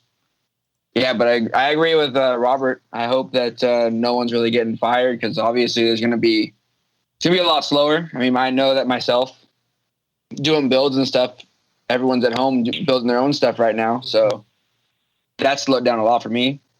Still making it by with parts, but it's definitely a lot slower than seeing it firsthand. How about you, Beaker? Yeah, I don't think it's going to make a difference to the drivers, other than that some drivers won't have paid rides anymore. Because I think this, if it goes on for the summer, so we really can't race the big races, or many countries can't race their nationals, I think it will affect companies enough to where they'll rethink who they are paying next year. And I think there'll be some good drivers who don't get the deals they want anymore. So in that sense, maybe it makes a bit of a change, because then they don't go to the same races anymore, or maybe they don't race as much anymore or something. So I think it's because there are changes in the companies that will affect some drivers, I think. Yeah, I could definitely see that. Fair enough. Yeah. Yeah, I think maybe 2021 will be difficult for everybody. Then maybe 2022 they will get again on the point we stopped 2 months ago. Yeah, I think 2021 will definitely be like a rebuild year. Yeah, for sure. So it'll be like we get over the 2020, we get through 2021 figuring things out again, and then 2022 is when everything kind of picks back up and Either goes back to normal or changes for the better, hopefully. Yeah, hope so. I think it's Positive going to vibes. reset it. I think we're going to I think I've said this on the podcast a few times. I think we're going to see when this is all over, I think we're going to go back to a lot more club racing. And I think we might see new people come in the hobby. And when I mean new people, I think people that they can't really afford to race full scale anymore. Maybe they race motocross, maybe they race full scale cars, and maybe they can't do that anymore. So RC is the next best thing. Maybe if we get 10 new people from that, maybe 5 stay. But unless we make some serious changes within our industry, and maybe this is the time to do it at the end of all of this. Until we do that, I don't see anything. I don't see anything changing because we have to change what we do as an industry on the whole before we can change what's going to happen with RC. But I do hope that comes with this new younger generation that are coming up behind Robert and these guys. You know, Robert isn't that old, but he's been racing for a long time. And Joseph, you know, you're old and you've been racing for a long time. So, and well, Nick's younger, you know, but Hey, you know what? You're older. Yes, I'm older than all you guys. See, look, what is gray hair? I'm like Santa Claus. So I think this younger generation, like these guys, I was watching them all race VRC the other night, and these kids were fast. Tom Renner-Connect, Cody Watson, all these guys were on VRC, and I was like, I cannot get my car to do that. And I enjoyed watching. It was a good race. So I'm hoping that these young kids coming up, they bring this attitude like, hey, we want to take what we do and make it, we think it's cool, and we're going to make it cool. So that's my hope. Anyway, in the future, we're talking like 5-6 years from now. Those notes aren't going to make it cool. Come on. Dude, you'll be surprised. All right. You know what? I'm going to be fast. I'm going to be going to the track when everyone's not going. Oh, God. Here we go. I have heard this over and over so many times. I just don't even want to hear it anymore. Julian, do you have any more questions, bud? If we still got time, I got a quick one for Robert. Sure, go ahead. Robert, you've always been known as someone that's been like really good in long mains and kind of developed throughout the weekend, has always been there at the end. So I was just kind of wondering like how your mental approach before a main is and like how you approach the weekend. Because like, for example, myself, I followed like a similar philosophy where I didn't really worry about qualifying. As long as I made the main, I was happy. And then like everything else would sort itself out from there. As long as I had a comfortable car and something I knew I could drive for, a half hour, 45 minutes. So I was kind of wondering like how your, philosophy and approach and like before a main, like some guys kind of pump themselves up, get like really jacked up. And then some guys are like super calm and like almost like mellow. And like I kind of fell in that boat where I just try to mellow myself down, but kind of keep you talk a little about how you approach that. It's a lot of experience also, the first point. Like if you're used to make a lot of races and a lot of mains and so on, at the end you get used to do that. But for example, myself, I'm super nervous before a final. I mean, it looks like maybe not, but it's just terrible. Until the tone sound, the first until it says 3 and tone goes up, then it's okay. Like no more nervous and everything is okay. But until that, it's completely crazy. But I try to calm down, just maybe some music or talk a little bit with people, just taking out the thinkings that make me nervous, like what will happen or the main or how the start will do or blah, blah, blah, things like that. So I take out these things and I just talk about anything. Like sometimes I talk about, I don't know, my house and things like that. Just different things. Or just talk with my mechanic and love and something like that. But nothing about the final. Just the 10 minutes before. But gotcha. Nervous, it's always for sure. At least me. I'm always nervous. Yeah, I feel like a lot of guys that say they're not nervous, they really are. But that's cool and sick. I totally agree with that. Like I would, especially when like the radios came in, wireless headsets, it's like you can just talk on the driver's stand about something just to get your mind off of it. So yeah, that's appreciate you going into that. Welcome. All right, Julian. Thanks for calling in, dude. I appreciate it, and thank you for your continued support on Patreon. I appreciate that as well. And we got a few more guys that are calling in, and I hope you get back racing soon too, because you're busy at school. Yeah, I hope so. Got one more semester, and then see what happens from there. So, but yeah, no, appreciate you guys having me on. Stay safe, stay healthy. Thank you, and take care. Yeah. Bye. All right, bye. Oh boy, the Ghani's calling up just for you, Robert. He saw that video today of Neo, and he says, "I beat Batlle." What's up, Greg? How you doing? This is Canoga Clock Repair. I've got a question for Mr. Batlle. Batlle. Batlle, whatever the fuck your name is. So about 12, 15 years ago, you had the hottest girls I've ever seen out of Spain. Can you explain what happened and where did the downfall go? The what? 12 or 15 years ago? I had what? The hottest girlfriend I've ever seen out of Spain. Who? What's happened? Are you still maintaining that level or what? He says you had a. You used to have hot girlfriends, he says, but he hasn't seen her. So what's happening? Like no more girlfriends on the RC or?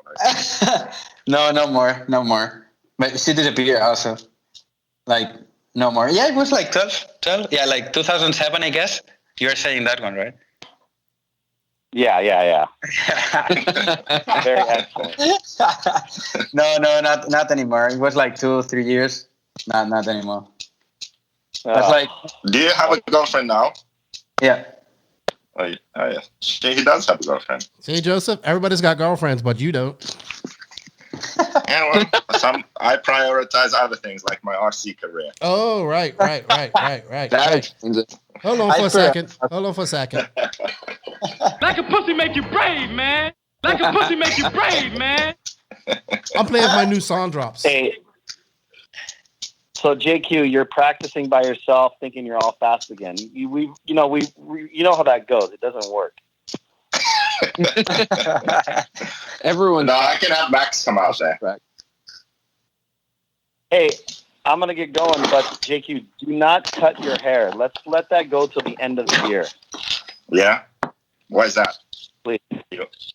Let the afro go. Afro? Yeah, and then like put a comb in it or something. Super afro.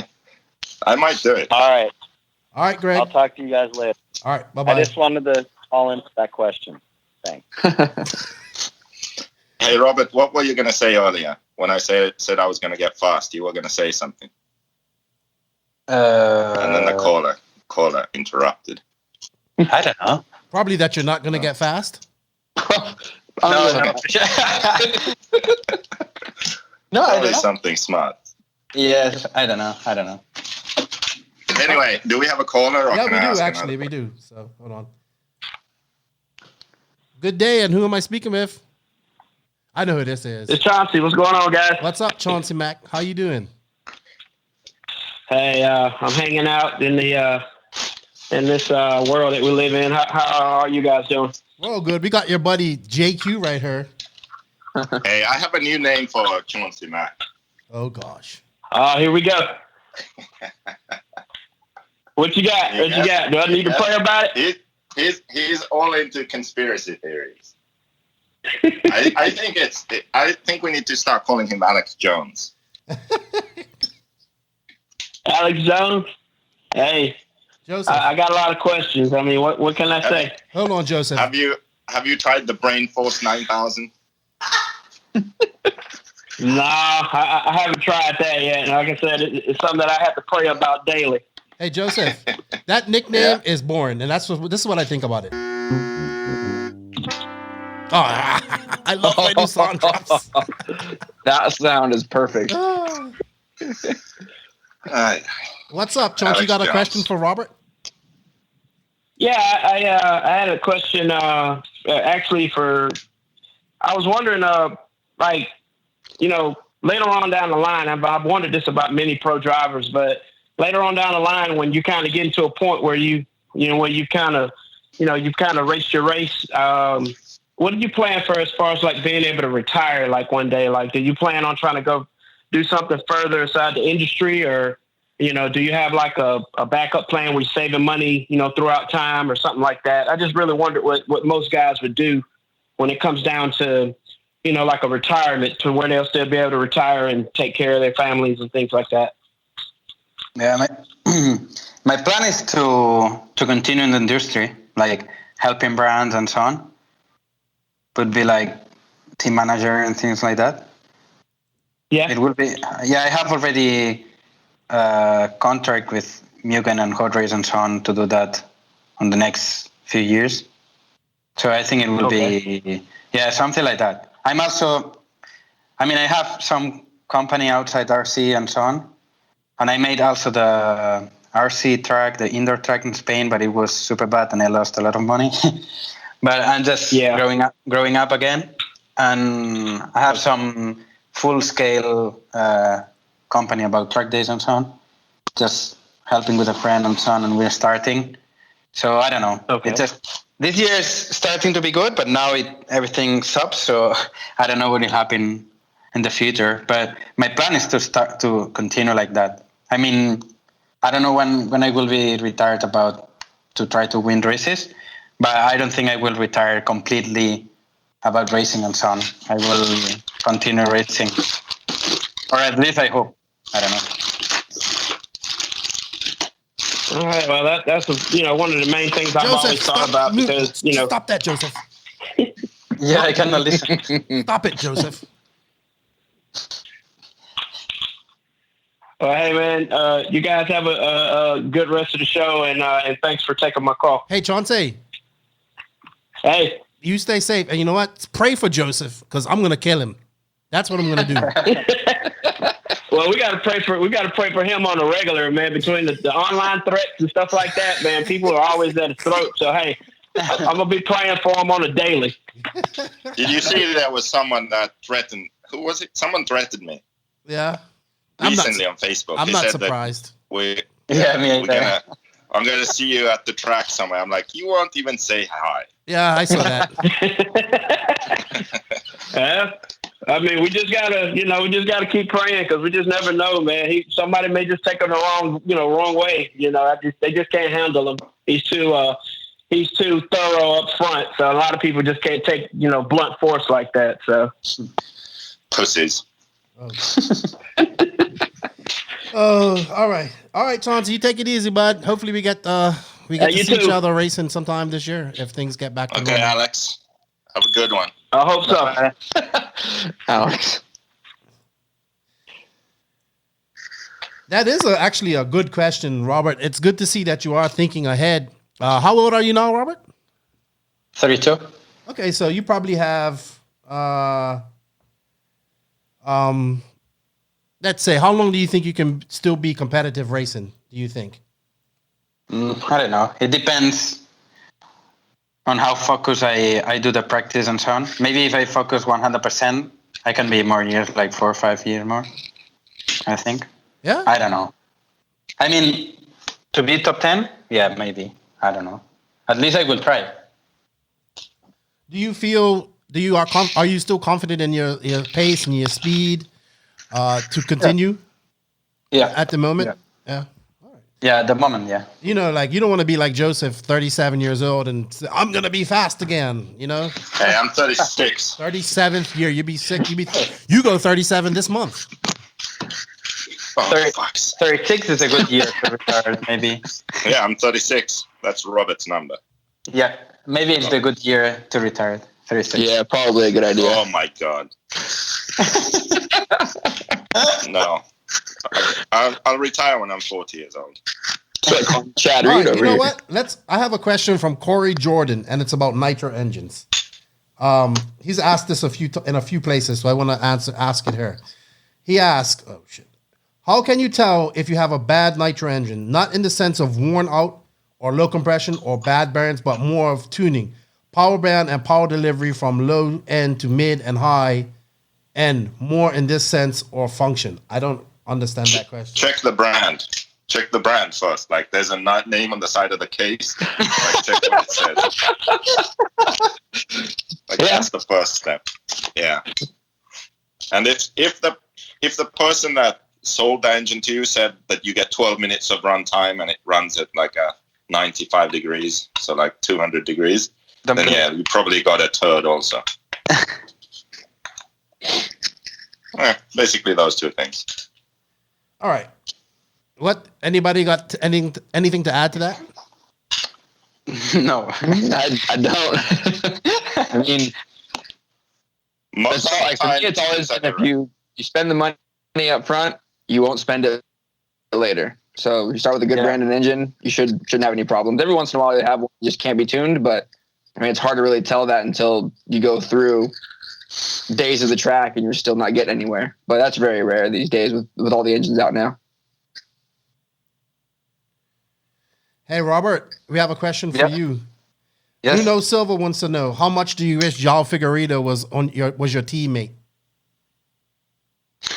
I tried many times. Yeah. But I think it will not happen anymore. Is João your girlfriend? He was last year, but not anymore. He's improved a lot.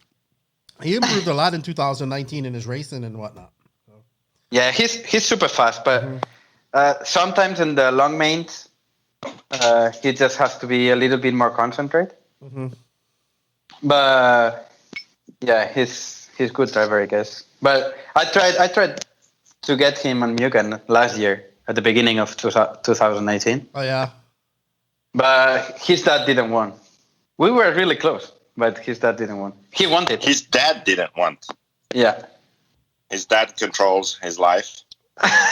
I don't know. Oh, Joseph, just because your family doesn't care about you. I mean, they are a team, so I think it's okay. I mean, my dad also helped me a little bit sometimes. What about your brother? Is he still racing? Yeah, he started this year again because he had a job last year that he has to work on Saturdays, so that's why he had to stop. And this year he's starting again, but he just made the nationals, not anything else. I have a question for you, because we talked about it. We have a caller, so let's take this, and then I'll ask that afterwards. Hold on. Hello, who am I talking with? I know you're calling from Ohio. That's JQ's favorite state. Hey guys, can you guess who it is? No, we can't. Joe Bornhorst? Keenan's probably the only one that would know. I don't know. I'm stumped. Ohio. But come on, guys. There's not that many girls in RC. Is this... I can't pick up the voice. Is this Bella's mom? No, not Bella's mom. Okay, I'm lost then. I don't know your voice. Who am I talking to? I race in the southeast. Is this Katie? Yes, this is Katie. Yes, this is Katie. Hold on. What happened? Hold on. Something Can you hear me? Can you hear me? Why are you repeating yourself, Joseph? I'm not. Did you guys guess yet? It's Katie Carmendi. But see, your phone says Ohio. That's why I was so confused. What? Joseph, have you got me on speakerphone, Joseph? I don't know what the hell he's going. I'm trying to mute myself, but I'm. What's up, Katie? How you doing? Race like a girl. Good. How are you? I'm all right. How you doing? Are you missing RC? Yeah, definitely. I feel like it's hard to try to keep my skills up. So, like, one of my questions is, do you guys think that VRC really helps your racecraft in an actual race setting? If you're Martin Wolanka, then yeah. Martin was really good at it. Yeah. From my point of view, for sure not. I mean, on off-road. On-road, feeling is okay, but off-road, I mean, it's nice, but not... I mean, for myself, I don't think it would help me to have better skills or help me on setups and things like that. At least I don't feel the difference on the game. Maybe I'm too old for that. No, I kind of agree with that. Like, I think it's just a good way to pass time and kind of do something while you're at home. But I don't think it can really replace the actual feel you'll get from actually driving in real life. So I think it's just more for fun. I don't think it actually benefits your driving at all. Well, I actually disagree with both of you. Because I did it before I could. I remember when I first got it, I was using it. I hadn't driven for a long time, and it helped me. But then again, I'm not that great as it is. So actually, you kind of proved that it doesn't work. Oh, shucks. No, I think for a guy who starts on the RC or something like that, it can help him just to have sensibility on the radio and fingers, hands, and so on.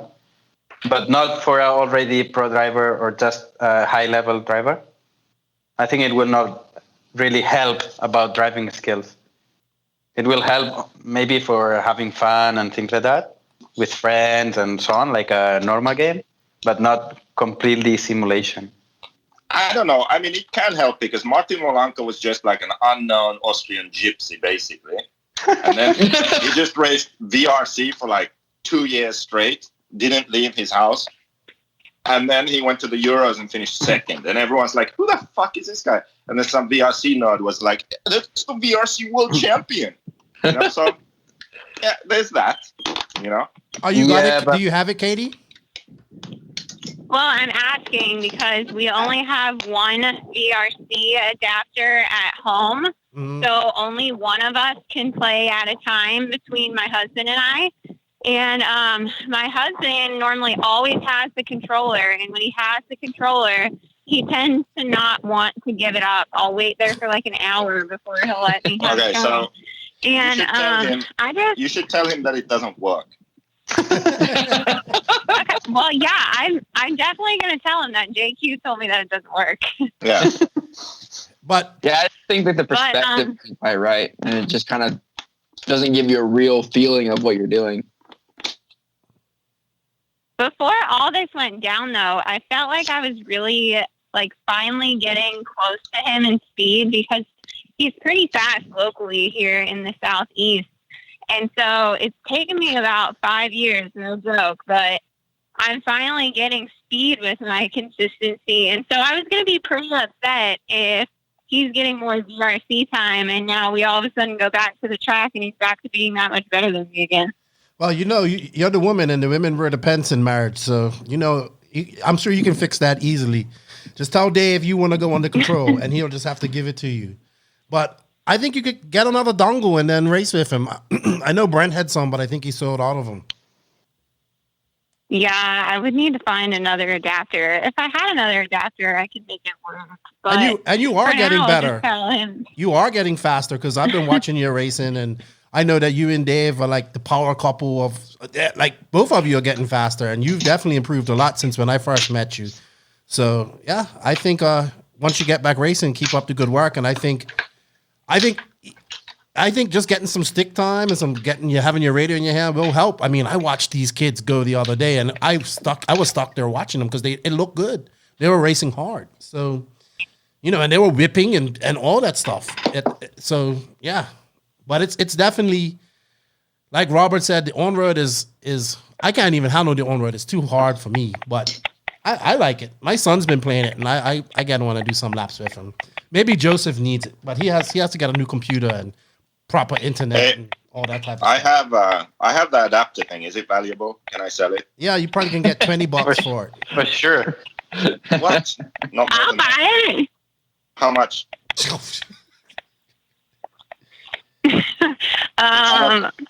4 figures, then I'm not interested. Oh gosh. Yeah, I'm a teacher, JQ. I don't have 4 figures. Teachers should be paid more because they educate kids. Kids become adults and then they fucking vote and become presidents and stuff. Thanks, JQ. When are you going to make another podcast, Katie?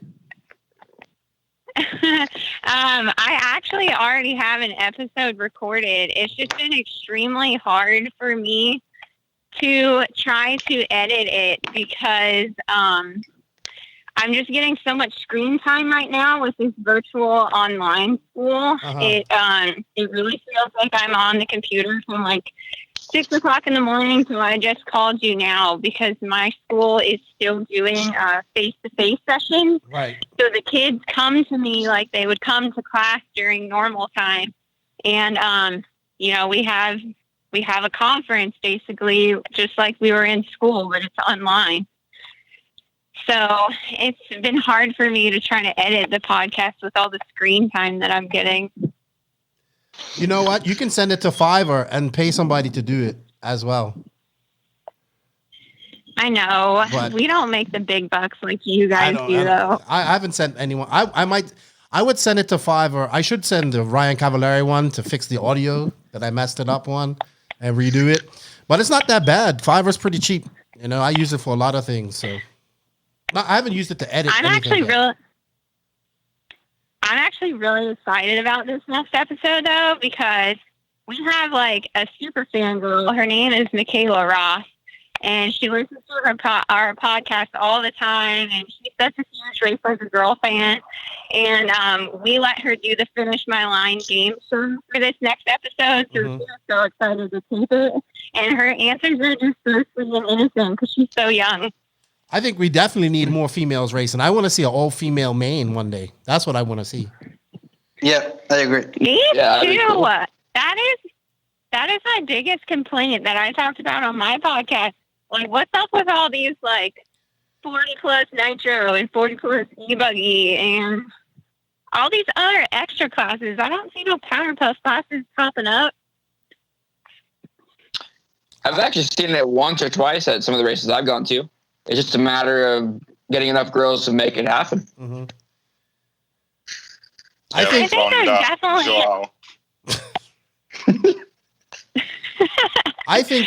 I honestly think it would be. I think Rhonda is probably one of the fastest girls out there. I would like to see her, you, and Jessica Paulson race because Jessica's good too. Yeah, I don't know that I could beat either of them, but it would be fun to try.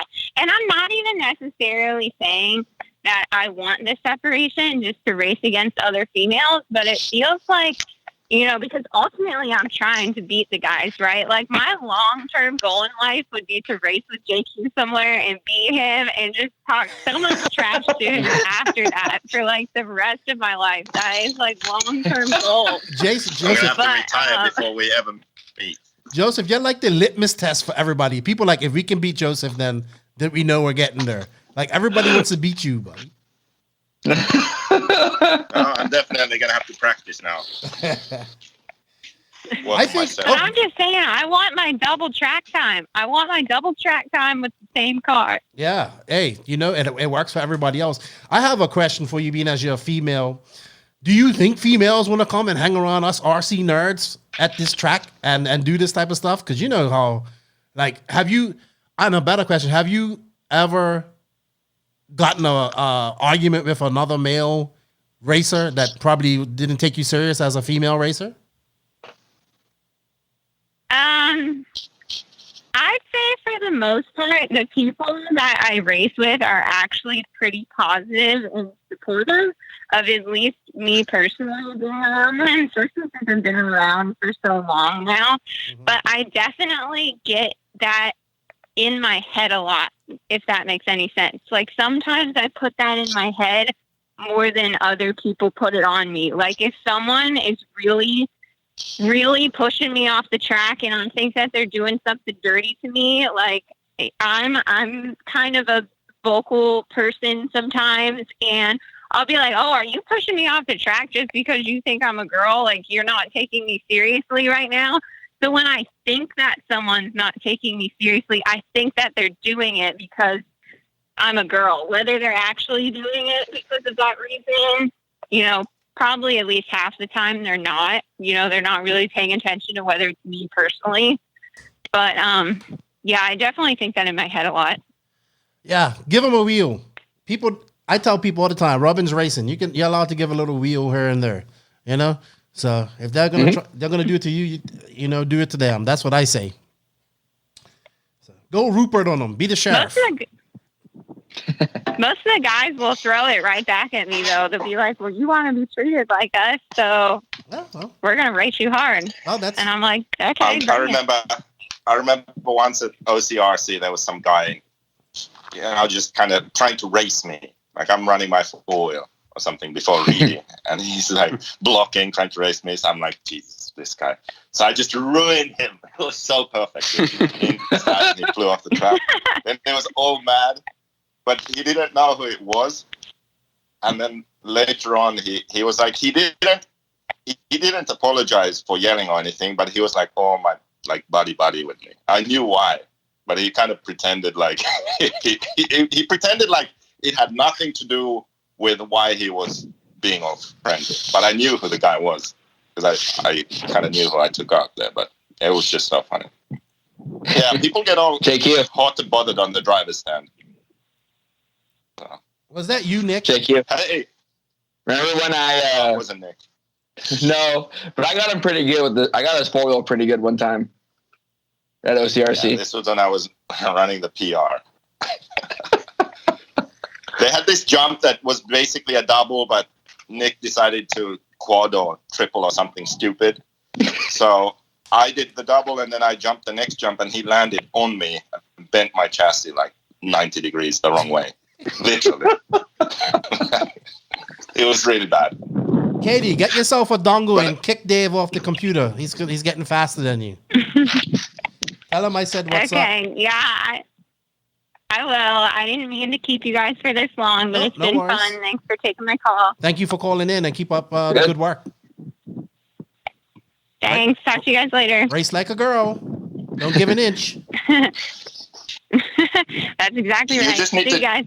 take people out, and then we need to see their reactions when they see, oh shit, it was a girl. Like they get all mad, start yelling, and then they see it's you.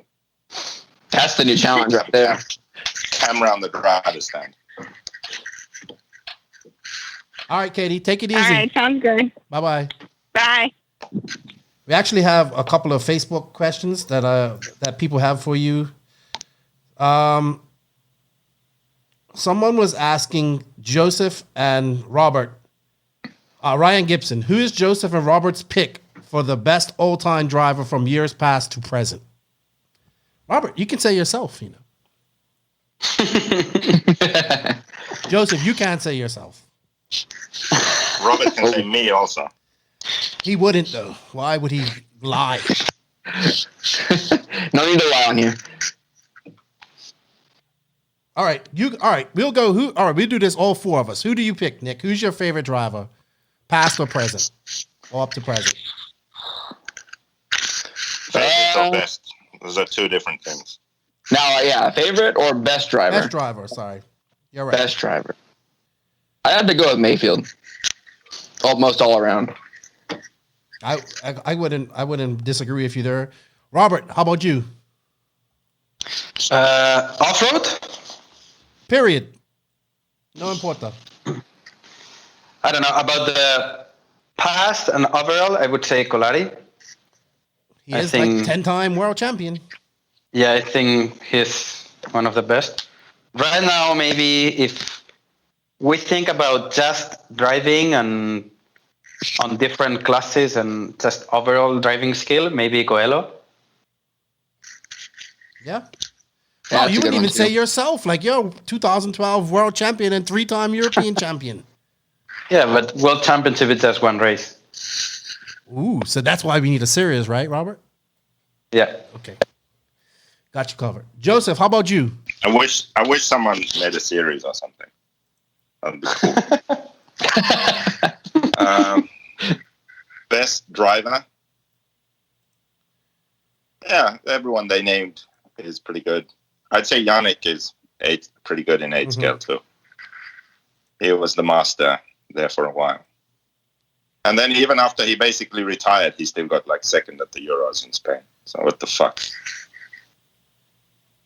Wasn't he second in Red One? Yeah, I think so. Yeah. So yeah, there you go. And he almost won the Worlds a couple times too. Yeah, that's kind of when he was in his prime. All right. I think my favorite driver is, I'm going to say Cavalieri, man. I like Cav, but I like him a lot. And I still think he can get it done. I know it's kind of like in a slump right now, but I know like you and I talk about it a lot, Joseph, how we think that Cav can take a car that isn't 100% and still do well with it.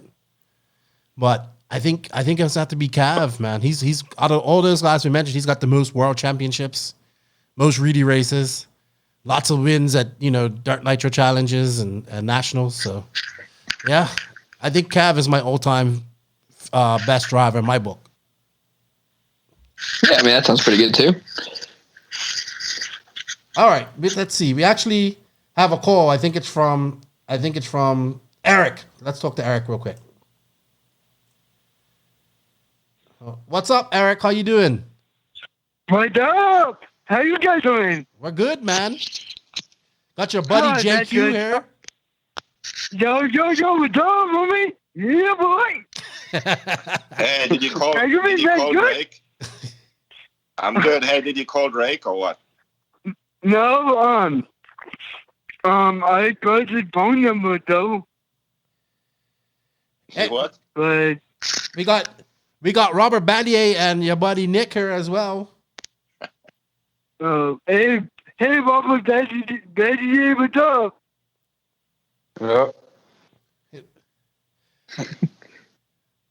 Hey, Robert. Eric Hello? said, "What's up?" He has to talk slow. He doesn't talk properly, so you just gotta listen carefully.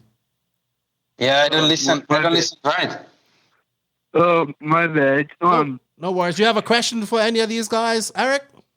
Yeah, Robert Batlle. How long you been in the hobby for? How long you been into RC for, Robert? I started on end of 1999. Cool. Me, 15 years. Okay. Nice. Ask Joseph how long he's been in the hobby for. How long you been in the hobby for, He'll man? probably say he invented RC. Go ahead, Joseph.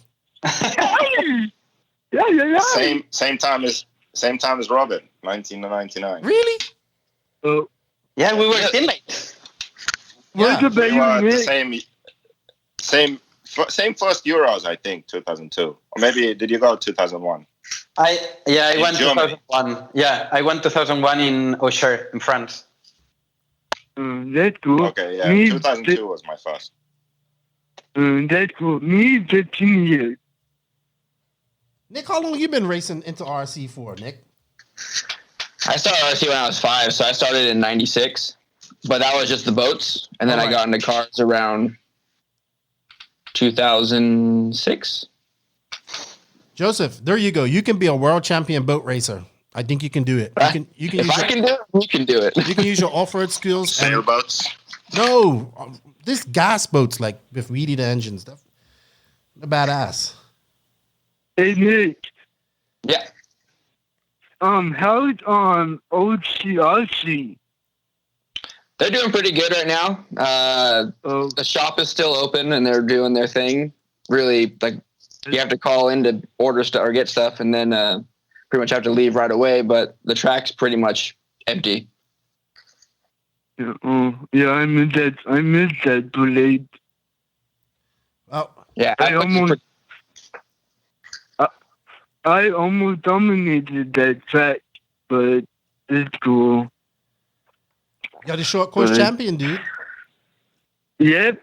Wherever you go, you're the short course champion. So, hey Joseph, what do you like better? Nitro or electric? Joseph loves e-buggy. That's a trick question, right? You know why he This loves has got to be e-buggy? a Because trick. he's so good at it. Yeah. You must be messing with me right now. Yeah. Are you trying to piss me off? No, man. God, man. Oh, man. Jesus Christ. Eric, he loves e-buggy. Loves it. Eric, we're going to hang up on you now because you asked that question. It's so ridiculous. We're going to hang up.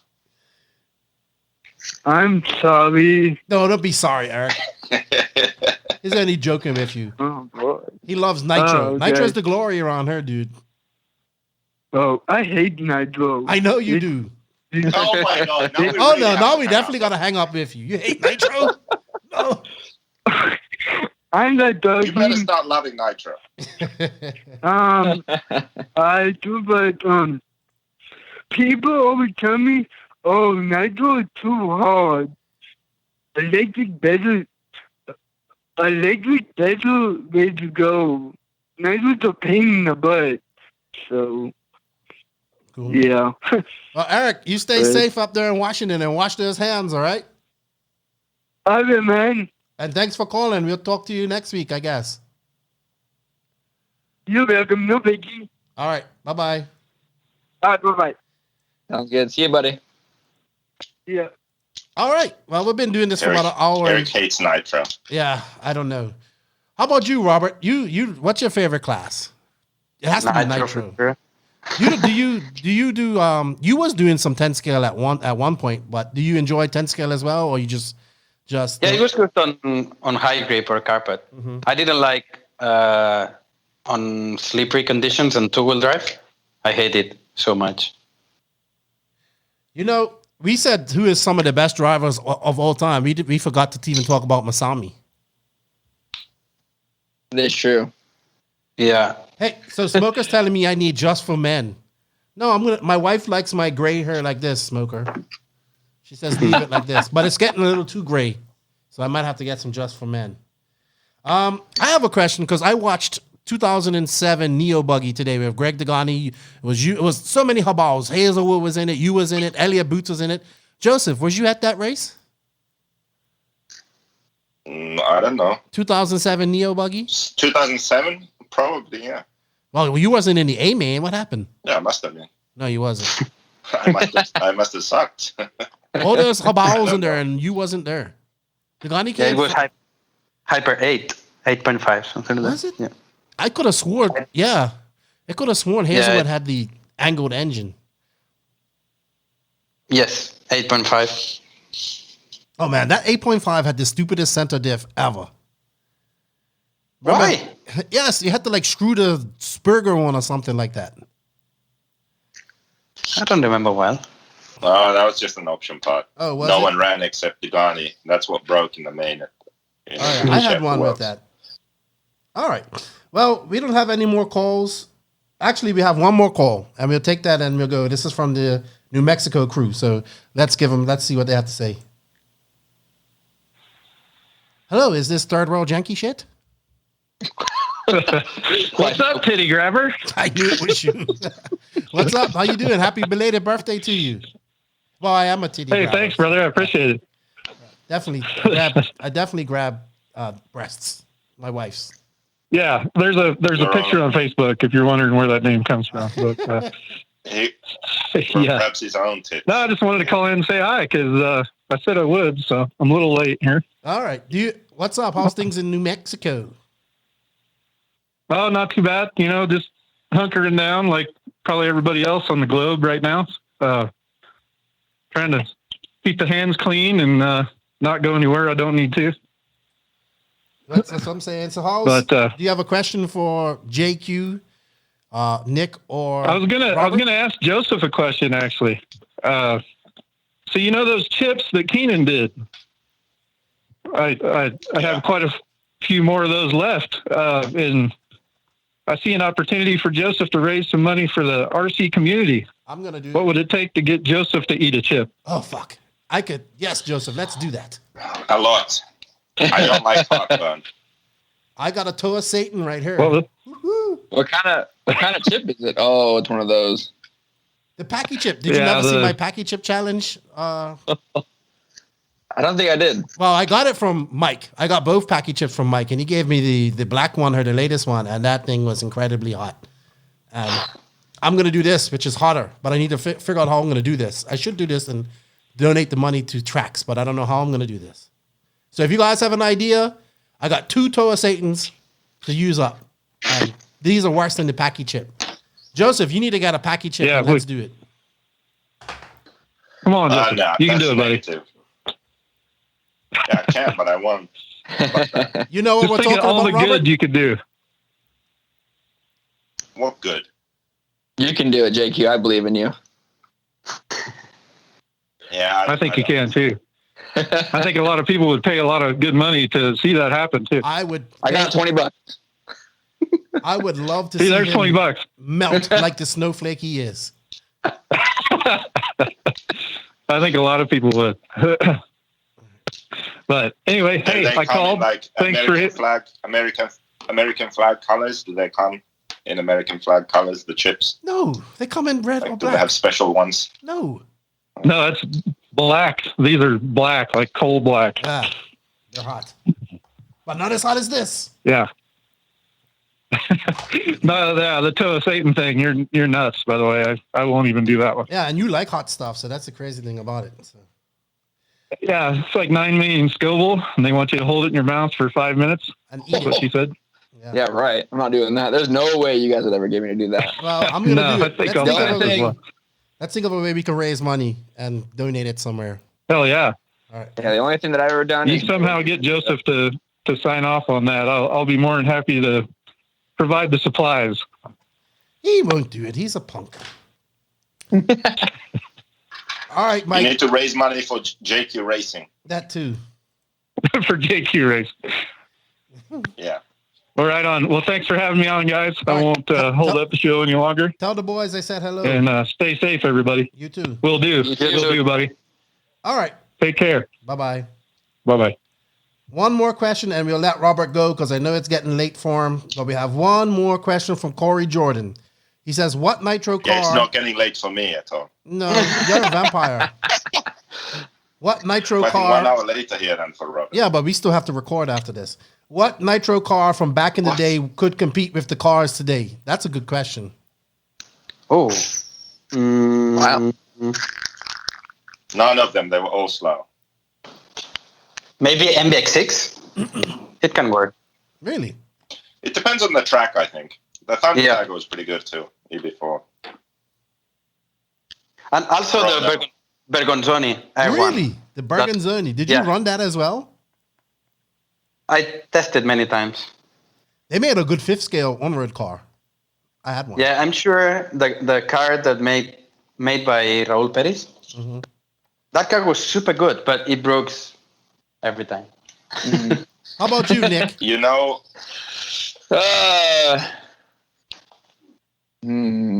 let's see. I would say like the MBX6 sounds pretty good. I know that I've ran that car and I've tested some things with that car. Maybe the MP9. I'd take a guess. That's kind of not old school, though. I mean, it is, but not old. Well, maybe. I mean, how long has the MP10? The MP10's been around forever. Yeah. Seems like. No, it just came out last year, didn't it? I don't think so. Maybe another generation. Of anyway. Oh, So you know which car would actually a car that would compete would be Totorici. Totorici in his prime with the Chrono RS03, I think it was. If he had that car and he was in his prime and we went to the Euros, he would compete. I'm pretty sure about that. Yeah, I'm sure also. He ran like half a degree toe in. He was sliding around. He was fucking fast. Seriously. He was on that video for today, 2 too. years. It was like 2 or 3 years. And then they made a new car and it sucked and he gave up and had a kid and I don't know. But anyway, like that guy from those 2 years with that car, he could compete. Go to America, he would fucking suck in the E-main. But European track, yeah, he would be up there. Sweet. Well, I think that's it for call-ins. We've been at this for an hour and 20 minutes. It was fun. Thank you to everybody that called in. Thank you to everybody that posted Facebook questions. Thank you, Robert, for your time. Thank you, Nick, for your time. And Beaker, thank you for your time as well. And yeah, I think that's it. So we're going to sign off. Before I sign off, I just have one more voice note for you, Joseph. Oh, shit. It didn't work.